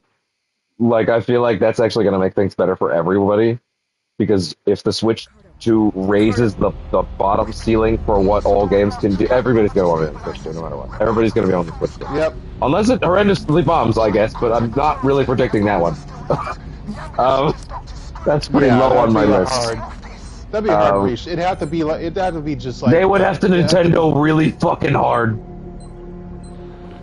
Yeah. And they are pretty good at that, to be fair. But if we're raising the floor for where all games want to be, then hey, guess what that means? It means a bunch of PS5 games are going to come out looking a lot better and running a lot better because they needed to run on the Switch 2. Rather than skipping the Switch 2 entirely, Switch 1 entirely, because we literally cannot get this shit to run on the Switch no matter what we do. Like, it's just not happening. Like a Jedi Survivor, right? So instead we have, okay, the floor is now up, and now I genuinely think we're going to get a lot. I think Nintendo is going to come along and save every single quadrant of everything again. And now, doesn't that sound crazy? Yes. Yeah. But that's also kind of the nature of technology. No, but I'm not talking about saving themselves. I'm talking about they're going to save Sony and Xbox too, without meaning to. I don't think they're going to save that. I don't think they're going to save Xbox. No, okay. You know what? You're right. Let me retreat that. They're going to accidentally save Sony. Ricardo. Because so many third-party games. That one I believe. That one's probably a little because so many third-party games are suddenly just going to be, hey, we needed to spec for the Switch 2, which means it's not going to look quite, it's going to look great, but it's not going to be quite as ridiculous. Basically, your Jedi Survivor is never going to scale to the Switch. So your Jedi Survivor sequel's got to scale to the Switch 2. Which means, okay, well then we need it to run there, because it's going to make a lot of money there. Which means that now the PS5 version is not going to be quite as crazy, which means it's going to look better and run better. Unlike Jedi Survivor, which is running so much crazy bullshit under the surface that they have to have the resolution and frame rate run like paste. Yep. I will say this, Switch 2 already has kind of a built-in savior in that it's going to be backwards compatible. Yes, thank God they actually said that, because I was so prepared for Nintendo to fumble that bag. I didn't think they were. They made the mistake with the Wii U. Caitlin, this would be the first Nintendo console to ever be backwards compatible. Ever. No? I was very nervous. What do they want? No, the 3DS was backwards compatible. Well, the Wii was also backwards compatible, too. Okay, you're right. They have never followed a generation up with a thing that's supposed to be like the same thing by making that backwards compatible. More than that, I think my bigger concern than just the back compatibility was the account shit. You're gonna need a whole new account. Nintendo's gonna ask you to rebuy all your games. That was the big one I was afraid of, but they did actually say, no, the account system is gonna... Well, I mean, I don't know why you would even imply that's not expected, since Nintendo's done that literally every time they release a machine. Them keeping an account system between machines is unheard of for them. To the Switch, I know for a fact, like, you've been Those are different accounts. 3DS account is a different thing than a Switch account. I thought you were able to have it under like the same email and link the accounts. You can, but they're different accounts. You can't. Your 3DS purchases have nothing to do with your Switch purchases. You can have them on the same email, but Nintendo considers them different accounts. If you could download 3DS games onto the Switch, your 3DS purchased games would not be allowed. Like if you bought a 3DS, if you could download them directly to the Switch, even if you had owned them on your 3DS account, Nintendo's set up as it was on the Switch right now would not allow you to download, even if you owned them on the same account, because they are different setups. That's why they have. That's why if you go to your Nintendo account right now, they have your 3DS code, your 3DS account, which is like your 3DS family basically, and then you have your eShop account. And that's why I was like them doing that would be such a Nintendo thing to do, to go, okay, it's time to start over again.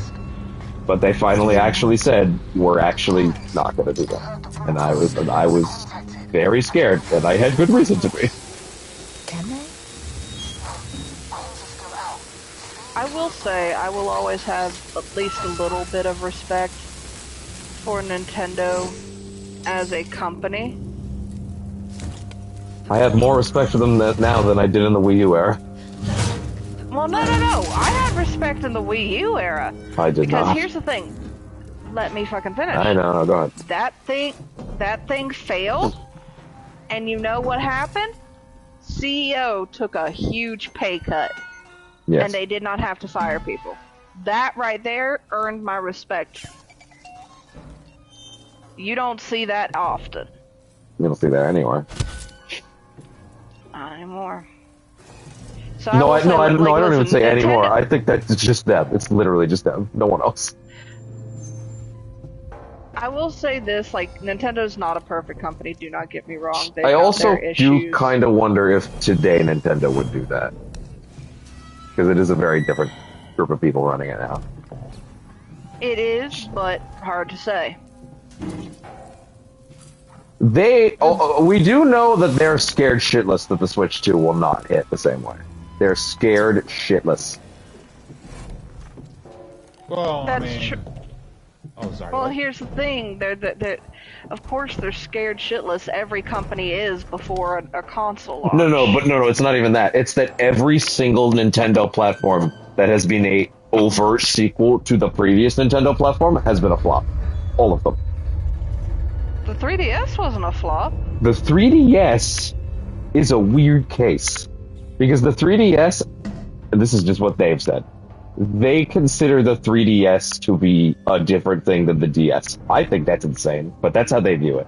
They view it to be a different family of systems. In terms of the home consoles, that has always been the case. I don't even remember what the sales were like for the first couple months of the 3DS, but I remember its software was incredibly it was a slow start for the 3DS, to be sure, as well as also the other thing. Yeah, but it picked up. Yeah, because I thought it was incredibly slow start because they had that one submarine game, and then they had a few other releases. I think they had Street Fighter 4 or 5 on there. Yeah, the Wii U did not work. Super NES was fine, but it was muted in the same way. Right?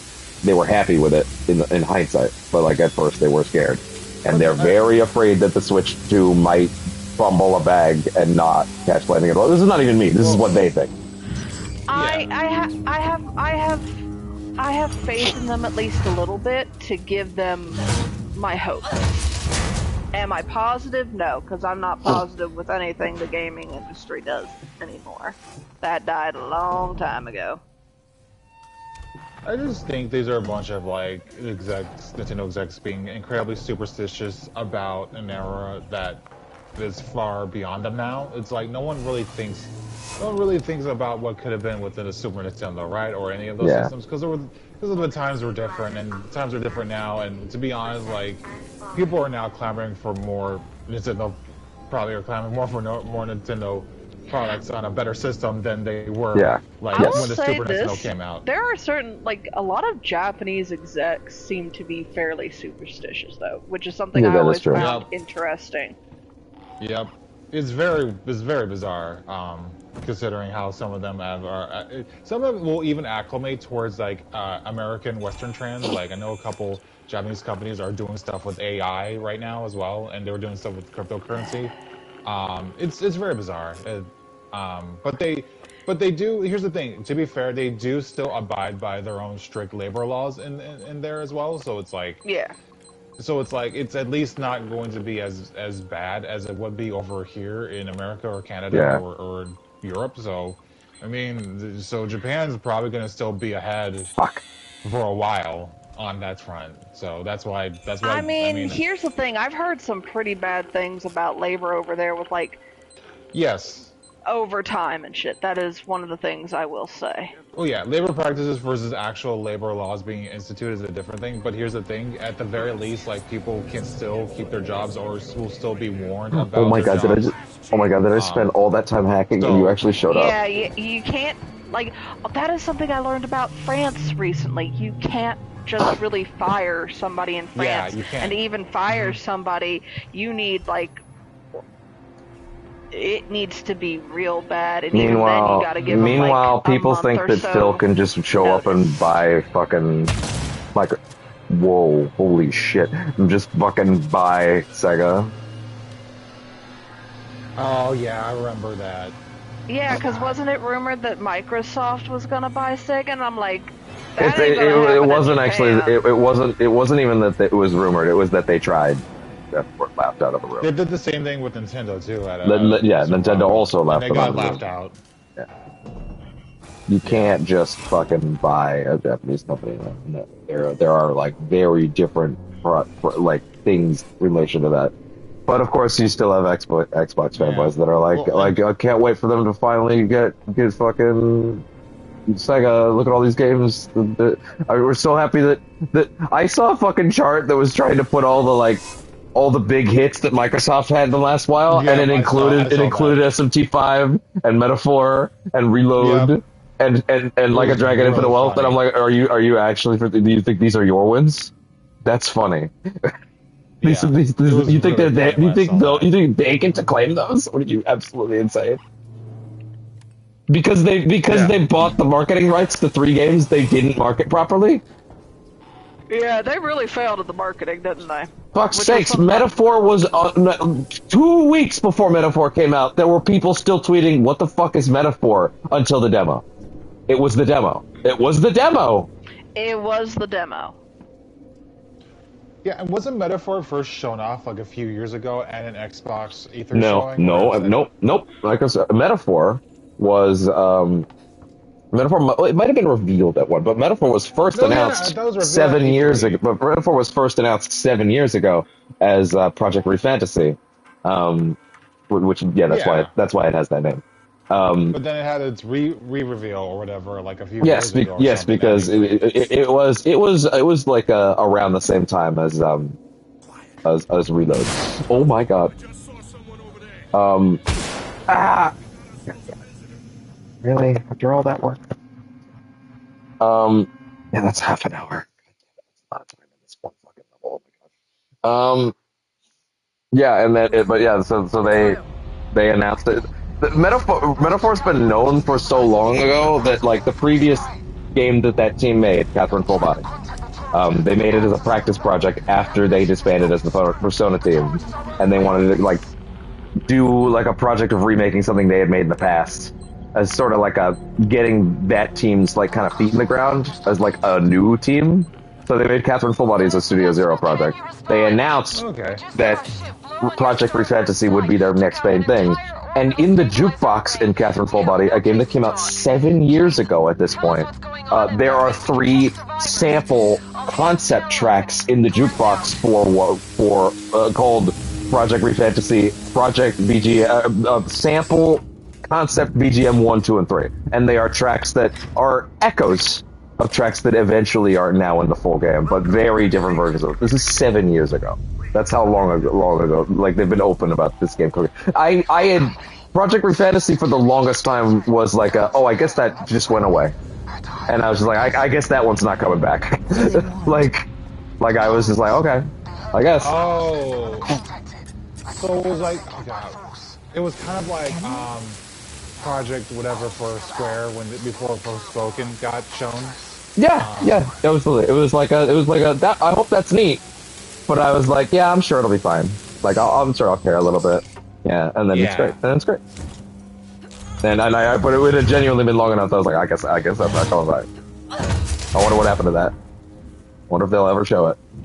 Oh, now it's here. Now it's time. I wonder if there's another reveal like that. That's like, I wonder if that will actually happen to that degree, right? Yeah. There's been a few of those, but hasn't been a whole lot recently I can think like, of. Like, that's 8 years. That's 8 years that we'd known about it. And, like, keep in mind that, like, that's the reason, like, even when Atlas had other projects finally coming out, like SMT5, like, after Metaphor released, it's like, yeah, this is the first time in, like, a long time that we really don't know any of Atlas's projects at all. Although I strongly suspect, after certain things that I have been hinted towards by certain individuals, that there may be 6 purse owners in attendance at the Game Awards next month. But we'll have to see about that. I did hear about that. But no one heard about that. No one heard about it. No one heard about it. No one really knows what the 6 stands for. No one. It's hard to tell. I mean, I can tell you one thing for a fact. The only reason that game wasn't announced sooner is because they were afraid that it would suck all the air out of the room for Metaphor. And they wanted to give Metaphor the best chance they could. And to be honest, I do understand that. I do think the Metaphor has enough special about it to get its eyes on it. At the same time, again, there were none until the demo. So, like, clearly the answer is actually a little more unfortunate than that, which is, yeah, it very well could have been buried by the mere existence of Persona 6 being announced and on the way. And that's unfortunate. Ricardo. But I do think it might have sucked a lot of the air. People just being like, well, that's the big one. So I think they were smart to hold on. Well, yeah, and plus, because Reload, like you mentioned, Reload came out this year as well. Yes. So it's like, that just makes sense too. Yeah, just hold on to it and let both things enjoy their full time in the sun. They knew what they were doing. Yeah. Hello, Sevastopol. Can you respond?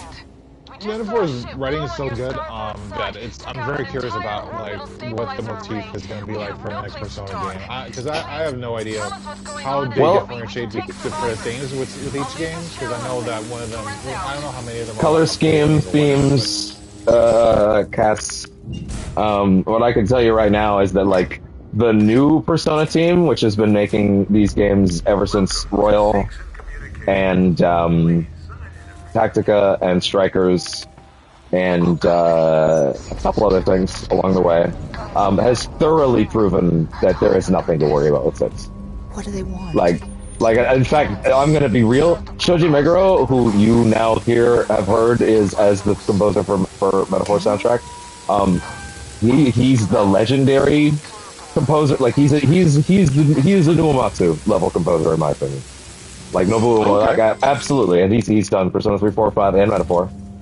Funny enough, I kind of think Metaphor is his weakest work, even though it's incredible. But that's also largely taste, to be honest. But nonetheless, I think Atsushi Katajo, which is basically Shoji's apprentice, effectively, like he taught him everything he knows, kind of thing. The tracks he has made for Persona 5 Royal, Strikers, and Tactica, easily the best in the whole series. Like that, like I think this is absolutely already a case of the student has surpassed the master, overwhelmingly so. And the writing in the latest games since that team fully. Oh, and also Reload's a tricky one because like they largely kept the script the same, but there is new stuff and. One of the common things in reviews was actually, it's a shame that they kept the most of the script so accurate to the original, even though that's probably for the best, because all the new stuff is clearly so much better. Like you could always tell if it's a new thing, and yes, it's true. Some of this was written in 2006, and some of this was written today, and all the new stuff is aces. Forgetting about these gaps between the games and how wide they are. Yes, 2006 for P3, 2008 for P4, and then 2017 for P5. Technically 2016 in Japan. Yeah. That's very fast. But also, they didn't finish P4 and go straight to P5. They made Catbird. Yeah, it's true. So there's a little bit of a gap. But relatively speaking, that was like a, fucking Persona 5's reveal teaser is an image from 2011, I want to say, that says "You are slave, want emancipation," releasing December 2012. 4 years before it came out. Yeah, so that's wild. Yeah, they were confident in that date, and they should not have been. Nope, but they seem to have been learning their lessons, especially when it comes to like, releases overseas as well. Oh yeah, that's the other big thing is that like both through Yakuza and recent Persona games that Sega built a pipeline for making their games worldwide now. Yeah. We actually experience these things as they happen, and we get the patches as they happen, which means that like the things like the Yakuza costume DLC isn't a thing anymore in the same way, right? Yeah, but also they're doing more experimentation. Like Lost Judgment had a season pass, and I actually don't think it worked out for them because they haven't done it again. Yeah, I forgot it had a season pass. But all the stuff on it is great. It's just I don't think people opted in as well as they expected to. No, yeah, because I honestly wouldn't have expected that for Lost Judgment, so... Yeah. Man, I can really tell that the tired is getting to me, because these hacking puzzles are starting to really, really beat me.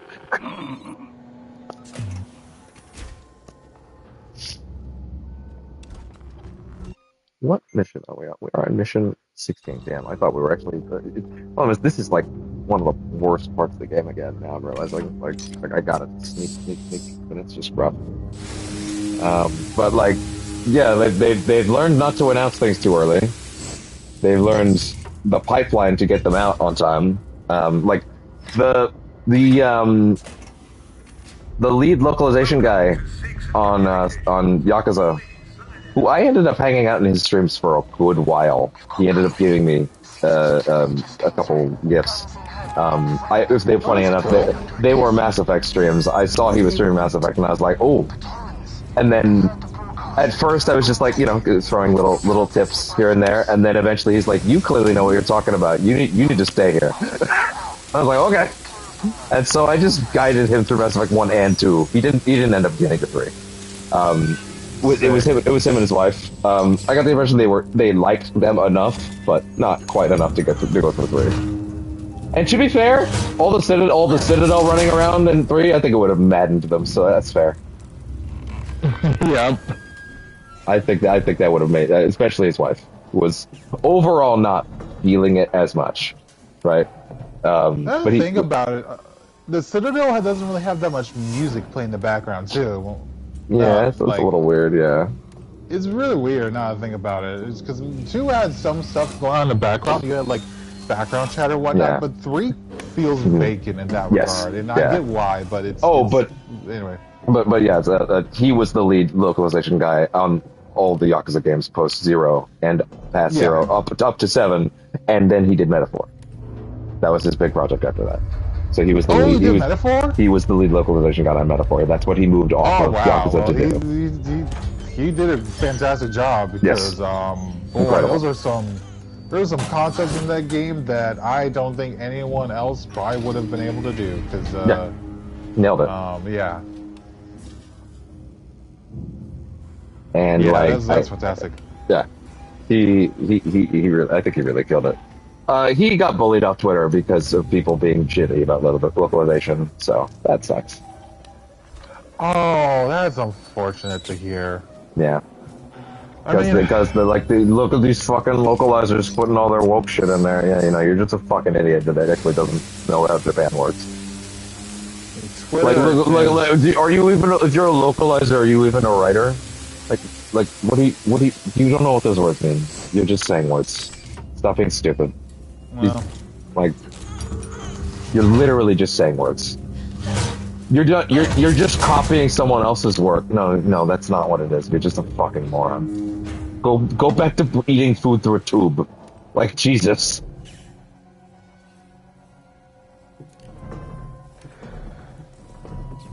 Yeah, Twitter's has gotten, Twitter, is, of course, right now is, I honestly I don't even use it at all anymore. Right now, I just fully transitioned to Blue Sky at this point, so... I tried to jump to Blue Sky, it does not have the features I need right now. I can't use it.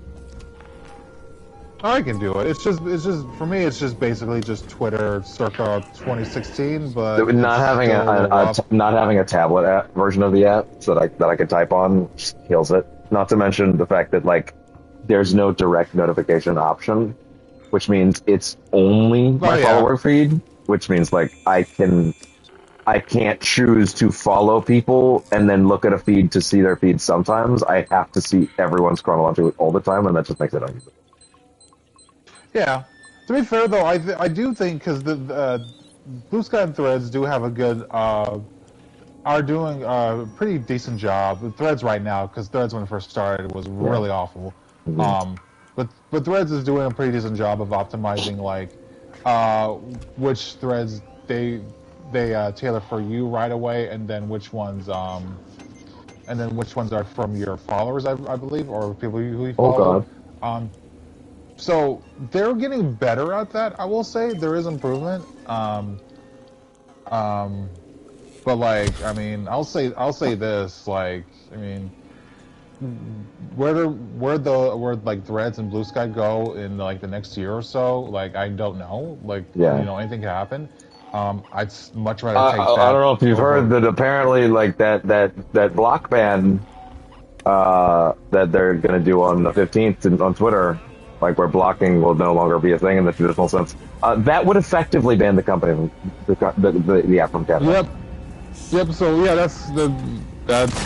Oh, I fucked that up, but that's okay. Yeah. So that essentially means that might be moving. Yeah, that essentially means Twitter is basically like even way like I don't even know like where. Oh wow, that's actually kind of scary. That's kind of scary. That right there. But like, I don't even know like how. There's got to be a better way to do this. How Elon could even like skirt away from that after that? Like, I don't know. But I'm very curious to see what the state of Twitter is, because I think that it might as well be fully dead at that point. But I don't know. But yeah, between that and Facebook right now, I much rather take Threads and Blue Sky at the moment. But I also am aware that both those sites could still go south very fast. Yeah. If you know. But to be fair, like I've seen a lot of really bad changes on Facebook and especially Twitter. So like I don't know. Like Facebook. Here's the thing. I haven't been like because I haven't talked to you and Caleb about this since I've been on Facebook in a while. I went back to it and I had to like dig my way through like a bunch of ads just to find your posts and whatnot. Yeah. Oh yeah. And I stopped getting notifications years ago.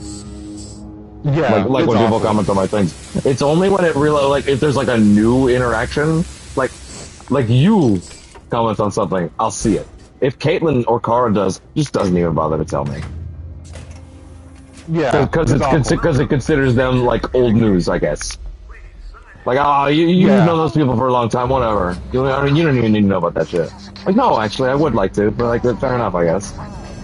Well, Facebook always prioritizes its newest posts and whatnot at the very top.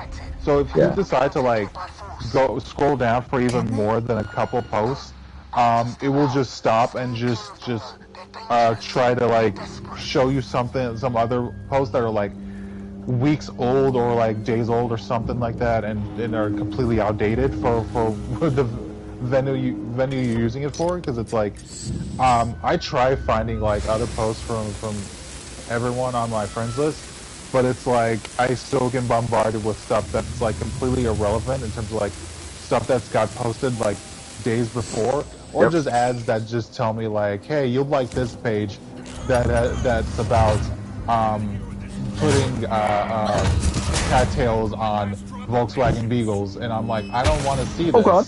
This isn't for me. Please don't be dead. And I'm like, no, but I'm you dead. do want to see this specific thing. And I'm like, no, it's cute, but no. So yeah, it's social media in general is been a mess, and it has gotten a lot worse. Yep. Yeah, like here's the thing. Basically, the only reason I keep Facebook is for Facebook chat and stuff, and just just the small little things. But I don't really fret too much about it. Same with the others. It's like they kind of exist, but they don't be all involved as long as I can keep in touch with my friends, you know? Wait a minute. Wait a fucking minute.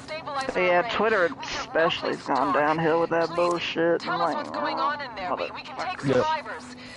Elon, bane of my fucking existence that you are. Wait a minute. I might have another option. Why didn't I think of this sooner? I hope that's an option. Run.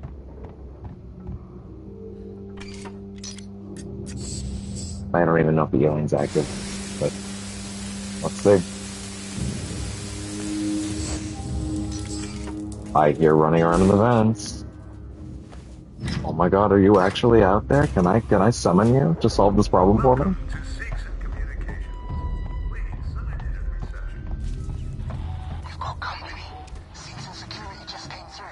But I swear, Elon keeps losing it more and more. What do they want? It's kind of... Yeah, it's a fascinating train wreck to watch, but I wish I didn't have to watch it. Can they? Yeah. Don't you just love it when he just jumps up in the air like as if he's in a really bad Super Mario platformer or something? It's just like weird, like... I remember seeing that photo at the campaign like a few weeks ago, and just looking at that and being like, "Wow, this guy exudes no confidence whatsoever." I will say this though, I'm gonna put a decent bet on most of his kids gonna grow up to hate him. Oh, one of them already does. How old is that one? I don't know. I think he has a trans daughter who has outright just I don't know if you've seen that. Oh yeah, that shit's great. That would do it. That's She'd the have one. reason to hate Daddy. Oh, have you not been seeing the posts that she's been making? They're real good. Yeah. Yeah, well, she's here's the just thing. been... For whatever reason, torn that man thought, to pieces. All of it, like I knew he had a lot of kids. I don't know how many at this point. I know it's quite a few. Too many. Enough to not bother to visit, or probably even bother paying alimony for, or whatever. Also, across like four or five moms. I'll look it up in a second. I know he has a bunch of kids, and I knew... The fuck just happened? For whatever reason, in my head, they were all younger, but that might be because for whatever reason, I think of him like still married to Grimes and naming a baby X, Y, whatever that one was named. Yeah, I get that, because sometimes I forget that as well, but like, yeah, they've been divorced for a while now. Oh, shit.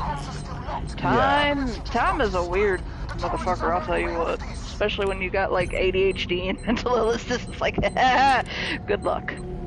Yeah. Oh, man. Okay. Hello, Sebastopol, can you respond? We just saw a ship blow on your starboard side, took out an entire orbital stabilizer array. We have no place to dock. Please, tell us what's going on in there. We can take It's so close. So close I can taste it. I just need to fucking figure out how to get through this. I guess I could start throwing flares to get them to investigate.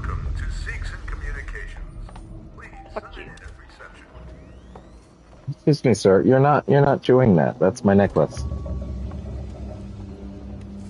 Oh, hello. Wait a minute. I never thought to try this. Can we have a discussion about how much I dislike you, Wesker? What do they want? So tired of seeing you.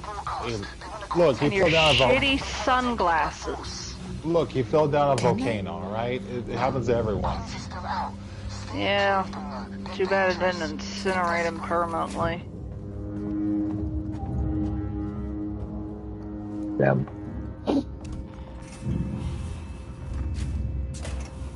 It was weird, because I can totally hear the alien running around, but like, shit. Okay, so Resident Evil 5.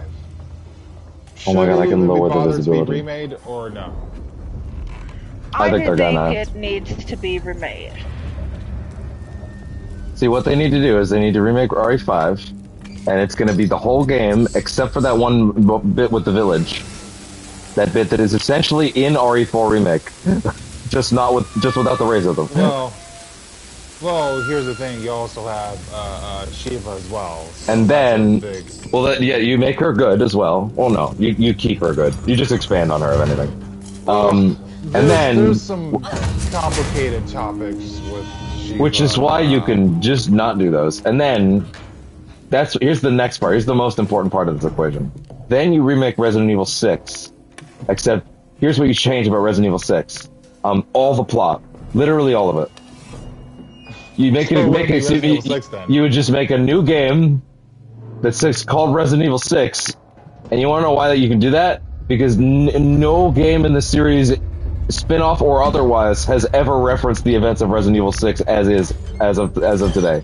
They have all ignored it because ultimately, funny enough, despite everything in that game feeling like the most important shit ever when it happens, it doesn't actually matter at all. You don't need to know about the weird clone made of Ada that is the backbone of that game's plot. You don't need to know about that. Who cares? Also, that was a weird thing that Capcom did there. That was a weird thing. What about Wesker's kid? You can keep Jake. He's alright. Yeah, I was gonna say, it was Jake. Jake seems alright. And then other than that, you literally just make a new game called Resident Evil 6. You can literally do whatever the fuck you want. Yeah. And then at that point, you're done. Because like the only ones I mainly am interested in are obviously Code Veronica and Zero. Like, well, which now we know those are actually happening. Yeah, like that actually. Well, makes sense. here's the thing: we kind of knew they were happening anyway when they started remaking all of these. They still need to do one. Though. I think ones they technically had a remake, but they need to make it in this engine. I think most people would feel like they. I know a lot of people are surprised because they're like, but they showed that they teased 5 at the end of the 4 remake, so of course they're doing 5 next. But I think they understand that those two are weirder to go backwards to later than they are now. Yeah, I honestly don't think. But also there's more of a beloved than friggin' 5. Yes, 6. But also like if you do 0 and even if you do Code Veronica then 0, then you have a pretty nice track to go to 1, you know, if you wanted to do that. I'm gonna fucking do it. Y'all go get it.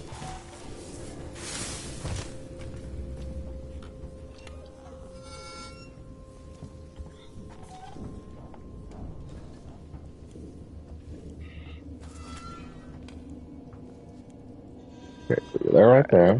Let's check. Okay, I need to get rid of the door access. I need to open the door, let them in.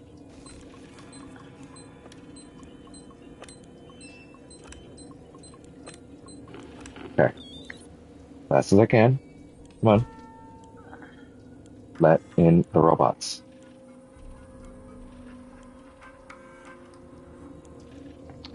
So Devin already said that his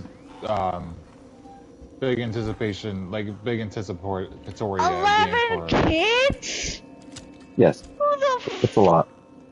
Oh yeah, it's a lot. I'm on 4 or 5 moms. Yeah, because apparently he bought a compound for his 11 children and their moms. Yes. Yep. It's awful. God. He's pretty bad. I mean, that's par for the course with rich billionaires like him, though. Vivian Wilson is his transgender daughter. Yes. Yeah.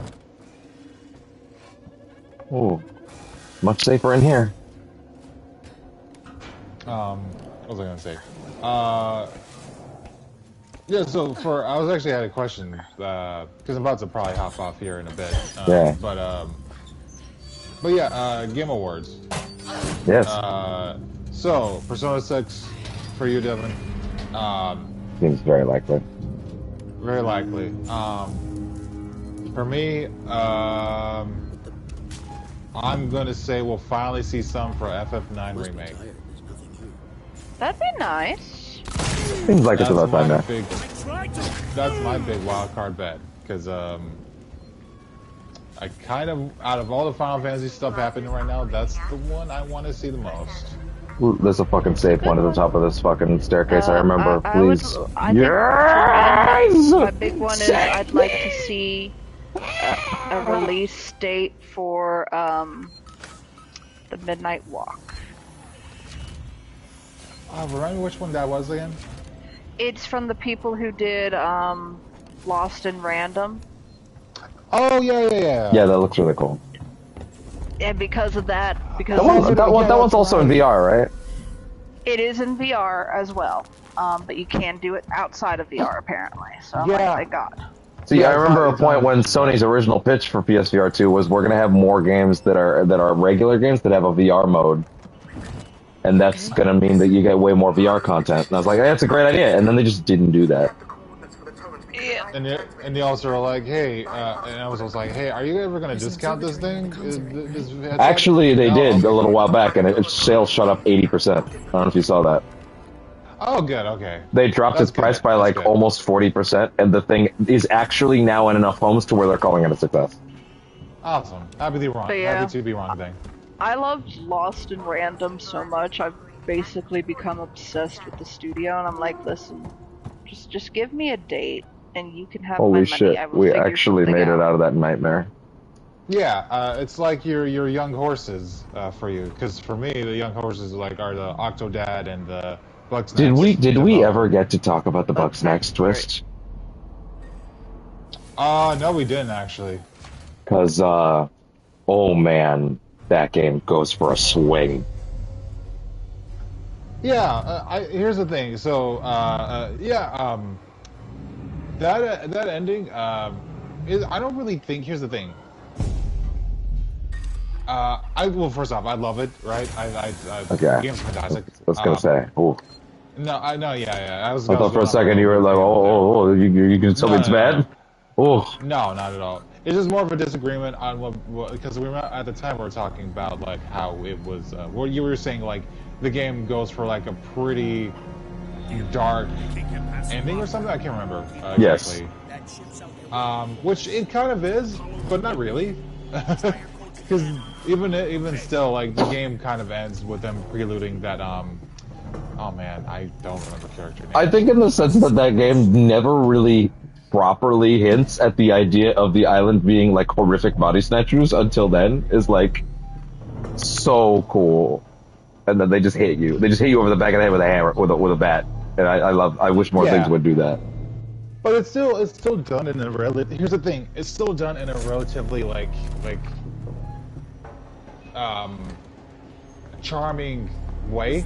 Really enough, it still never loses its charm. And yeah, I saw that he got shot there. So I kind of had a moment when I came out of the event, like, I don't actually know for a fact these guys are hostile. Maybe I'll just yeah,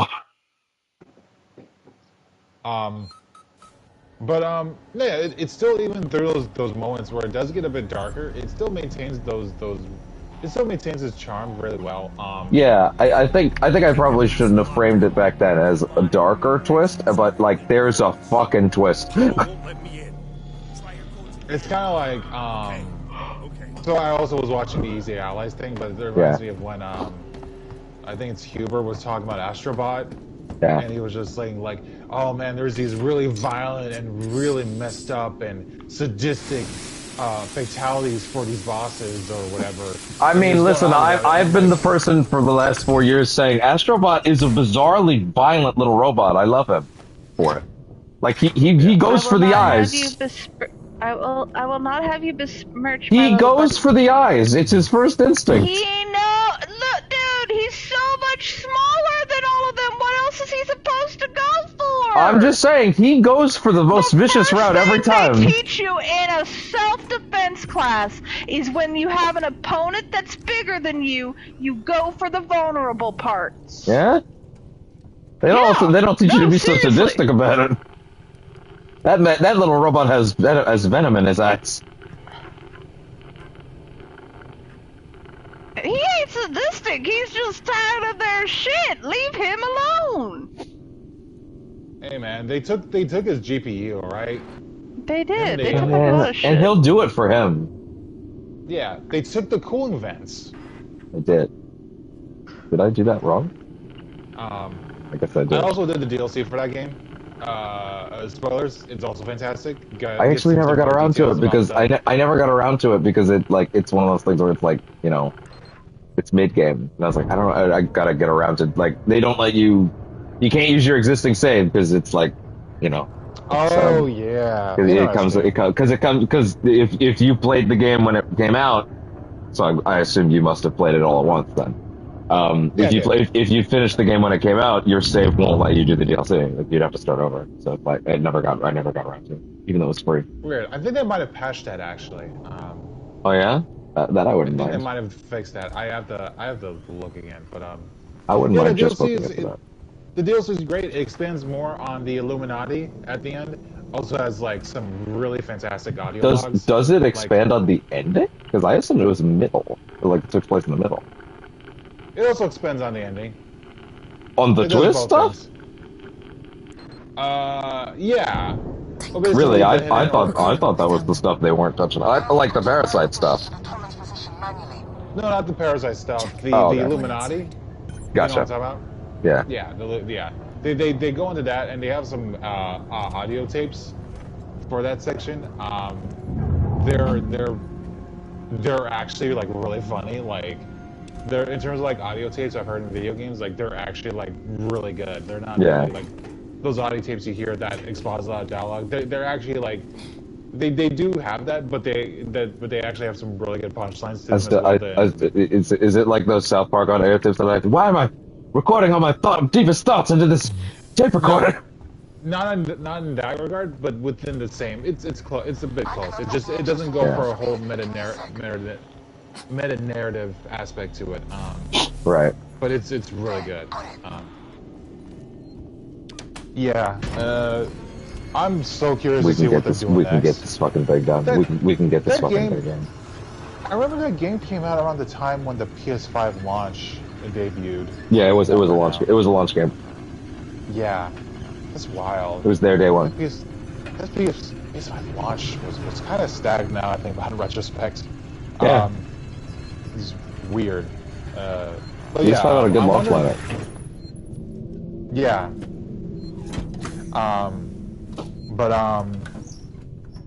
Yeah, I'm wondering what they're working on next. I should look into that, actually. Probably unannounced, I imagine.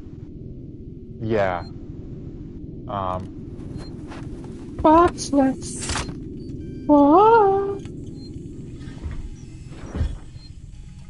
That song is also a spoiler, by the way, if you've never played the game. It's true, it is. In a way. It spoils the events in that game, and it's wild. How dare they? I'm gonna be honest, I also kind of think we're probably also getting our Smash reveal in the Game Awards this year. I genuinely think that.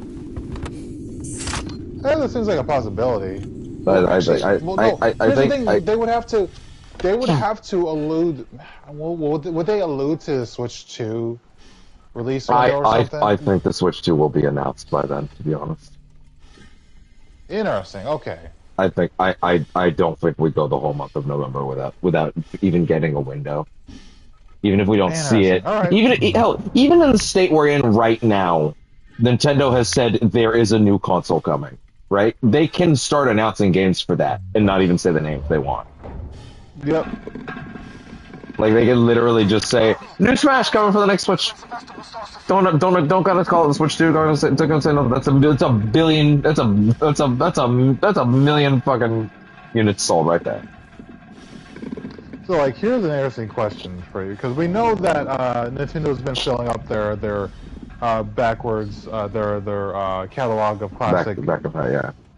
the back and path stuff with the Game Boy stuff now, the GBA, and they're basically getting caught up now almost to the GameCube at this point. Yeah, I wonder if they'd ever have the balls to actually put up GameCube stuff. Now, here's an interesting idea. The GameCube launch for GameCube launch when it was Super Smash Bros. Melee and Pikmin 1 and Luigi's Mansion, I believe. Yeah. I'm curious if they're going to be doing 3 first-party releases around that same time. Because...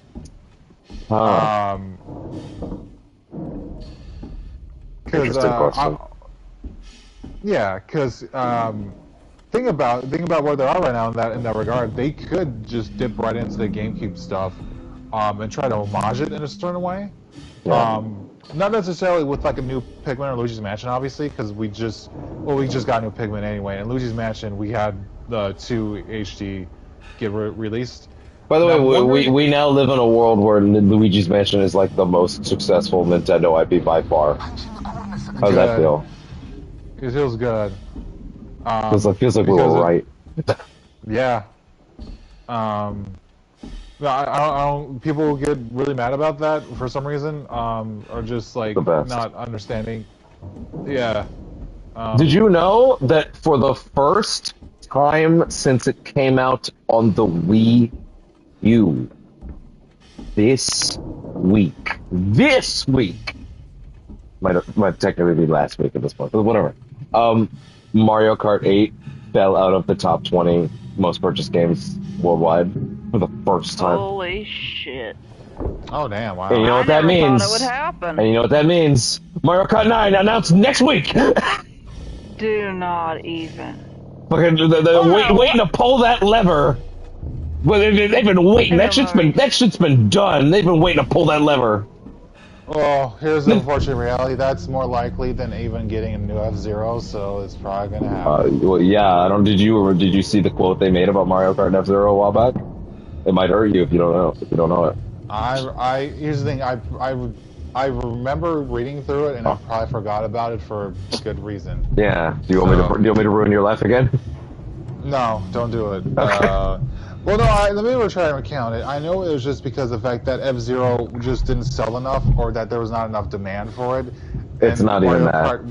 It's that we have a big Nintendo racing franchise, and that is Mario Kart. Yeah. And we don't know how we would sell people on the other one that's smaller, even if it has its own cool aesthetic. Like we don't it's not even we don't think there's room for it. It's actually much sadder. We genuinely don't know how we would sell that in a way where like we think people would grapple onto it. The average Nintendo fan buys a Switch of any kind, and Mario Kart 8 is almost an implicit purchase. It's like so baked in. My response is you cannot think of anything else to do with F-Zero or Captain Falcon in general. And it seems like the answer is yes, we can. We put them in Mario Kart. Sure. I just think maybe you can just try to make something a bit more like a Metroid Dread situation with that. I mean, Metroid they did have 099, so... They did that, and I think that was them trying to find a way to find it in these. And I think it worked. Yep. I mean, at the very least, just at least try and see if we can do something with F-Zero GX. Yeah. That is my big wish. If you can just do anything, port that forward. I hope I'm not going backwards the wrong way if this is wrong. This looks a little bit like Metroid Prime right now. Yes, it does. Minus the lens flare. I sure the answer wasn't back there. You have to go so slow. I mean, my hope would at least to be like a new Star Fox in whatever form, even if it's like I think we're good. Even if they port Star Fox Zero to the Nintendo Switch 2. Is that the only thing on the Wii U that's remaining up to this point? No, because I think there's still Nintendo other than the Zeldas that'll never leave the Wii U. Well, there's Nintendo Land. Remember, there's also a Sonic Lost World as well. Isn't Nintendo Land technically like dependent on stuff that's part of the Wii U ecosystem, though. What? No way, it's not dependent at all. You can just strip it out of there and just be I'm not actually being facetious. I don't know enough about it to know whether or not it is or not. It's very reliant on the hardware of the Switch, actually. Okay. Which is a shame, because there's some really fun mini games in there, actually. Yeah. It doesn't feel like you would have to walk all this way back, but also maybe, I don't know. I just don't remember having to walk all this way back. I feel like I'm going to walk back, and the game's going to be like, what the fuck, go back. Yeah. But no, actually getting back to my theory about the whole idea of having 3 first-party launch games for the Nintendo Switch, I think one of them could be a Smash Brothers, and the second one could be Metroid Prime 4. Here's my question. Oh, to be fair, we actually saw that, and it looks great. Yeah, no, that's the thing. I actually think that could be a launch title. And the third one... Oh, I think it is for sure. The third one just could be like a mainline Mario game. I think it's worth definitely getting a new Mario game, for sure. I think that'll be the big flagship thing. I gotta be honest. Yeah. Here's my question, because with Smash, I have a smart route, but I also have to wonder. So, like, I feel like they have some choices to make with Smash, because Smash is in a weird place right now where, like, I feel like the thing everyone wants is Ultimate repackaged with some new characters. I think that's what people want. God damn it, it's totally epic. Fuck. And I think what the team would rather make after Ultimate, because they kept talking about Ultimate being like, we could never make it bigger than this, is Kirby alright too? A complete refresh where where Smash goes on, but it's a new thing. My only guess for what that means is like maybe they do like a 3D arena fighter style thing with like 12 characters, like just Nintendo characters, and then they build up the same way over years. I don't know. But like, but if that's what they do, I feel like there's like a borderline requirement that's fine, but you also need to have the version of Ultimate that's carried forward with some new stuff every now and then. Like every gen, just carry forward Ultimate from now on, and like add 5 or 6 more, but then you also have this other new Smash thing that's allowed to be kind of a new thing. I feel like that's probably the best way to do it, but they might also Nintendo and just do a new thing. Yeah, I'm definitely not against that. Actually, I think that continuously updating Ultimate is probably the best thing to do, especially because there's still a lot you can do with specific characters and whatnot. Even though I know that can be a whole legal hurdle to go through, because I heard that Sora was a pain, but granted, that's Sora. Sora's kind of the exception. The problem is we've now created a situation where like I don't think my heart has anything in it for a Smash without Sora or Joker. You gave me the 2 things I never knew were even on the table, and now I don't know how to go back. Yeah. I mean, for me, it's obviously Banjo-Kazooie. That too! Did you say Banjo? Did you say Banjo-Kazooie? I think because he's also in there. No, yeah, no, I meant both. I meant Banjo. I'm just imagining Kazuya with the fucking backpack with Kazooie on him. I mean, it's close enough. I hope that image exists somewhere, Banjo-Kazooie. You know, you can Photoshop Kazuya in his demon form onto Kazooie's dragon form from Tui. Yes. Oh yeah. You could do that. I wonder in terms of genre, like if anyone could pull off making me care fully about playing in a 3D arena fighter, it would be Sakurai. He'd make me care, because there's not one anime arena fighter I go to and be like, that feels refined and God damn it, is it just this? No, and to be fair, like I say 3D arena fighter because that's like the only thing I can really comprehend. Like they might just do something crazy out of the box that's unlike anything else. I don't really know what else it could be, but like that's just me spitballing. I mean, I don't think it would be anything like a sport. Like that's off the table. Like I didn't say the word sport. I meant in terms of like something unique. I don't know. They might think outside the box. Oh yeah, no, I'm thinking more. I'm just thinking in general right now because the only things I can think of is what the fuck do I do? The only ones I can think of. Well, you mentioned Arena Fighter, right? But Yeah. I also think maybe.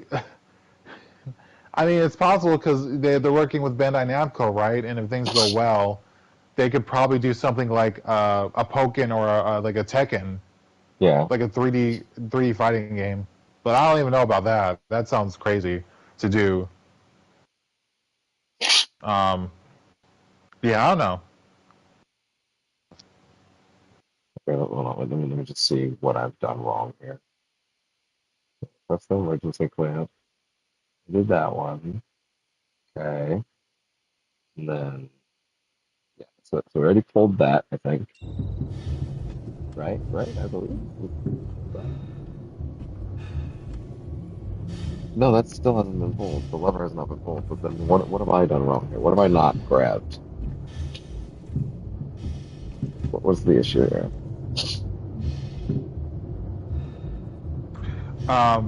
I did hear an unfortunate rumor that 3D Donkey Kong game might have been canned, if it's true.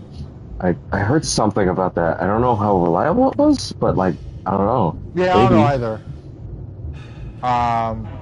Wouldn't that be something? Wouldn't that be something if instead of 3D Mario, they give us a new 3D Donkey Kong? Yep, that's what I want.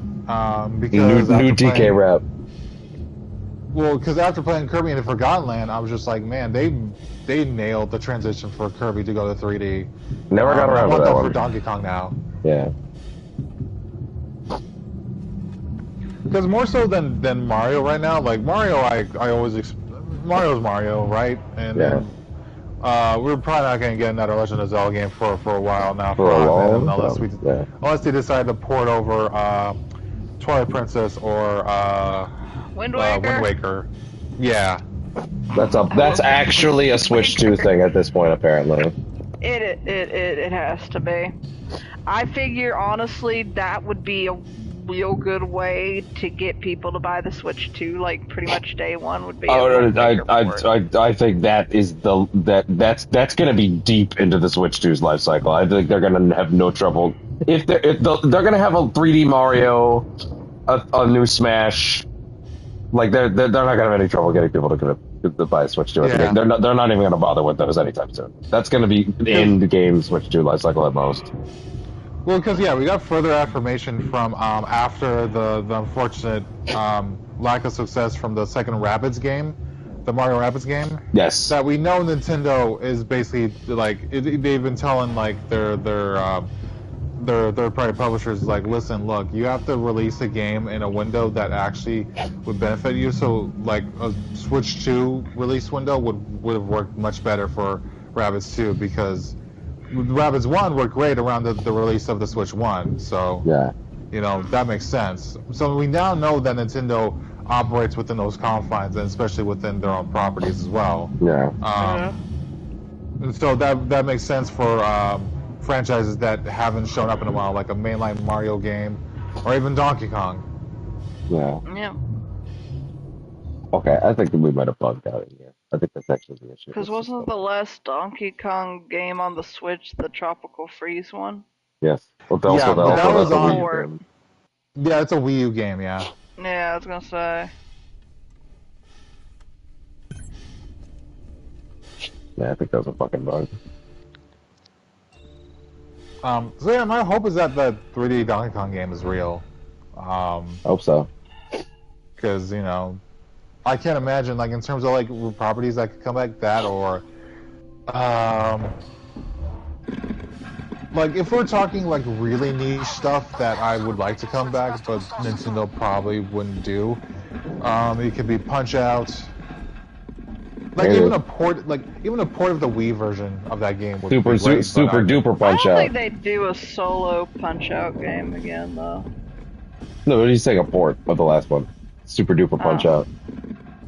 Yeah, or just anything to do with Punch-Out in general, right? Because that version of Punch-Out I think should be ported forward. I don't know why it hasn't yet, but who knows?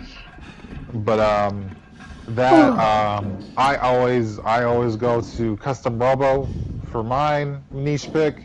That's probably never gonna happen. I think it'd be cool because having like a what's it called? The Capcom game that came out on PlayStation 1, 2. The Dino Crisis. Yeah, Dino Crisis. Resident Evil. It's a four-player beat 'em up. Oh, I got nothing on that. I got nothing on that. Well, you know what it is. Do I? It's being featured in their upcoming collection. You're actually still getting me. I've still got nothing. I'll draw a blank. You gotta give me more. Pocket. No, I'm gonna just look it up. Let me see.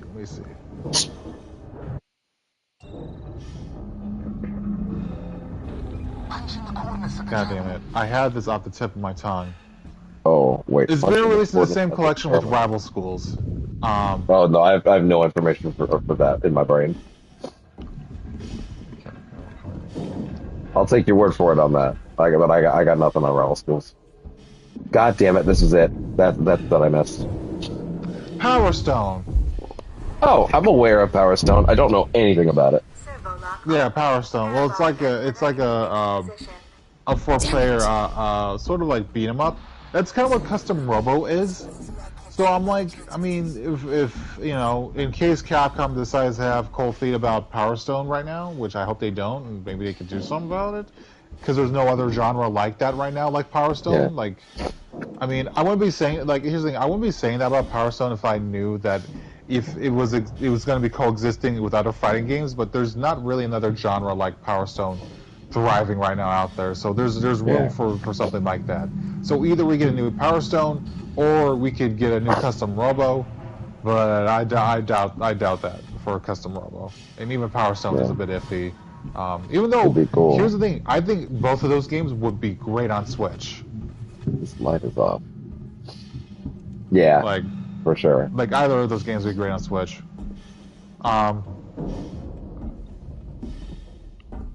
But yeah, and lastly, obviously, the most important one of all is Doshin the Giant. Bring it back. Bring it back. There's 2 separate Chibi Robo successors coming right now, by the way, if you didn't know. Yeah, I saw that. There's the one that's like from a relative unknown studio, like an indie studio that just likes it. And then there's the original Chibi Robo creator is making a proper spiritual successor. So that one seems legit. The other one, you think that one might be in a Mighty Number 9 situation? It's like an indie dev, like a Western thing, like a single guy kind of thing. I kind of think it'll be cool. I kind of think it'll be cool. It looks cool. But yeah, the proper successor looks like a proper successor. Like he was clearly just. He was like, I would like to make another, and they were like, nah. He's like, oh, okay, well, I guess I'll just go make another. Yeah. If you don't want it, then okay.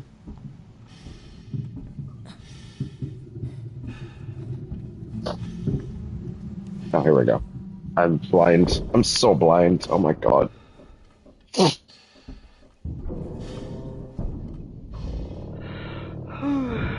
I will tell you right now, Devin, I don't think I'm going to make it much longer.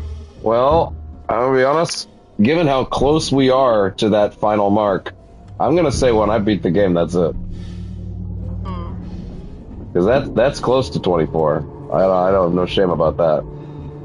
Yeah. I mean, it's been close. Like, I'd have, like, I think, at this point, about 3 hours left, and I'm like, dude, and I said from the get-go, I probably would not do 24, but I'd see how long I could go. Listen, I believe in my ability to get this game done relatively quickly now.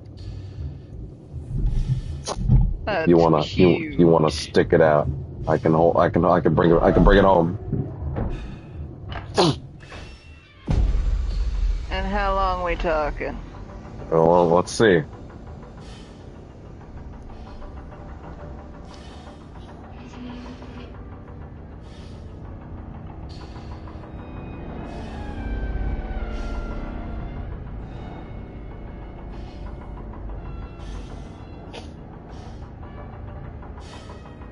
If we beat the game, my thought was if I beat the game with like 6 hours remaining, I guess I was gonna Darkest Dungeon to the finish line. If I beat the thing with like under 4, which we're under 4 now, like yeah, no, that's a marathon.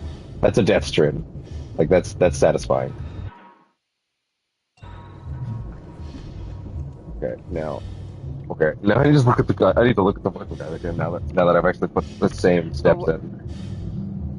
Jesus Christ! Oh my God! I am in hell. Fucking doctor's giving me a headache. Between that and the sinuses, I'm fucking dying. I understand where I went wrong now.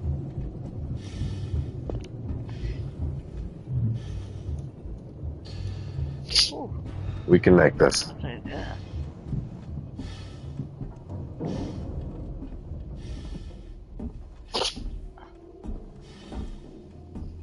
But how much longer do you have left? I don't know. It depends on how much I die.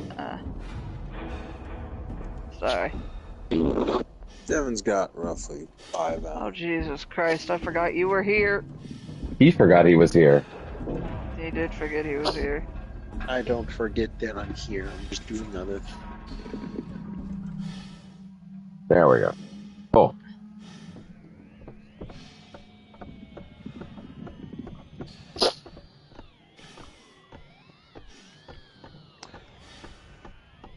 Alright, well... Do I know the coordinates?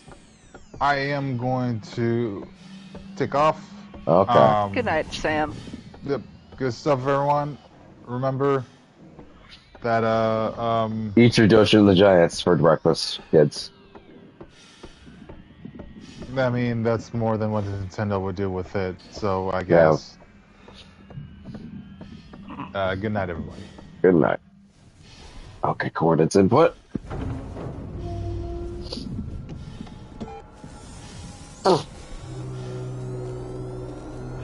There we go. And now I'm getting the heck out of here.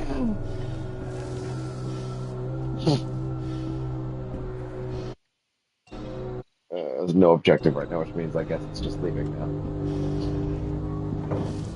Low power? What do you mean low power? Oh, because the dish is turning. They want me to look at it. And now, Dish, you put on your angry eyes. Torrance, this is Ripley on the station. Are you reading me, Verlaine? Ripley, what the hell is going on over there? Bad things, Torrance. There's an alien organism here. Where? It's deadly. We need urgent extraction. Oh, you mean that one, right? Sorry. There's no time I thought you meant right here, right now. There's nowhere for us to dock, Ripley. The station's tearing free from its gravity mooring. I've seen a towing platform below the spaceflight terminal, but the Torrance umbilical isn't built for it. Most umbilicals aren't built for it. Station side. Just get into position.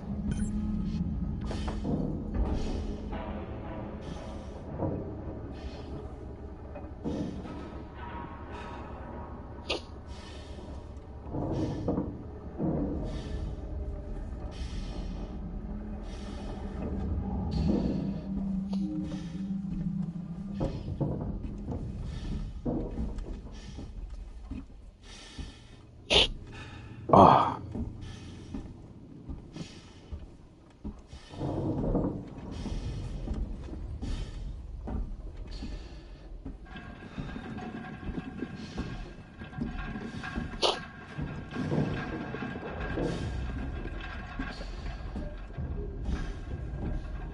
Okay. Turn.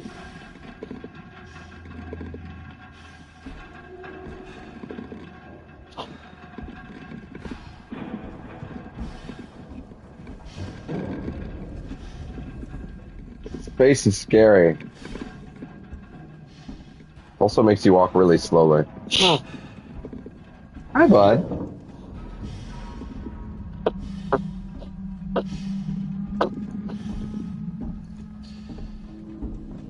I know, you're like, why aren't we going to bed now? I know.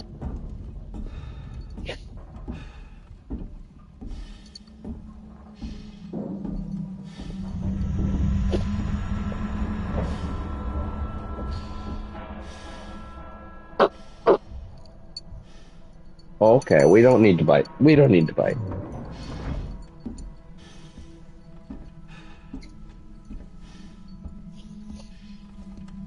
Okay, that was ridiculous. All right, that was silly. I wasted a bunch of time just not being able to find a basic thing. Yeah, the more and more I think about it, that maybe the practice easy playthrough would have been smart.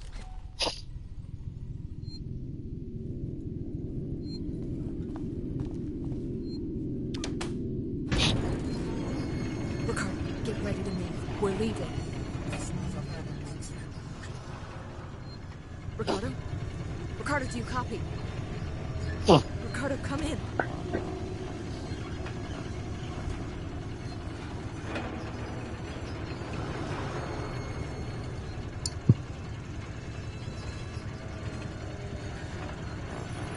Come on, let me off. There we go. Oh! I see. Hi there, big guy. Leave my boy alone. Oh. Emergency. Please attend your assigned evacuation. Yeah, you got that acid blood on him.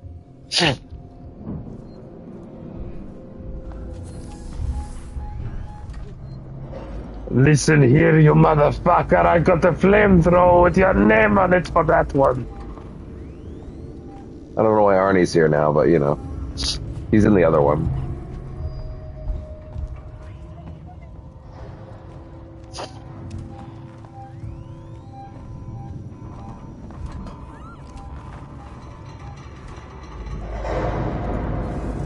Sir, what are you doing?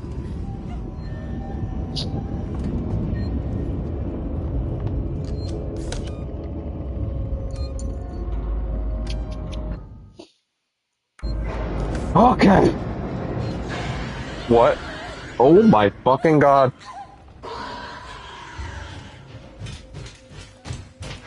Oh my god, what?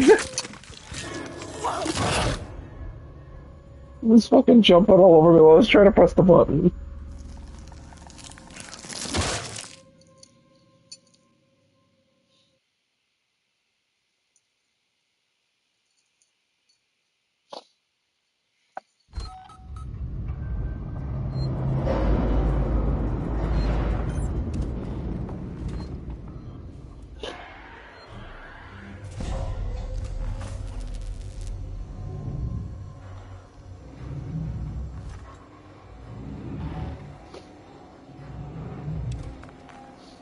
Okay.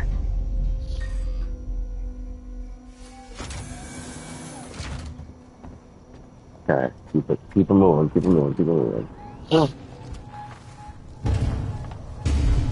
Oh boy. Keep it moving. Ricardo?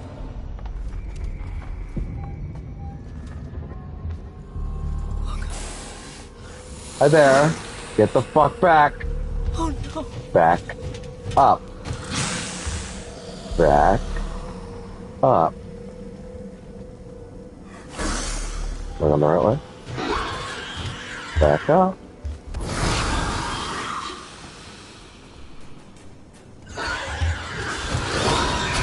Yeah, well, there goes that.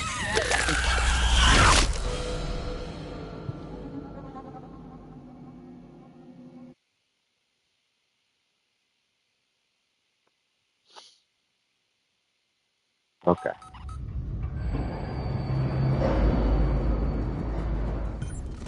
How goes it, Devin? We're working on it.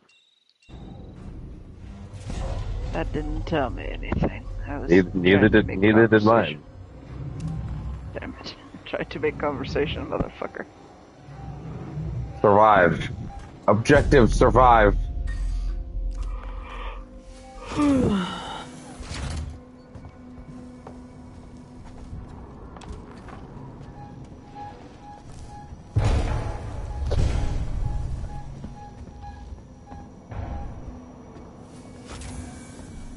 Ricardo?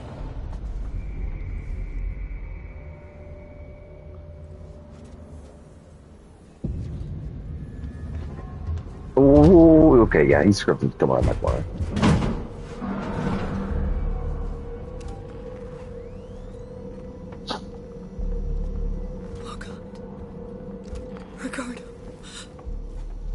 Oh no.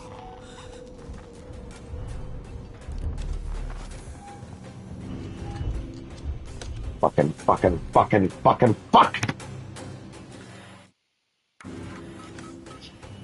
Go. Go.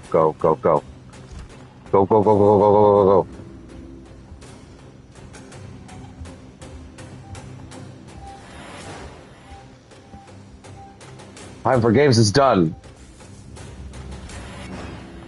What would Jim Carrey say in this situation, Caitlin? You know the answer.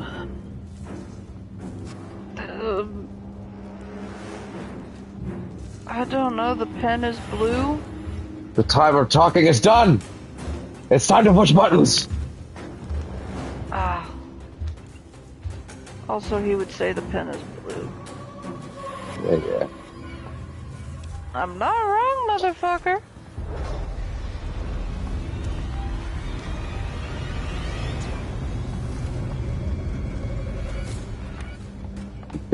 Keep going. Don't stop. Don't stop Don't stop till you get enough. What are you doing, Tiger?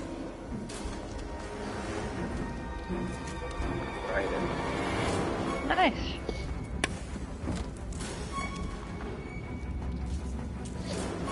On the way. We're fucking making it.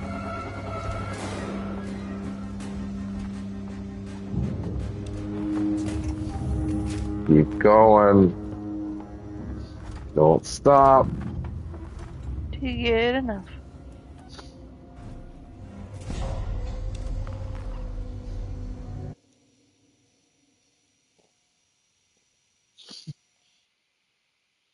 We are razor thin. I don't believe you.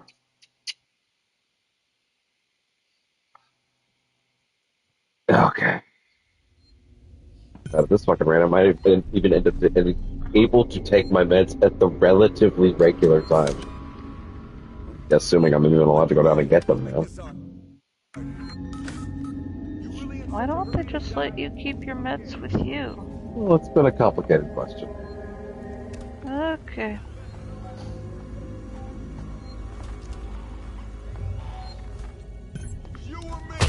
Oh my god. My mobile game because the dailies reset.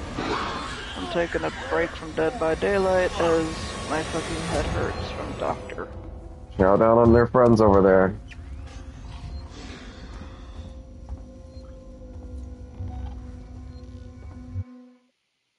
Which no power to call that.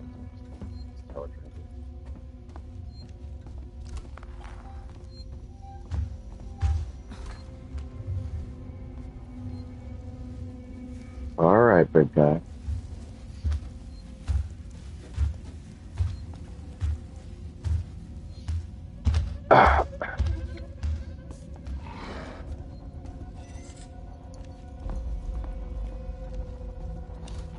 And how the fuck do I do that?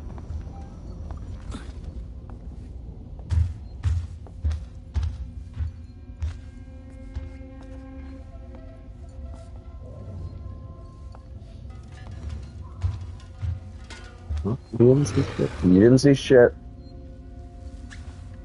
We saw shit, man. I'm sorry.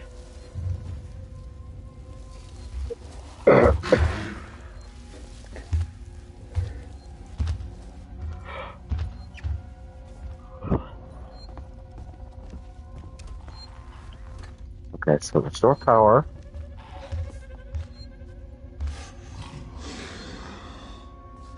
But to where? Where am I going? Oh boy. That's fine.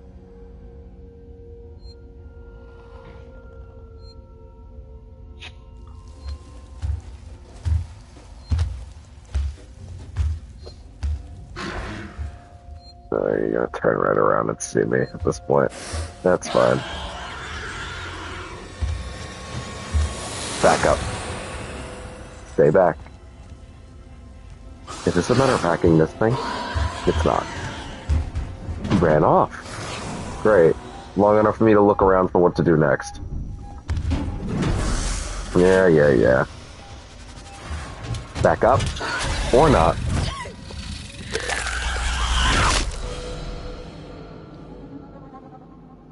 Okay. Mission 17. Okay, we've actually crossed over into mission 17 now. Good. Okay.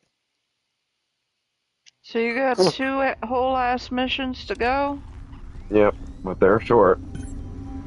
Minus all the dying. Dude, I'm tired. Okay. I'll probably be getting off in a minute. That's fine. Okay. I thought you were closer, otherwise I honestly would have. See, unlike you, Tiger's not a quitter. Tiger ain't been here all day with you. I'm aware. Motherfucker. If the alien could, like, get the guy that's currently shooting me, that'd be really helpful. You think the alien's gonna help you? He just You did. don't get to get that lucky.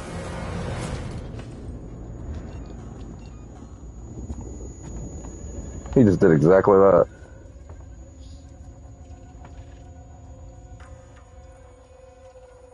Okay. Power up. 1514. You guys took too long down there. 1514. We can't afford to keep 1851. Very But I long did my about the big way. goal for Extra Life, which was get Silent Hill 2 the fuck done and end my anxiety. Well, my Silent Hill caused anxiety. I'm sorry, but when you started chasing after a ship that never comes, Also, my knees start to hurt like a bitch. It's a fucking shift from yesterday, man. I need to just stretch out. Well, fucking close are you? Right there. Woo!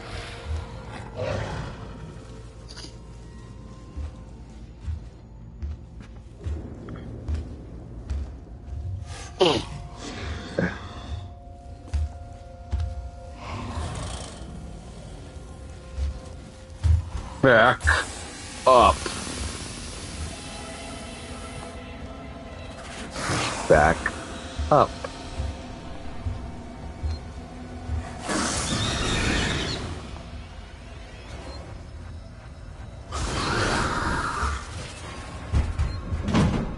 Oh my god, it's a restore power still. Where? That's the code. Where the fuck does it go then? Shit.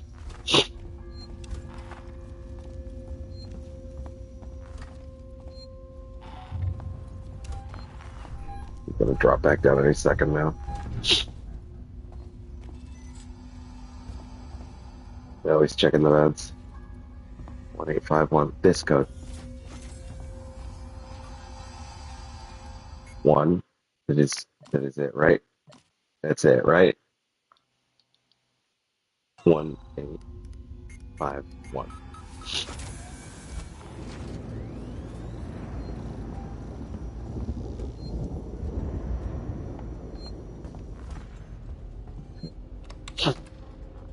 No further. Beep boop beep. Beep boop beep. Oh, good.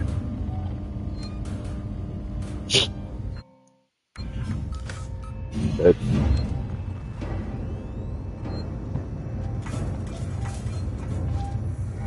Oh boy. I finished the Halloween event for Dead by Daylight. Good. And I made it to like page 3 or 4 my of god. the new Battle Pass. Good. For Fortnite, so hey, success.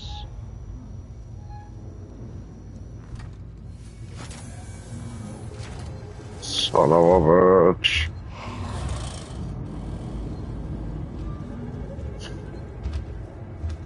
Of course, he's going right where I need him to. Need to be.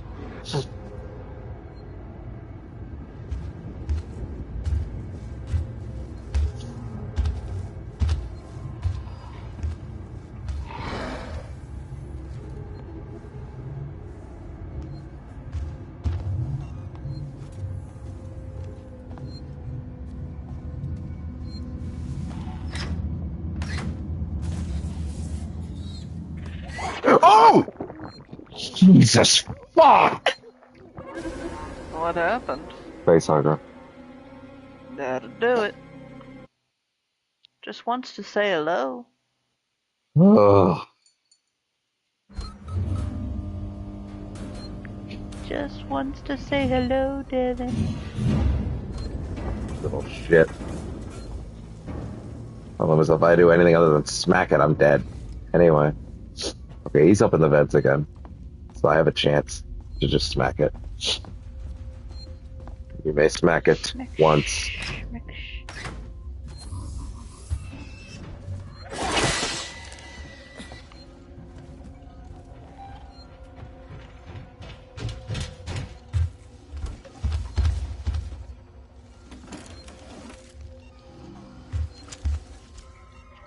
Okay.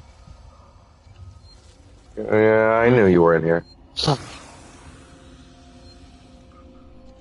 You rattle your little tail.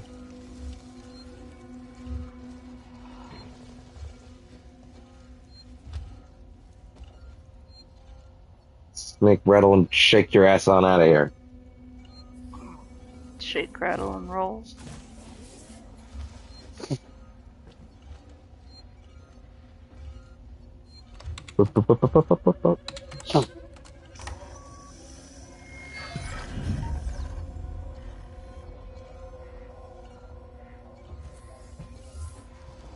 Yikes.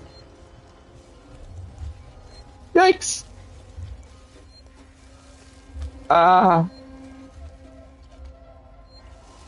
If you crouch, okay. Getting a face full of flame.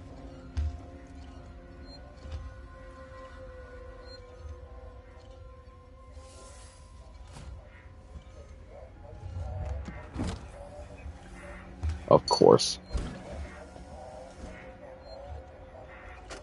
I got here when they were sealing the sanctuary. I don't know what I expected. Maybe they changed their mind and let me in. Maybe they'd shoot me dead. They shut the door in my face.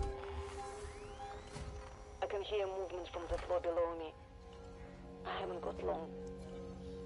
Sinclair and his people have Sevastopol's food supplies and much of its weaponry. But I heard the voices of children too. I'd wondered where the children had gone. Perhaps I can keep these monsters from them. I hope they do. Gotcha.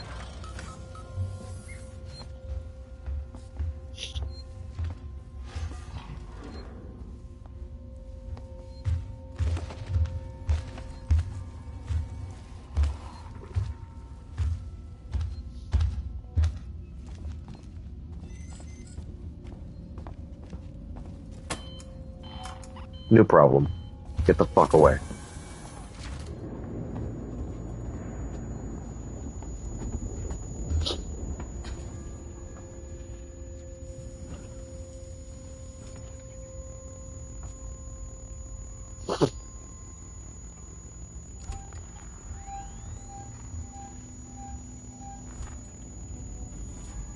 Oh boy.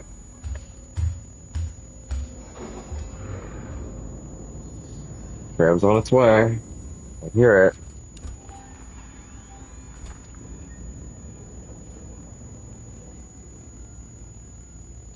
Only got, well, got a ton of flame fuel left, but I got maybe enough. You got this. I believe. I think I'll love it.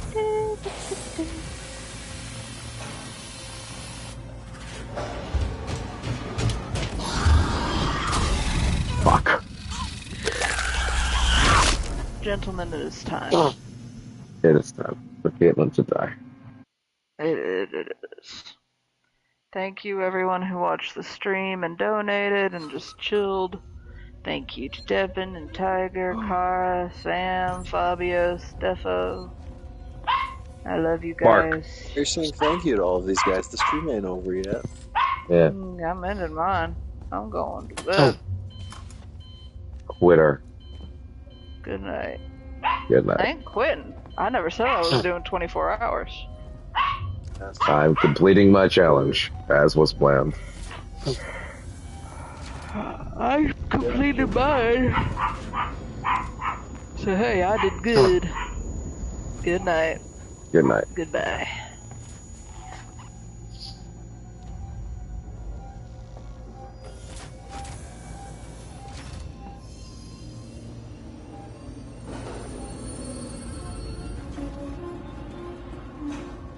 Oh, you're an asshole over there, hiding out.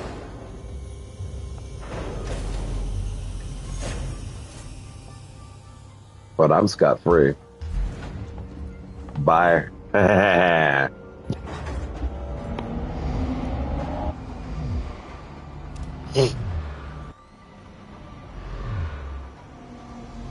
This fucking busted tracker.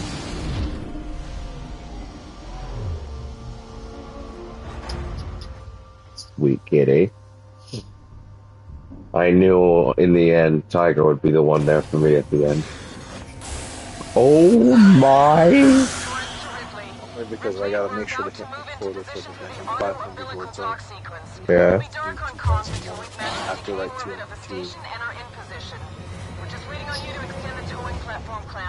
I don't think he knows how to come in here. I think that might be the limits of his AI. Yeah, he fucked off.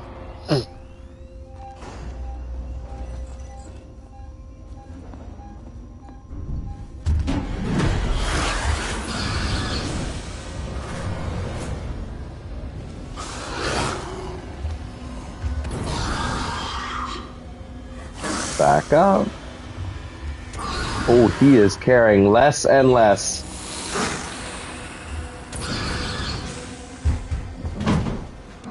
How much fucking flamethrower? Quite a bit.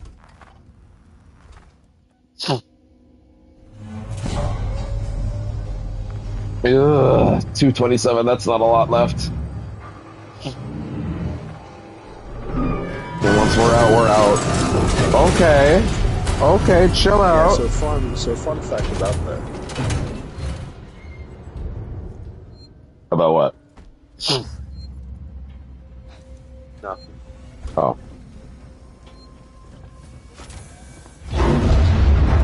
Oh boy. Yeah, I'm not going that way. I'm not going that way. Hello there, bolt gun. We'll take you though.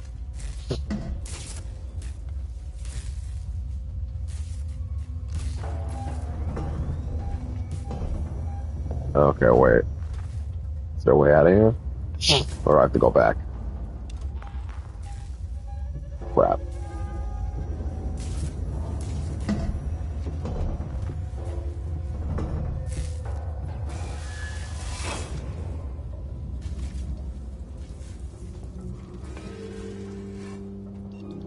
Okay. Oh, bolt gun ammo's never bad. Oh my god, you are actually behind me. Shit, run. Although, is running really, really bad? Or yes, it is. Oh, okay. Sit still. It's okay. It's okay. It's okay. It's okay. It's okay. It's okay. It's okay. Everything's fine.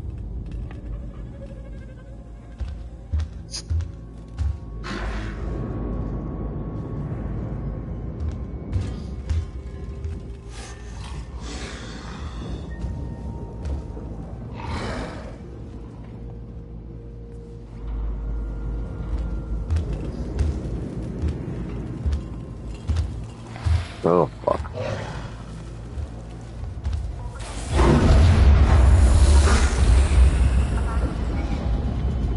Hey, sleeping alright. Stay the fuck back. I'm in a fucking corner. Yeah.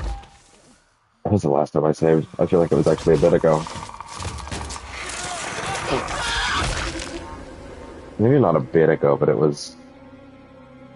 Yeah, no, that is actually a decent bit ago. That's before we got on the first round.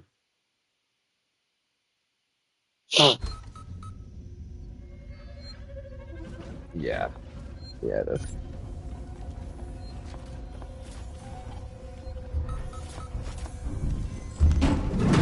Bro, no. No, we're not doing that. Go ahead, just kill me. You can knock out, let me press the button.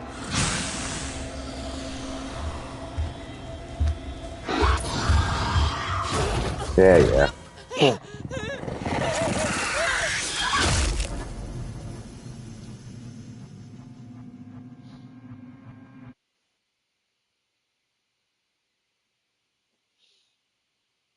That's a sizable amount of space for that save they gave me there.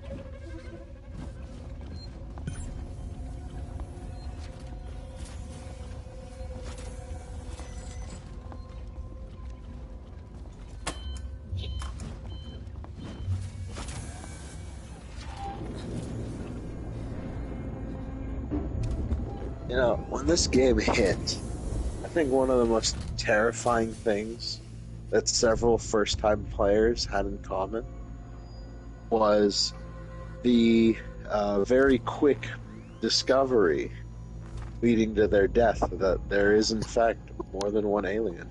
Yes. I don't think that fully becomes clear until you the die Hive. for a lot of people. Till the Hive, honestly, I think, is when it's fully revealed. But no, the Hive is when it's fully revealed, but some people, man, like, some people just.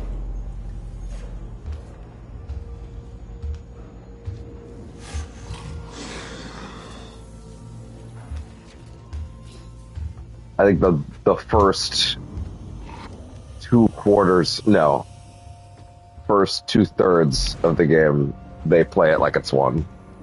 And then when you blow one out the airlock, they actually let a bit of time pass where you go, okay, well, shit, what now? I guess that's it. And then you get the reveal. No. There's an infestation.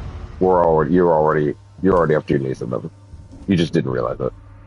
You might have actually been dealing with different ones the whole time. Honestly, like that's a positive for aliens. They pull that really well. Yeah. To move into position for the auto-umbilical dock sequence. Like it does a really good job of ensuring. Yeah. I don't know how you and all of a sudden, yeah, no. No, there's actually quite a lot. Who told you there was one? I don't remember telling you one. I just told you there was an alien. Oh! Stupid game. Huh. Much more flexibility this time. Oh, okay, quit screaming.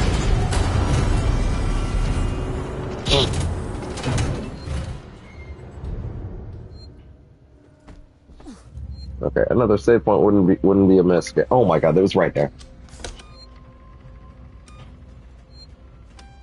Right there the minute I got off the elevator. Could have saved earlier. That's fine.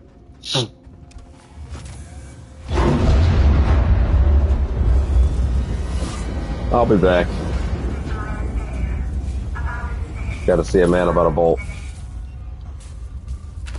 That's not what I wanted.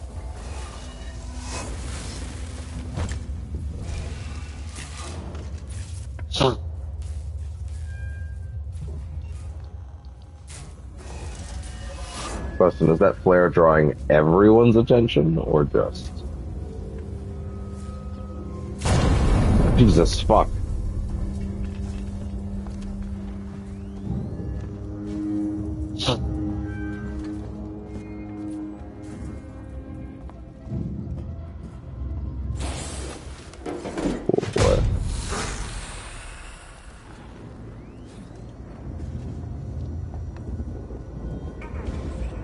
Okay, he's going back up right away, huh? Keep going.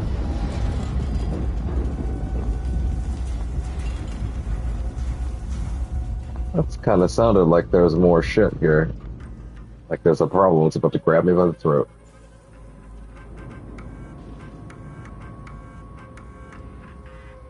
Okay, so that had nothing to do with moving this. Great.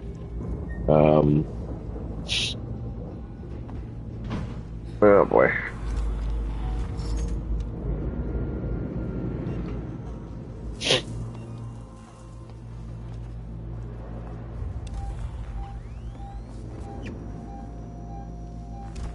Okay, what? How do I?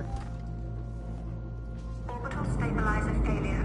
Abandoned station. Okay, so it's not.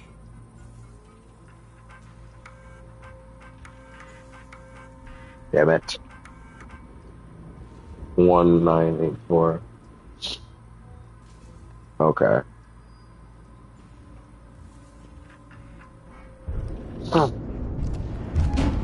Ugh.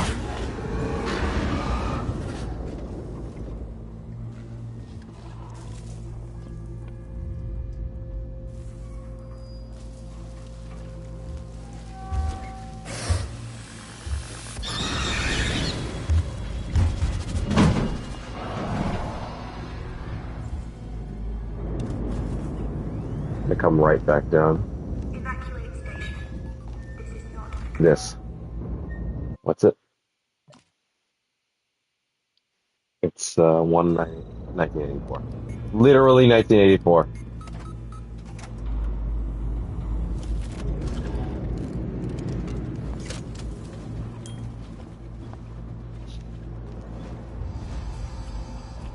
Oh, fuck.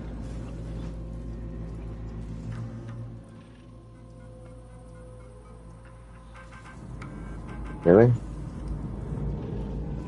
What do I press then? What am I pressing? What's the issue? What did I just get?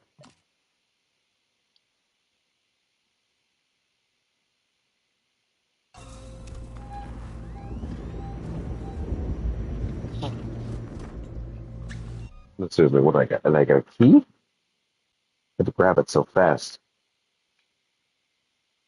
Okay, let's look at the screen, what it was. Okay, what we got?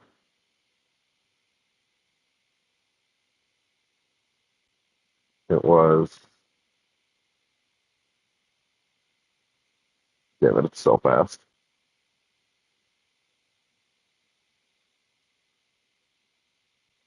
Come on.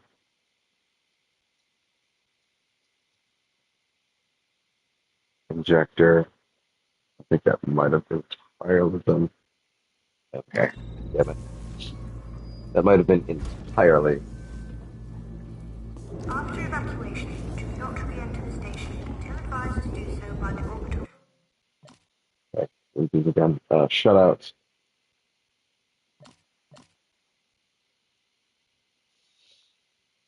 Uh,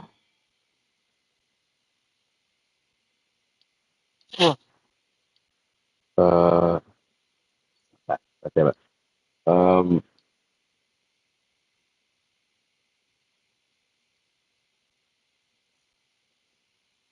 Yeah, okay, I'm not doing this.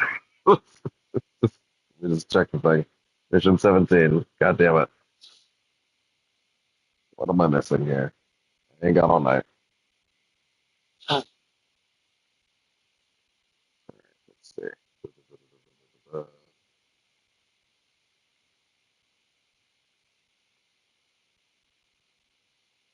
Scheme. Okay. Okay, gotcha. Gotcha. Understood. Over there. Yep, I would not have left you otherwise. Especially on short notice.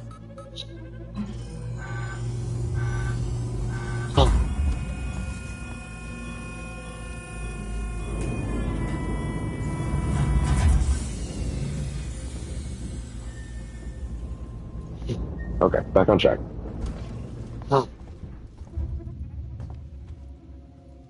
Yeah, I'll just say right now, if when we make it through at this hour, if we make it through, that I'm calling that. That's a harrowing experience. I'll be sufficiently harrowed. That's a completion. Don't gotta hit that magic number to call that a completion, especially when we're already this deep in.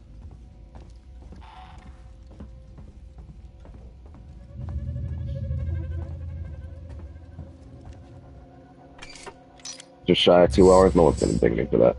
It's not like anybody's awake to donate at this point.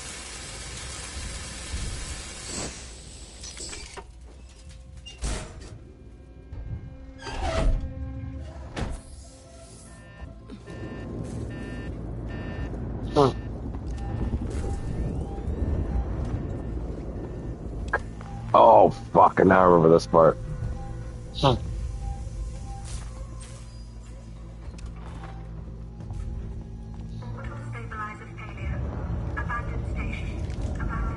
shit. Controller's gonna die. Come here.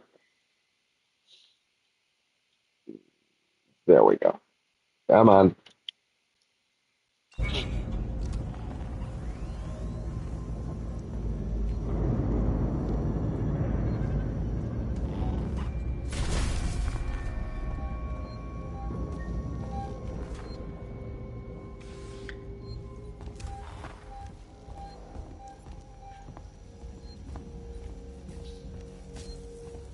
Alright. Okay.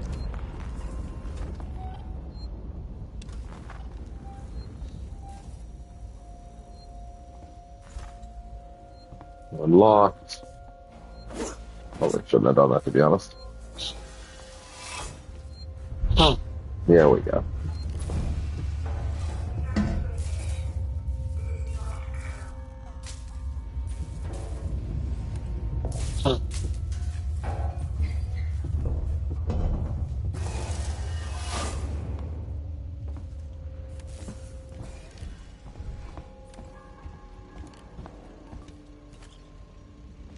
Gotta actually be any blood draw kill now.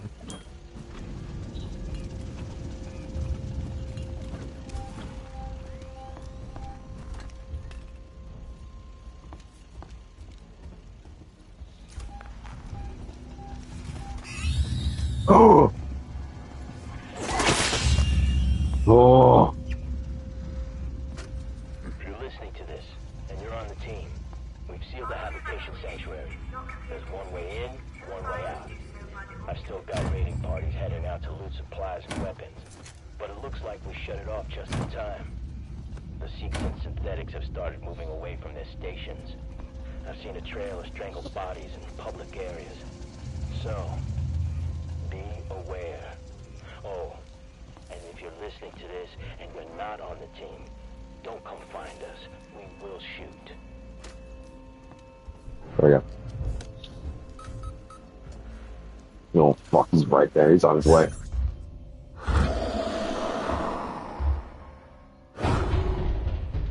Oh, God. What did they actually fucking saw me?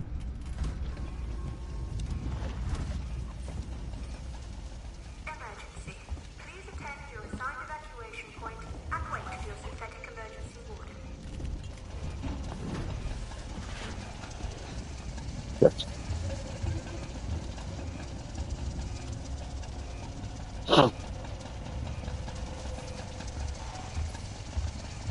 He's checking around. He's going back up.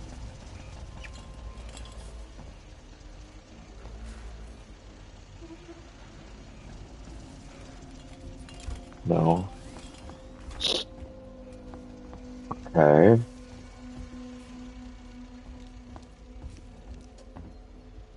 Granted.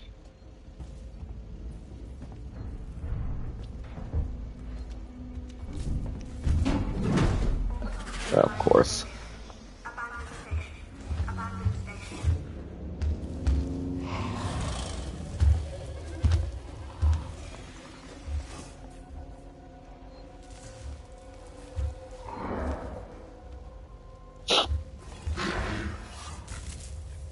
Okay.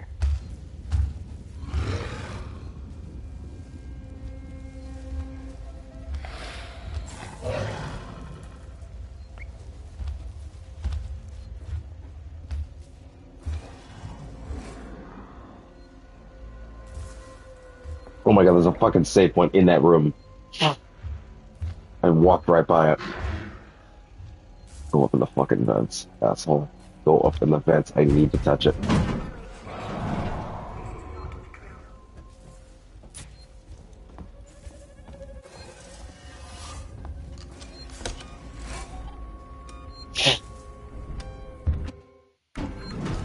Too late. Too late. I already got it.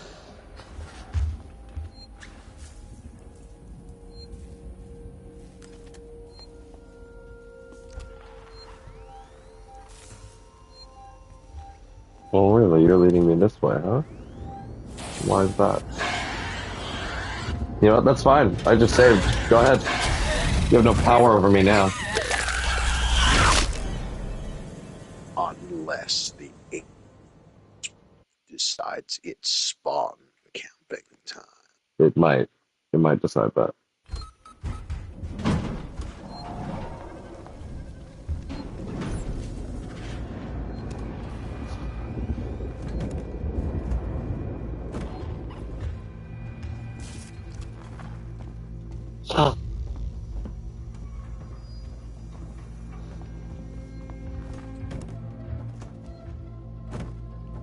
Nothing.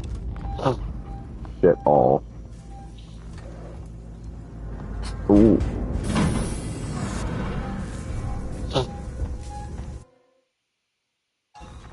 After evacuation, do not re-enter the station. You're advised to do so by the orbital emergency convener. Okay. What? Oh, okay. Calm the hell down!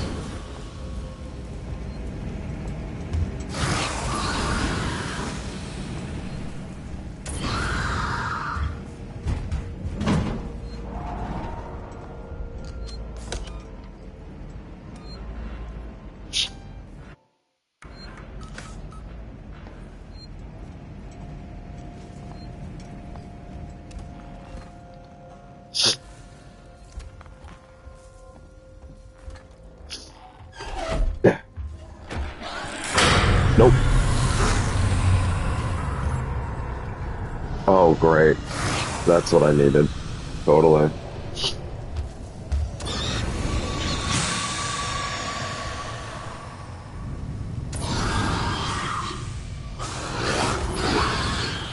Run. I'm running low.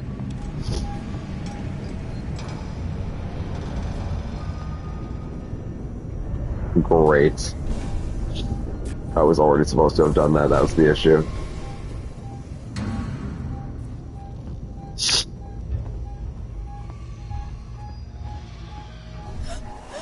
Oh. Hi.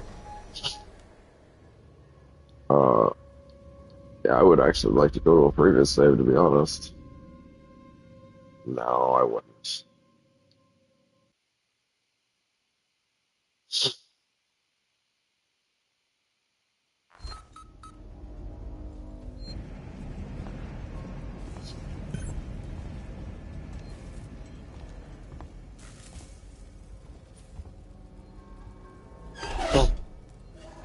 No, no.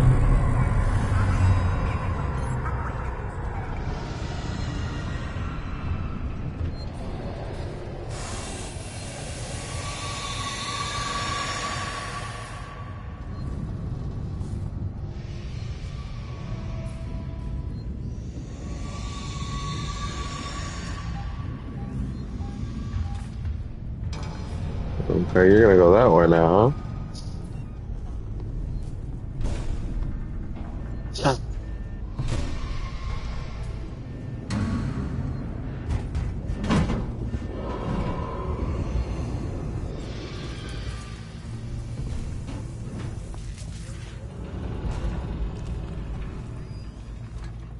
Please do not fucking get me in that vent again.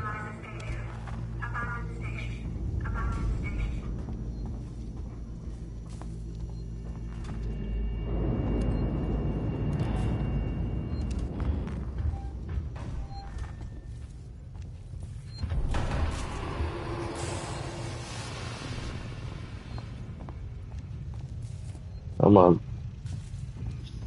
Yeah, that was why.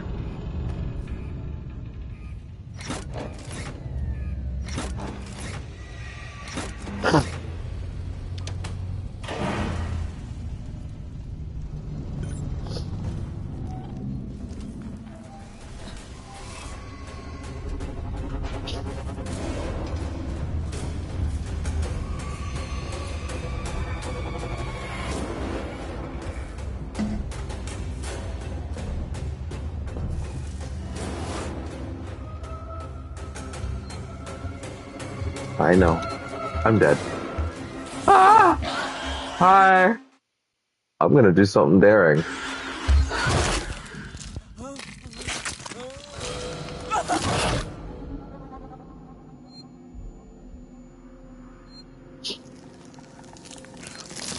One Amanda dies, so the next may live.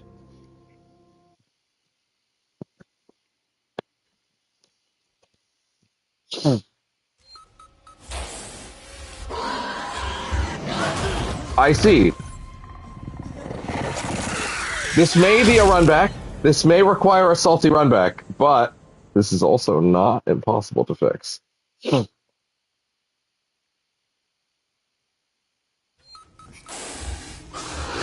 Back the fuck up. Back the fuck up.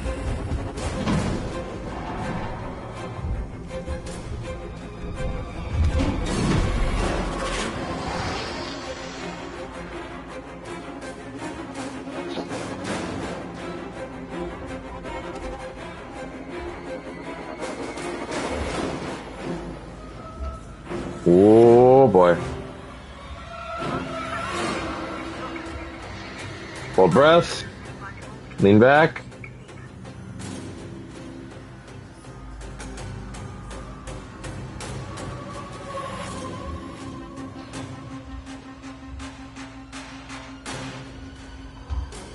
Oh! Go.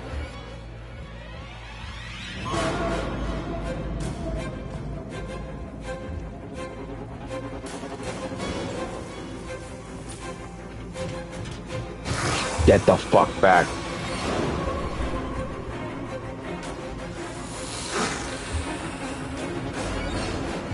Get back.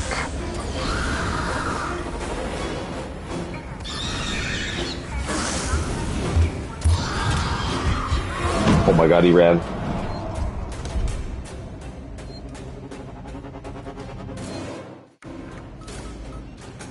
$80 Oh my god, that's really low. That's running dangerously low.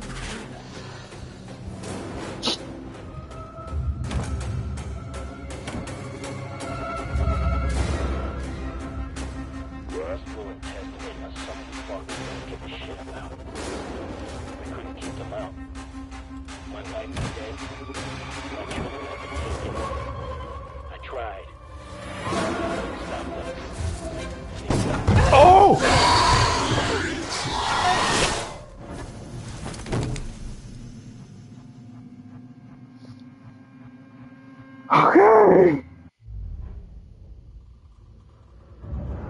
Getting dangerously low on fuel.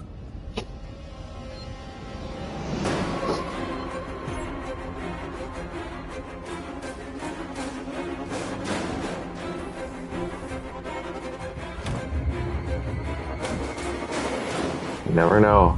Might be fuel. None. Go.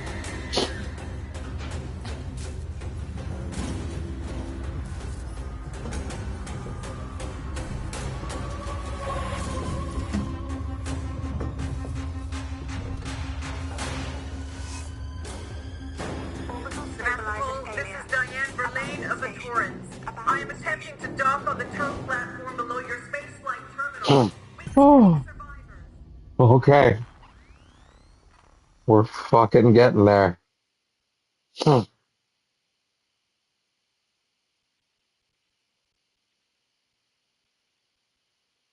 A hair's fracture. The fucking time.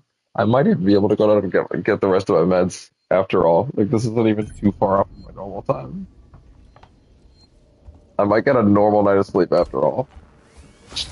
Semi-normal anyway. Sleeping in. Let me through. Come on. Oh yeah, no, this is the beginning of the game. This is the last area. You end the game at the start.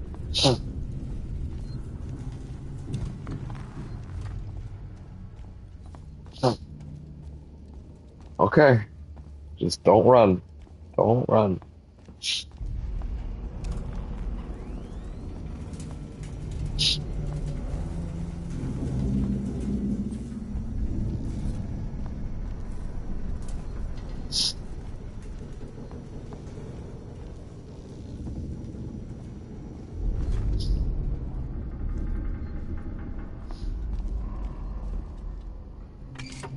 Up that. Up we go.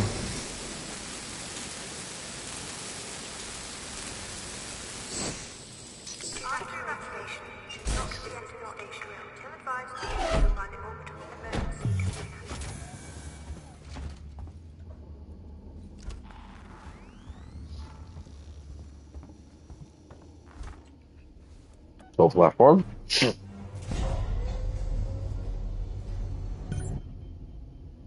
That's kind of short, but fair enough.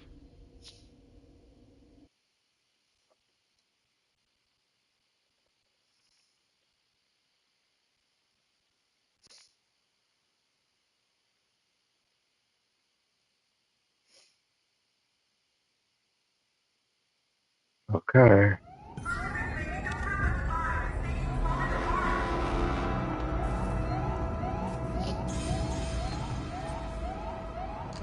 Here we go. Final stretch.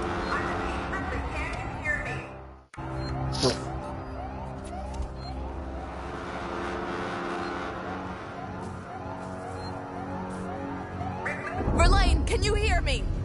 Are you close enough for radio contact? I'm here! Rexy, thank God, I hear you!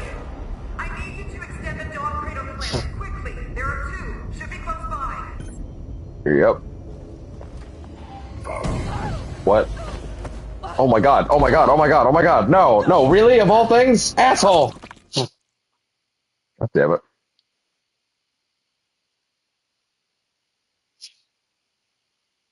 One could even make the argument since I tanked it and got an hour back that I'm really going to bed on time after all if I finish this on time. So, yeah, I'll be able to go down and get my meds. Verlaine, can you hear me? Are you close enough for radio contact? I'm here! Rexy, thank God, I hear you! I need you to extend the dog cradle plant quickly. There are two. Should be close by. Okay, I'm just gonna give you a wide berth this time, asshole. Okay.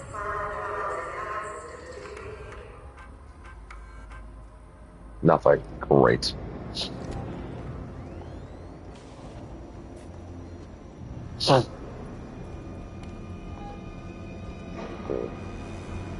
Very good.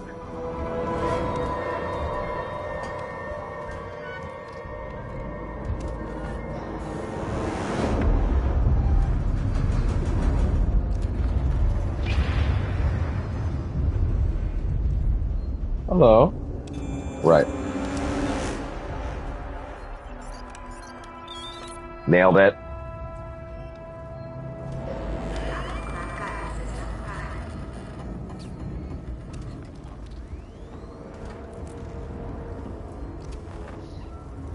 Is there another one over?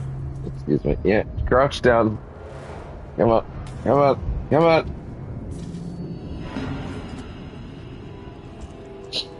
Store power. Alright, great.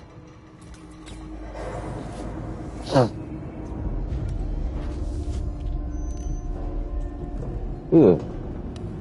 Having fun down there, pal?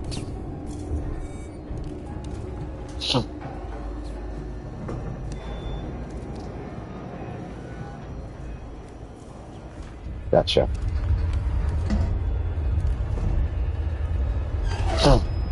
Excellent.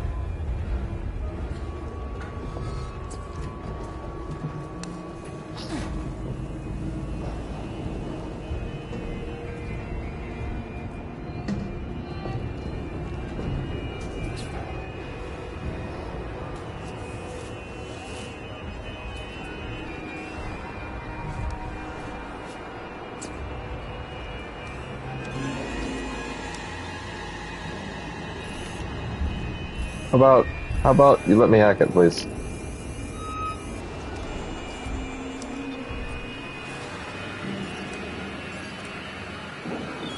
Nailed it. Come on.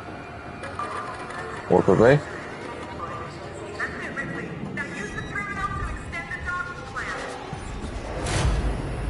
Yeah, one little problem with that.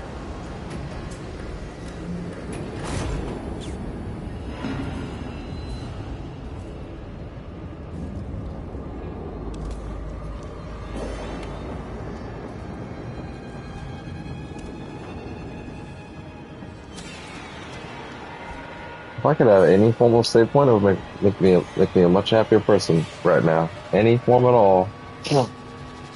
Okay, fine.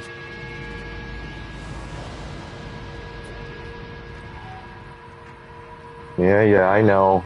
Verlaine, the docking clamps are engaging. Stop shouting!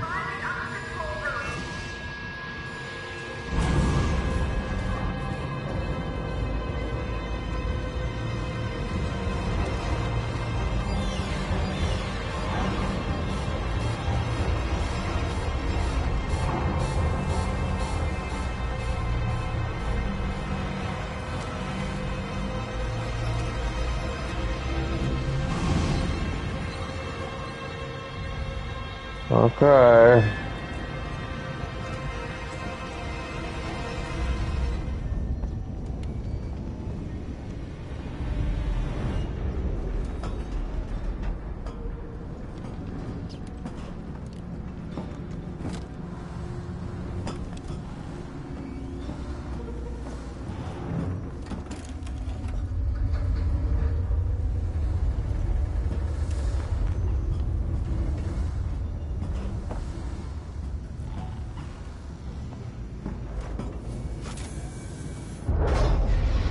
Oh, thank God.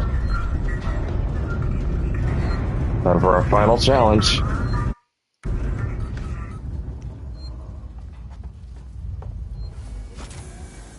Verlaine, there is no personnel umbilical. It's long gone.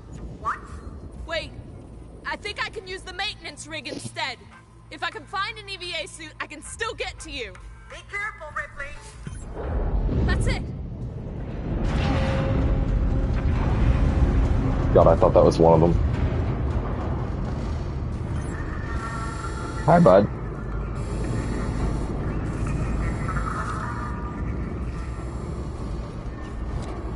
Thank you, Daylight Savings Time, for saving my sleep schedule on this one. For once.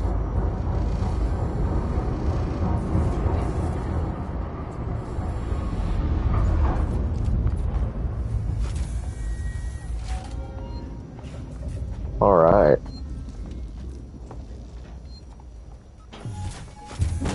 Oh. You know, that's fair. You didn't think I forgot about you, did I?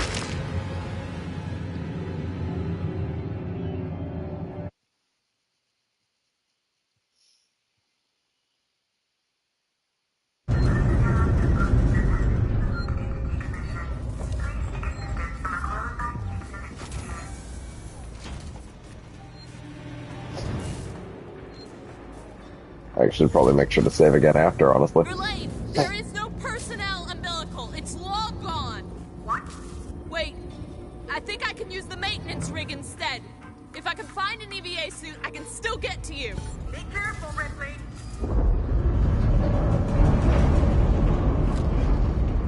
Okay, here we go. Get to the airlock.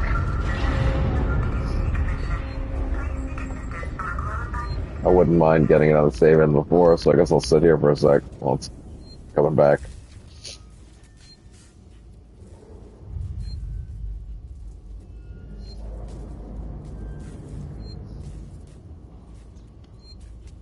God, that almost feels like a fucking VR shot. Come on.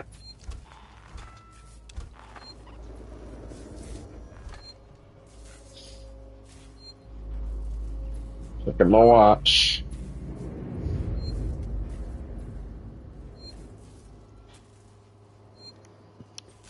I don't even got a watch. How you know? My space watch. Oh my God, save point. You are standing between me and sleeping at a reasonable hour.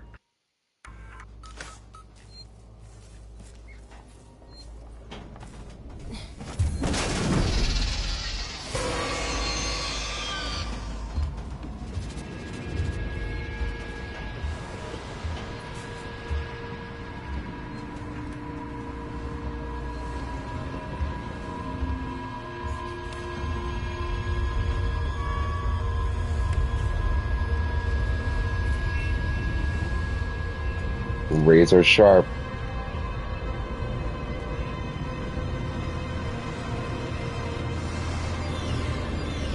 Whoa. I think it's time for our final escalation. Which is, of course, 2. 2 at once.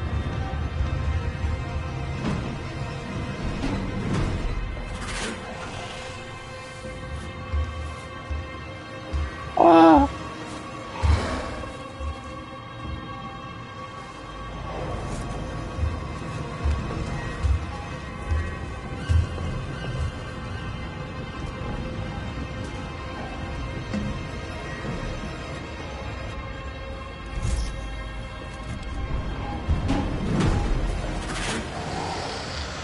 You know what?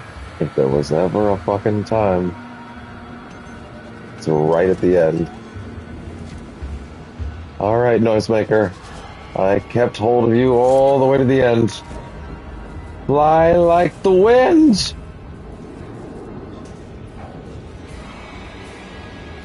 Each trick only works once. I held off.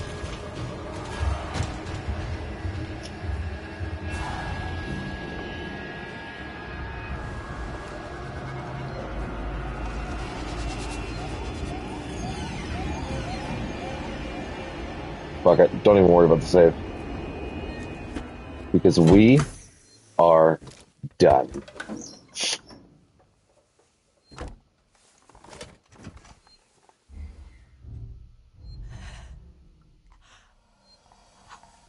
Like I said, done.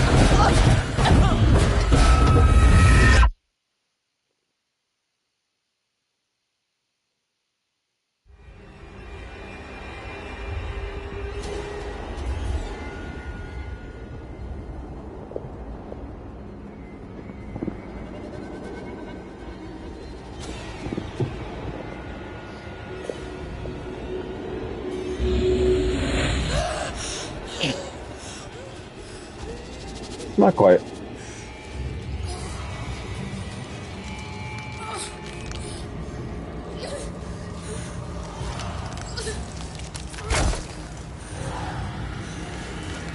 Tiger, I'm feeling sufficiently harrowed right now. Assuming you're even still awake. You want to fall asleep.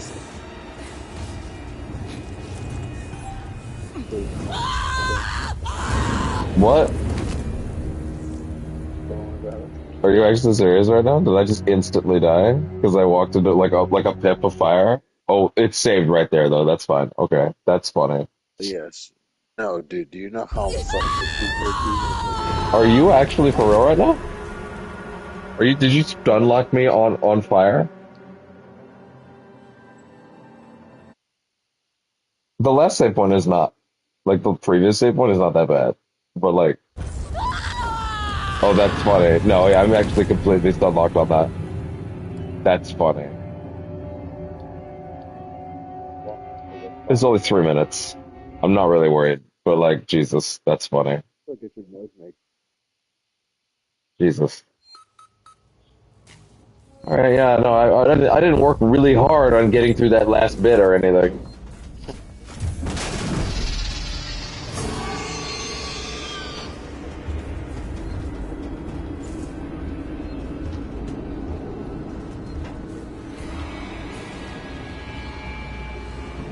I didn't like come up with a cool last second plan where I invented an object I never used before in a really clutch moment or anything. Whatever. Should have taken the set. I know I should have worn the flame retardant pants is what I should have done. Should have not stepped in the fire. I should have just not stepped in the fire. How could I have been so foolish? Should have just died. Hi. I ain't got much of this shit. Go. Fucking run. Well, I was out of flame fuel. The fucking Xenos from beyond their temporal plane said, "Oh, you thought you were done with the two dance? You thought you got enough of the three dance tango? No. You get a little more of the terrible twosome first. You don't get off that easy." Apparently, I fucking do not.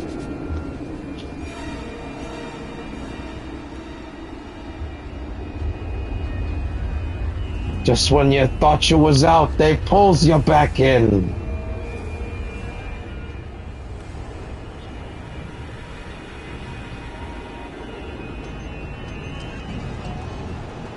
This time.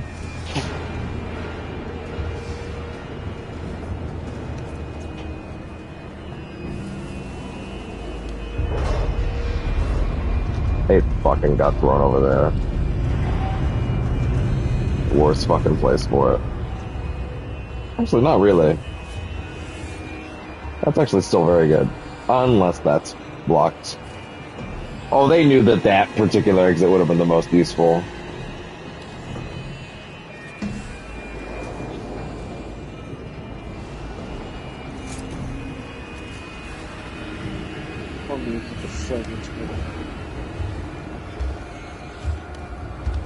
Oh boy.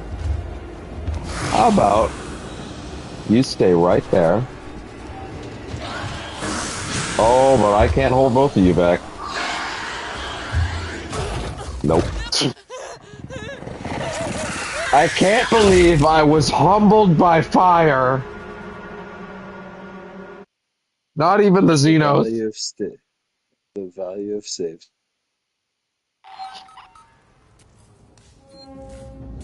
And also, yes, that is really funny. The thing that prevented you from getting the literal last second win. Yep. Same thing you can piss off the Xenos. I do. God. There's some poetic justice in that. Yeah. If they believed it.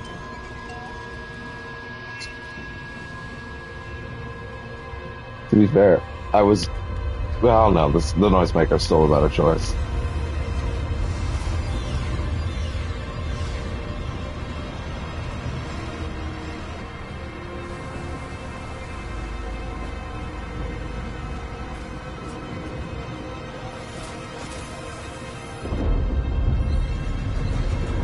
Oh boy.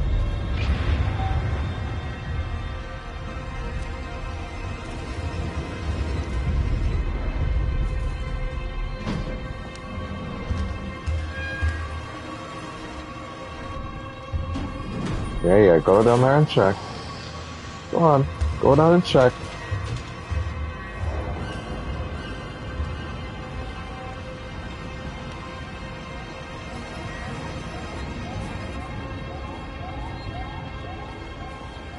I probably should have saved there, but... See, the worst thing is just then I was gonna, like, pop a healing thing so that it didn't happen again, and then I didn't do it.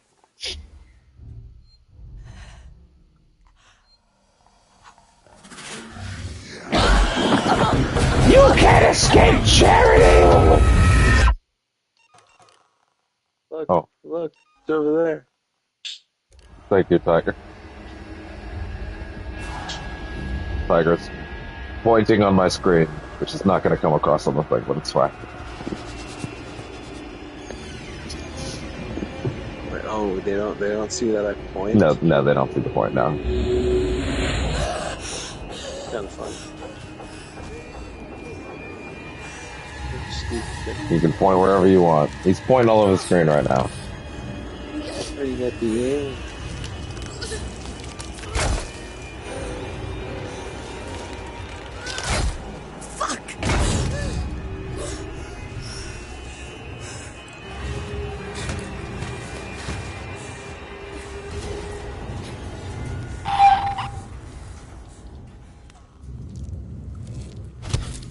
There.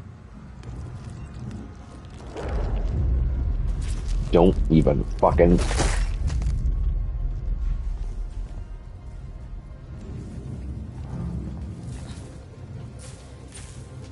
Oh my god.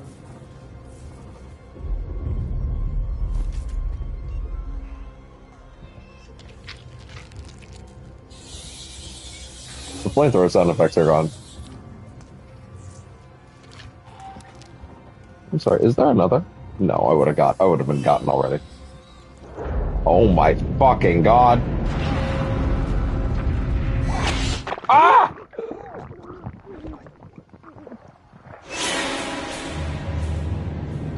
It's so sudden. It is genuinely alarming.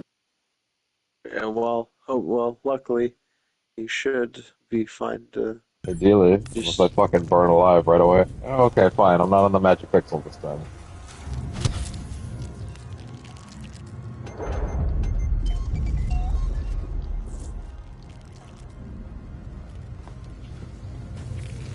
No. What just happened? Oh, I guess because it... Sure.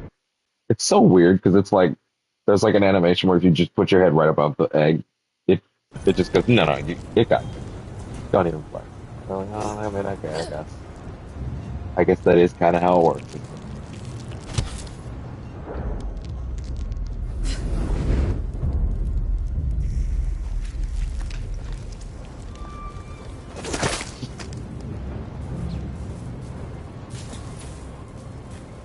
Go on, let me through.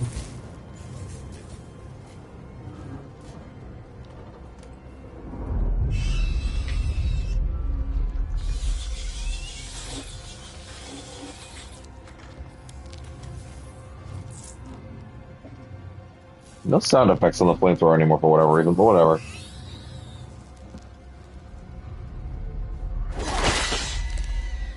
I felt it. Felt it in my bones.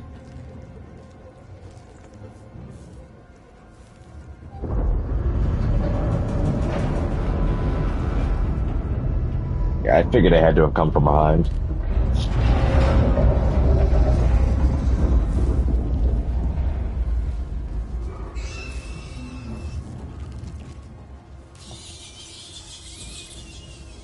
Yeah, I don't know, we've got no flamethrower sound effects now, but whatever.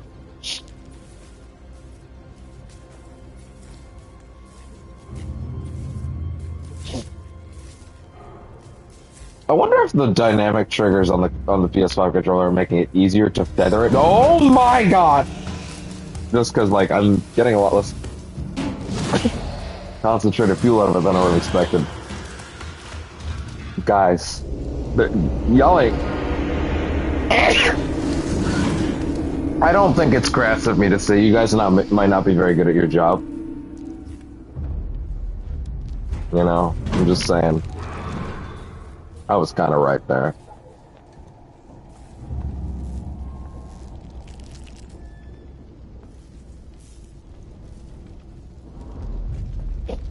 Eesh.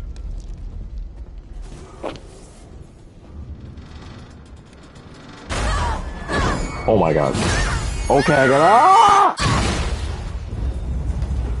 Girl is not having a good day.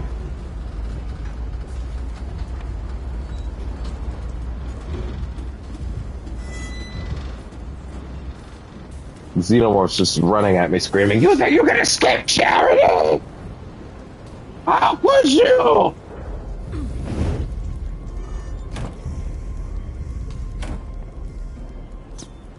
I will defeat charity.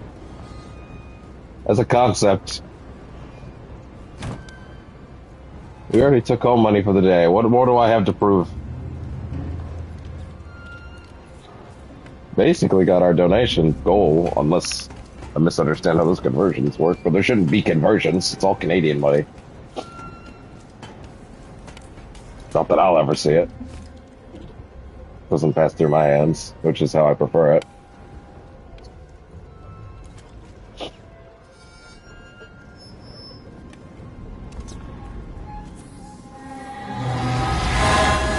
Jesus! Oh! Just let me make it through here.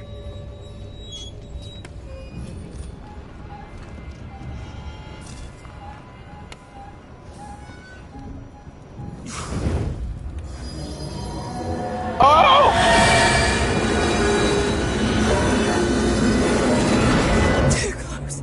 The reaction time on that is insane. Too close.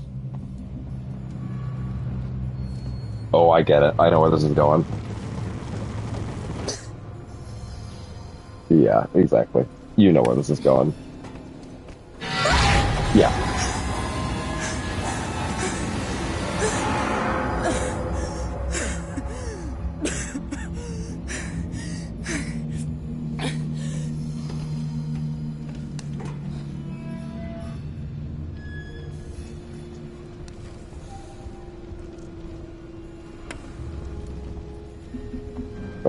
Wait. Okay.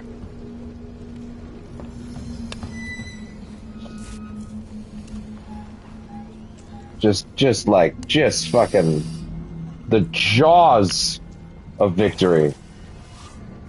Snatched.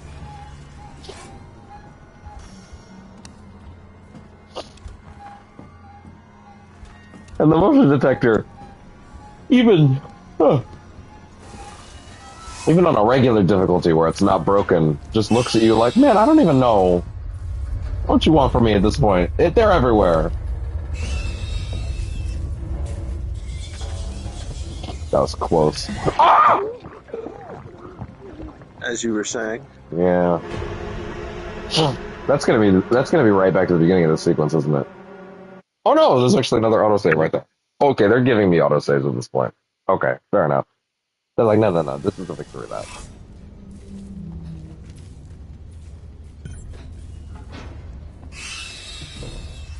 Game is meant for you to lose, come back, and recycle. Yeah. Cinematic cutscenes are not meant to be experienced more than once. Exactly. Any good game understands this, which is also why certain games. I don't think I even have enough to burst this thing one more time. Yikes.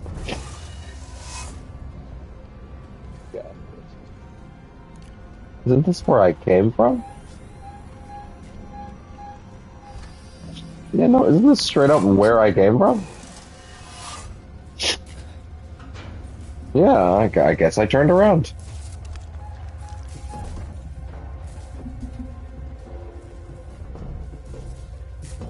Yeah, I guess I just looped.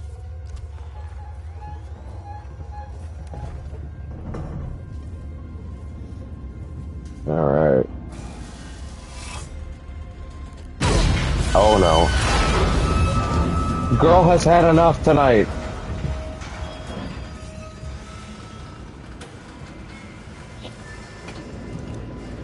Wait, what? No, climb it. What? I guess not. Is it a down? Oh, it's actually a down.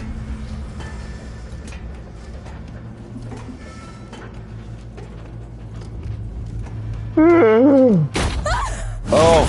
Ow. Quit Lara Crofting this bitch. Oh my god.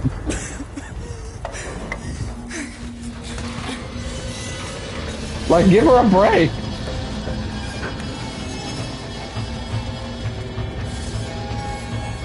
Oh.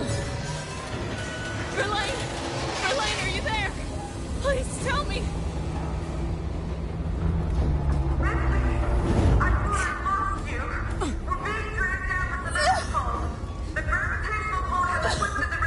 Wait, what?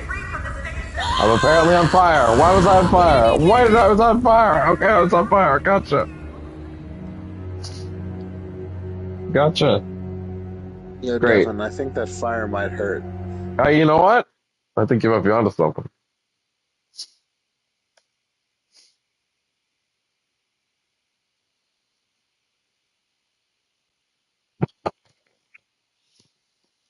Oh.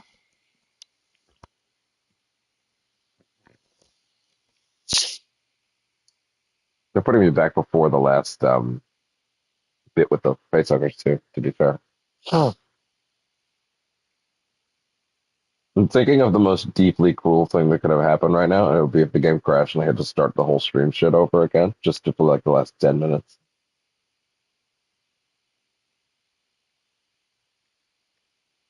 Dude, I was joking. Okay, I was gonna actually freak out. That took just a little too long. Can I please get both of you in one swipe this time? No. At least that's actually still one more blast, but that's not enough to drive off a Xeno.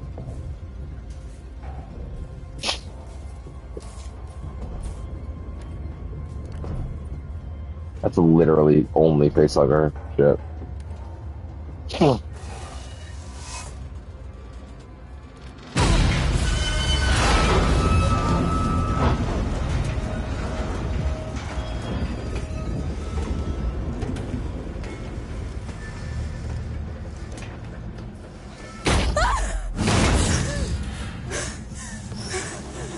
Let her breathe. I beg of thee.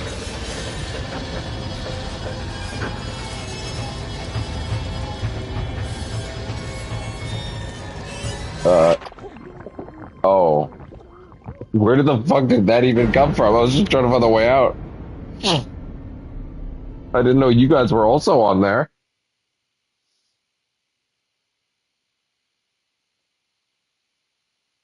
Okay, extend this shit out just a little longer, I guess.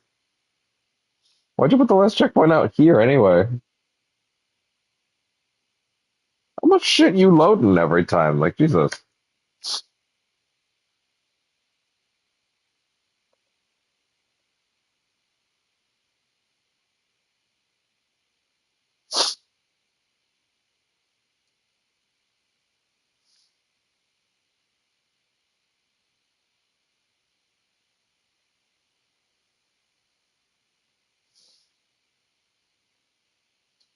Just, go get, like, an entire meal between, loading screens on this one.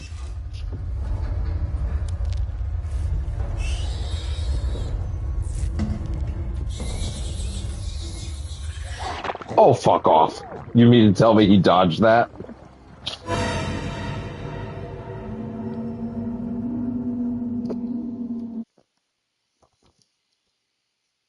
Yeah, he's just too slick, of course.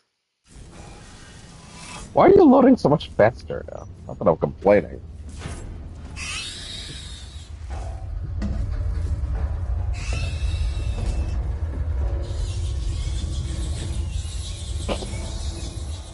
Okay, this time I do not have enough for another blast.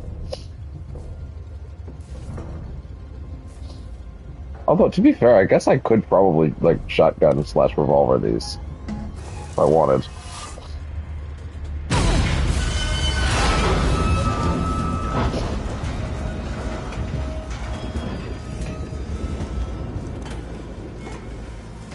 There was ever a time.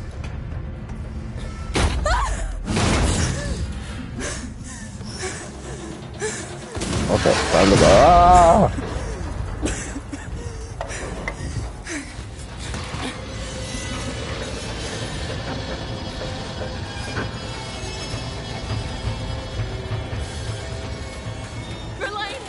Verlaine, are you there? Please tell me.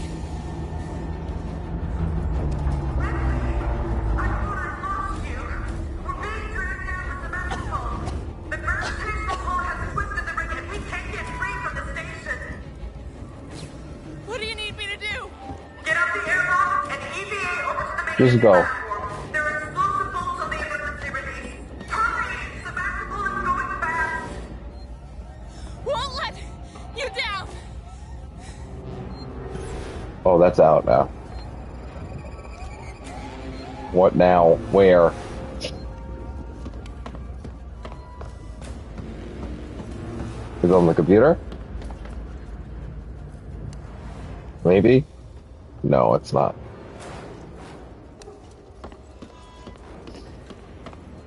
Shit.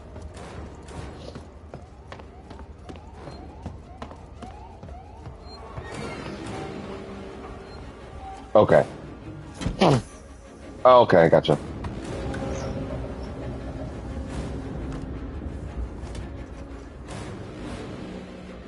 Okay, don't do this shit again.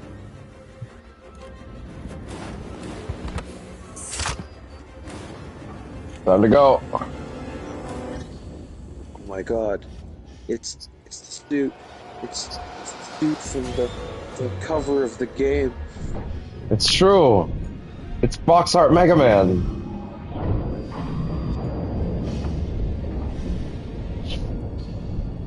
And I'm so glad that the box art showed exactly how the character would be the entire game. Yeah. Not what they'd look like right at the end of the... Not at all. We're heading into a very happy ending that has no negative repercussions whatsoever, by the way. I'm very well aware. One Yep. of the happiest endings in an Alien movie. Yep. So much of a movie you'd forget it wasn't even a movie.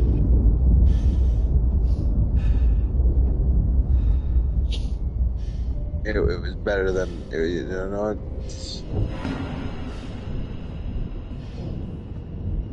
I'd say it was better than some other movies did. It may have been. Best.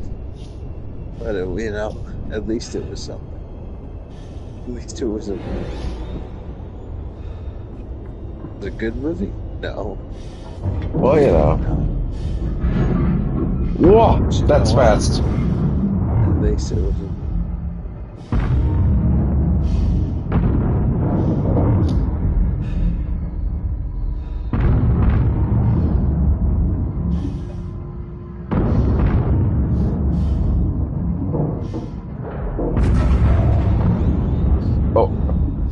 Climb. Run your ass raw. As much as you even can out here.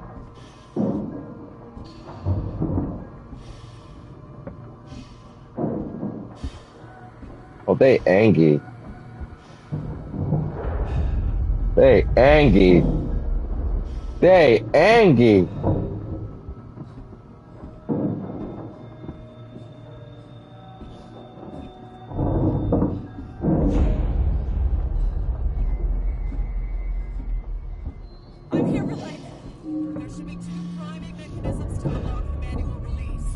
Why they always got two?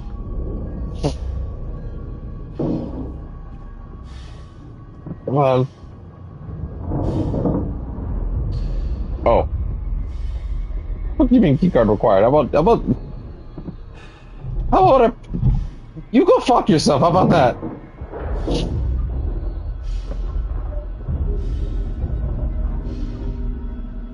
Oh, you wait there, Bruce.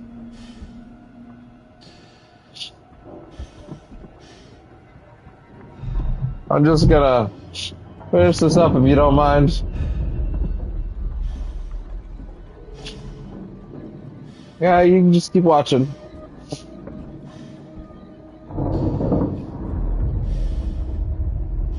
Oh, the key card's right there. You know, I see you waiting up there, and you know, you just getting all your chittering on.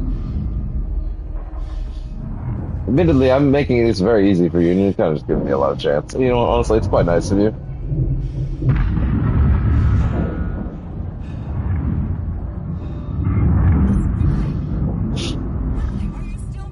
Working on it. Very nice of them to give me the time to work on this docking sequence.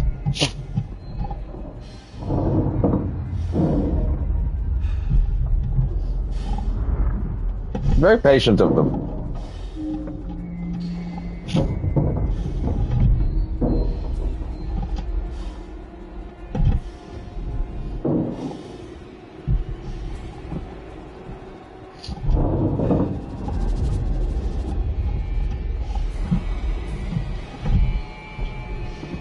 You just hear them like just stopping.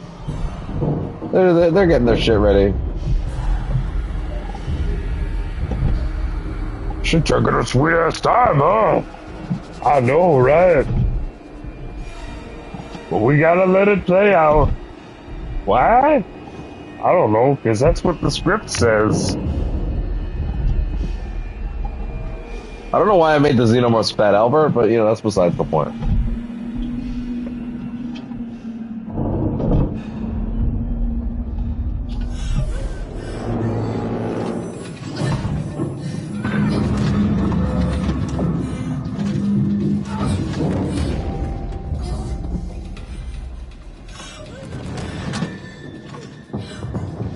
Hi, what's up? Hi, hi guys. Get away from me, you bitches!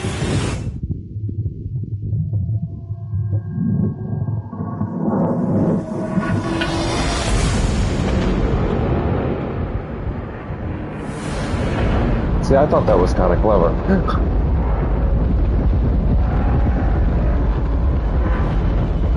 And that's why they don't pay me the big bucks.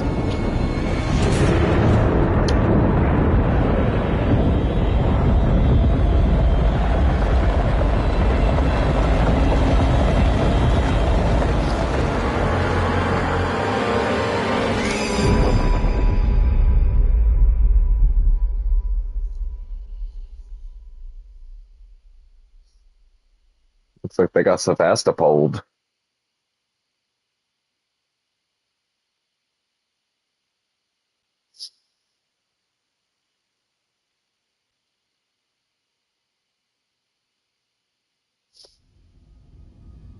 Verlaine, I'm on my way up to the bridge.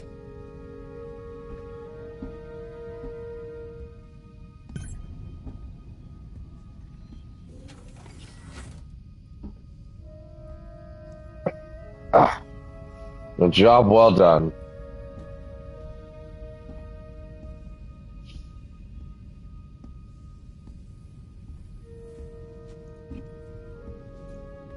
Verlaine? Stop! Surprise, motherfucker!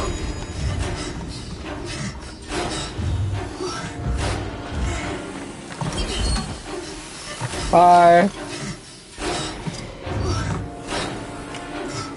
Yeah, I'm going in here. Bye.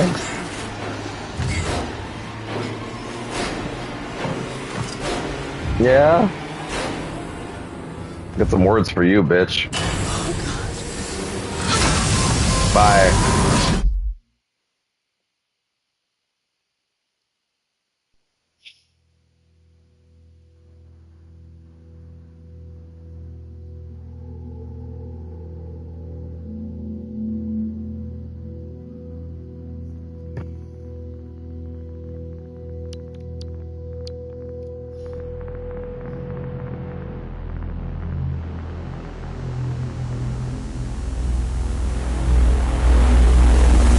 Hey, you know what's nice?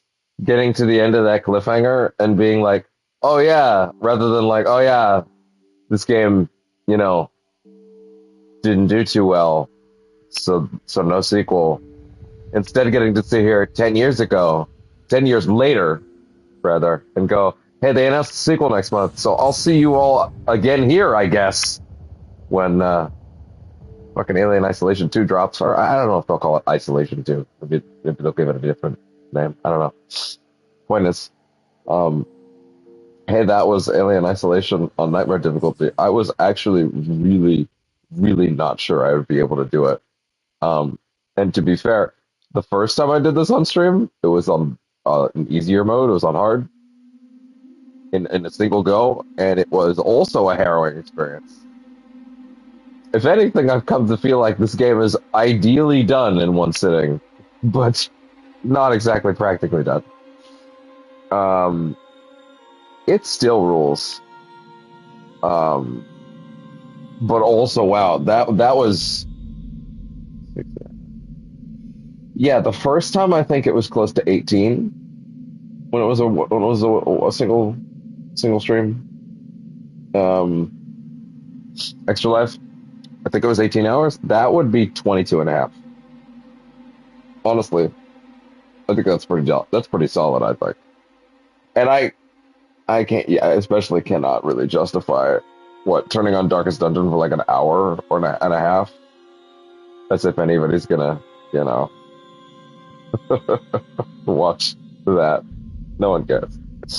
But hey, that was Alien Isolation. That was also Extra Life. And I'm good. I'm good if you are. And by you, I mean the invisible you out there in the ether, not Tiger. I'm going whether he says I can or not. Great video game. great extra life. Very, very harrowed. Significantly harrowed. I'm gonna go see if I can swing getting my meds, or if I'm just gonna have to find a way to fall asleep raw. Alright. That is that. That is that. Thank you to all the donators, and to Extra Life also. Please send the money to where it's supposed to go, to the kids. I don't know why I said that like there was a chance they wouldn't. But anyway. Yeah. That's it for me. Like, I'm not gonna lie. The minute that the stream dies, the console's going off. So that's it for me too. Alright. Bye-bye. And thank you and good night.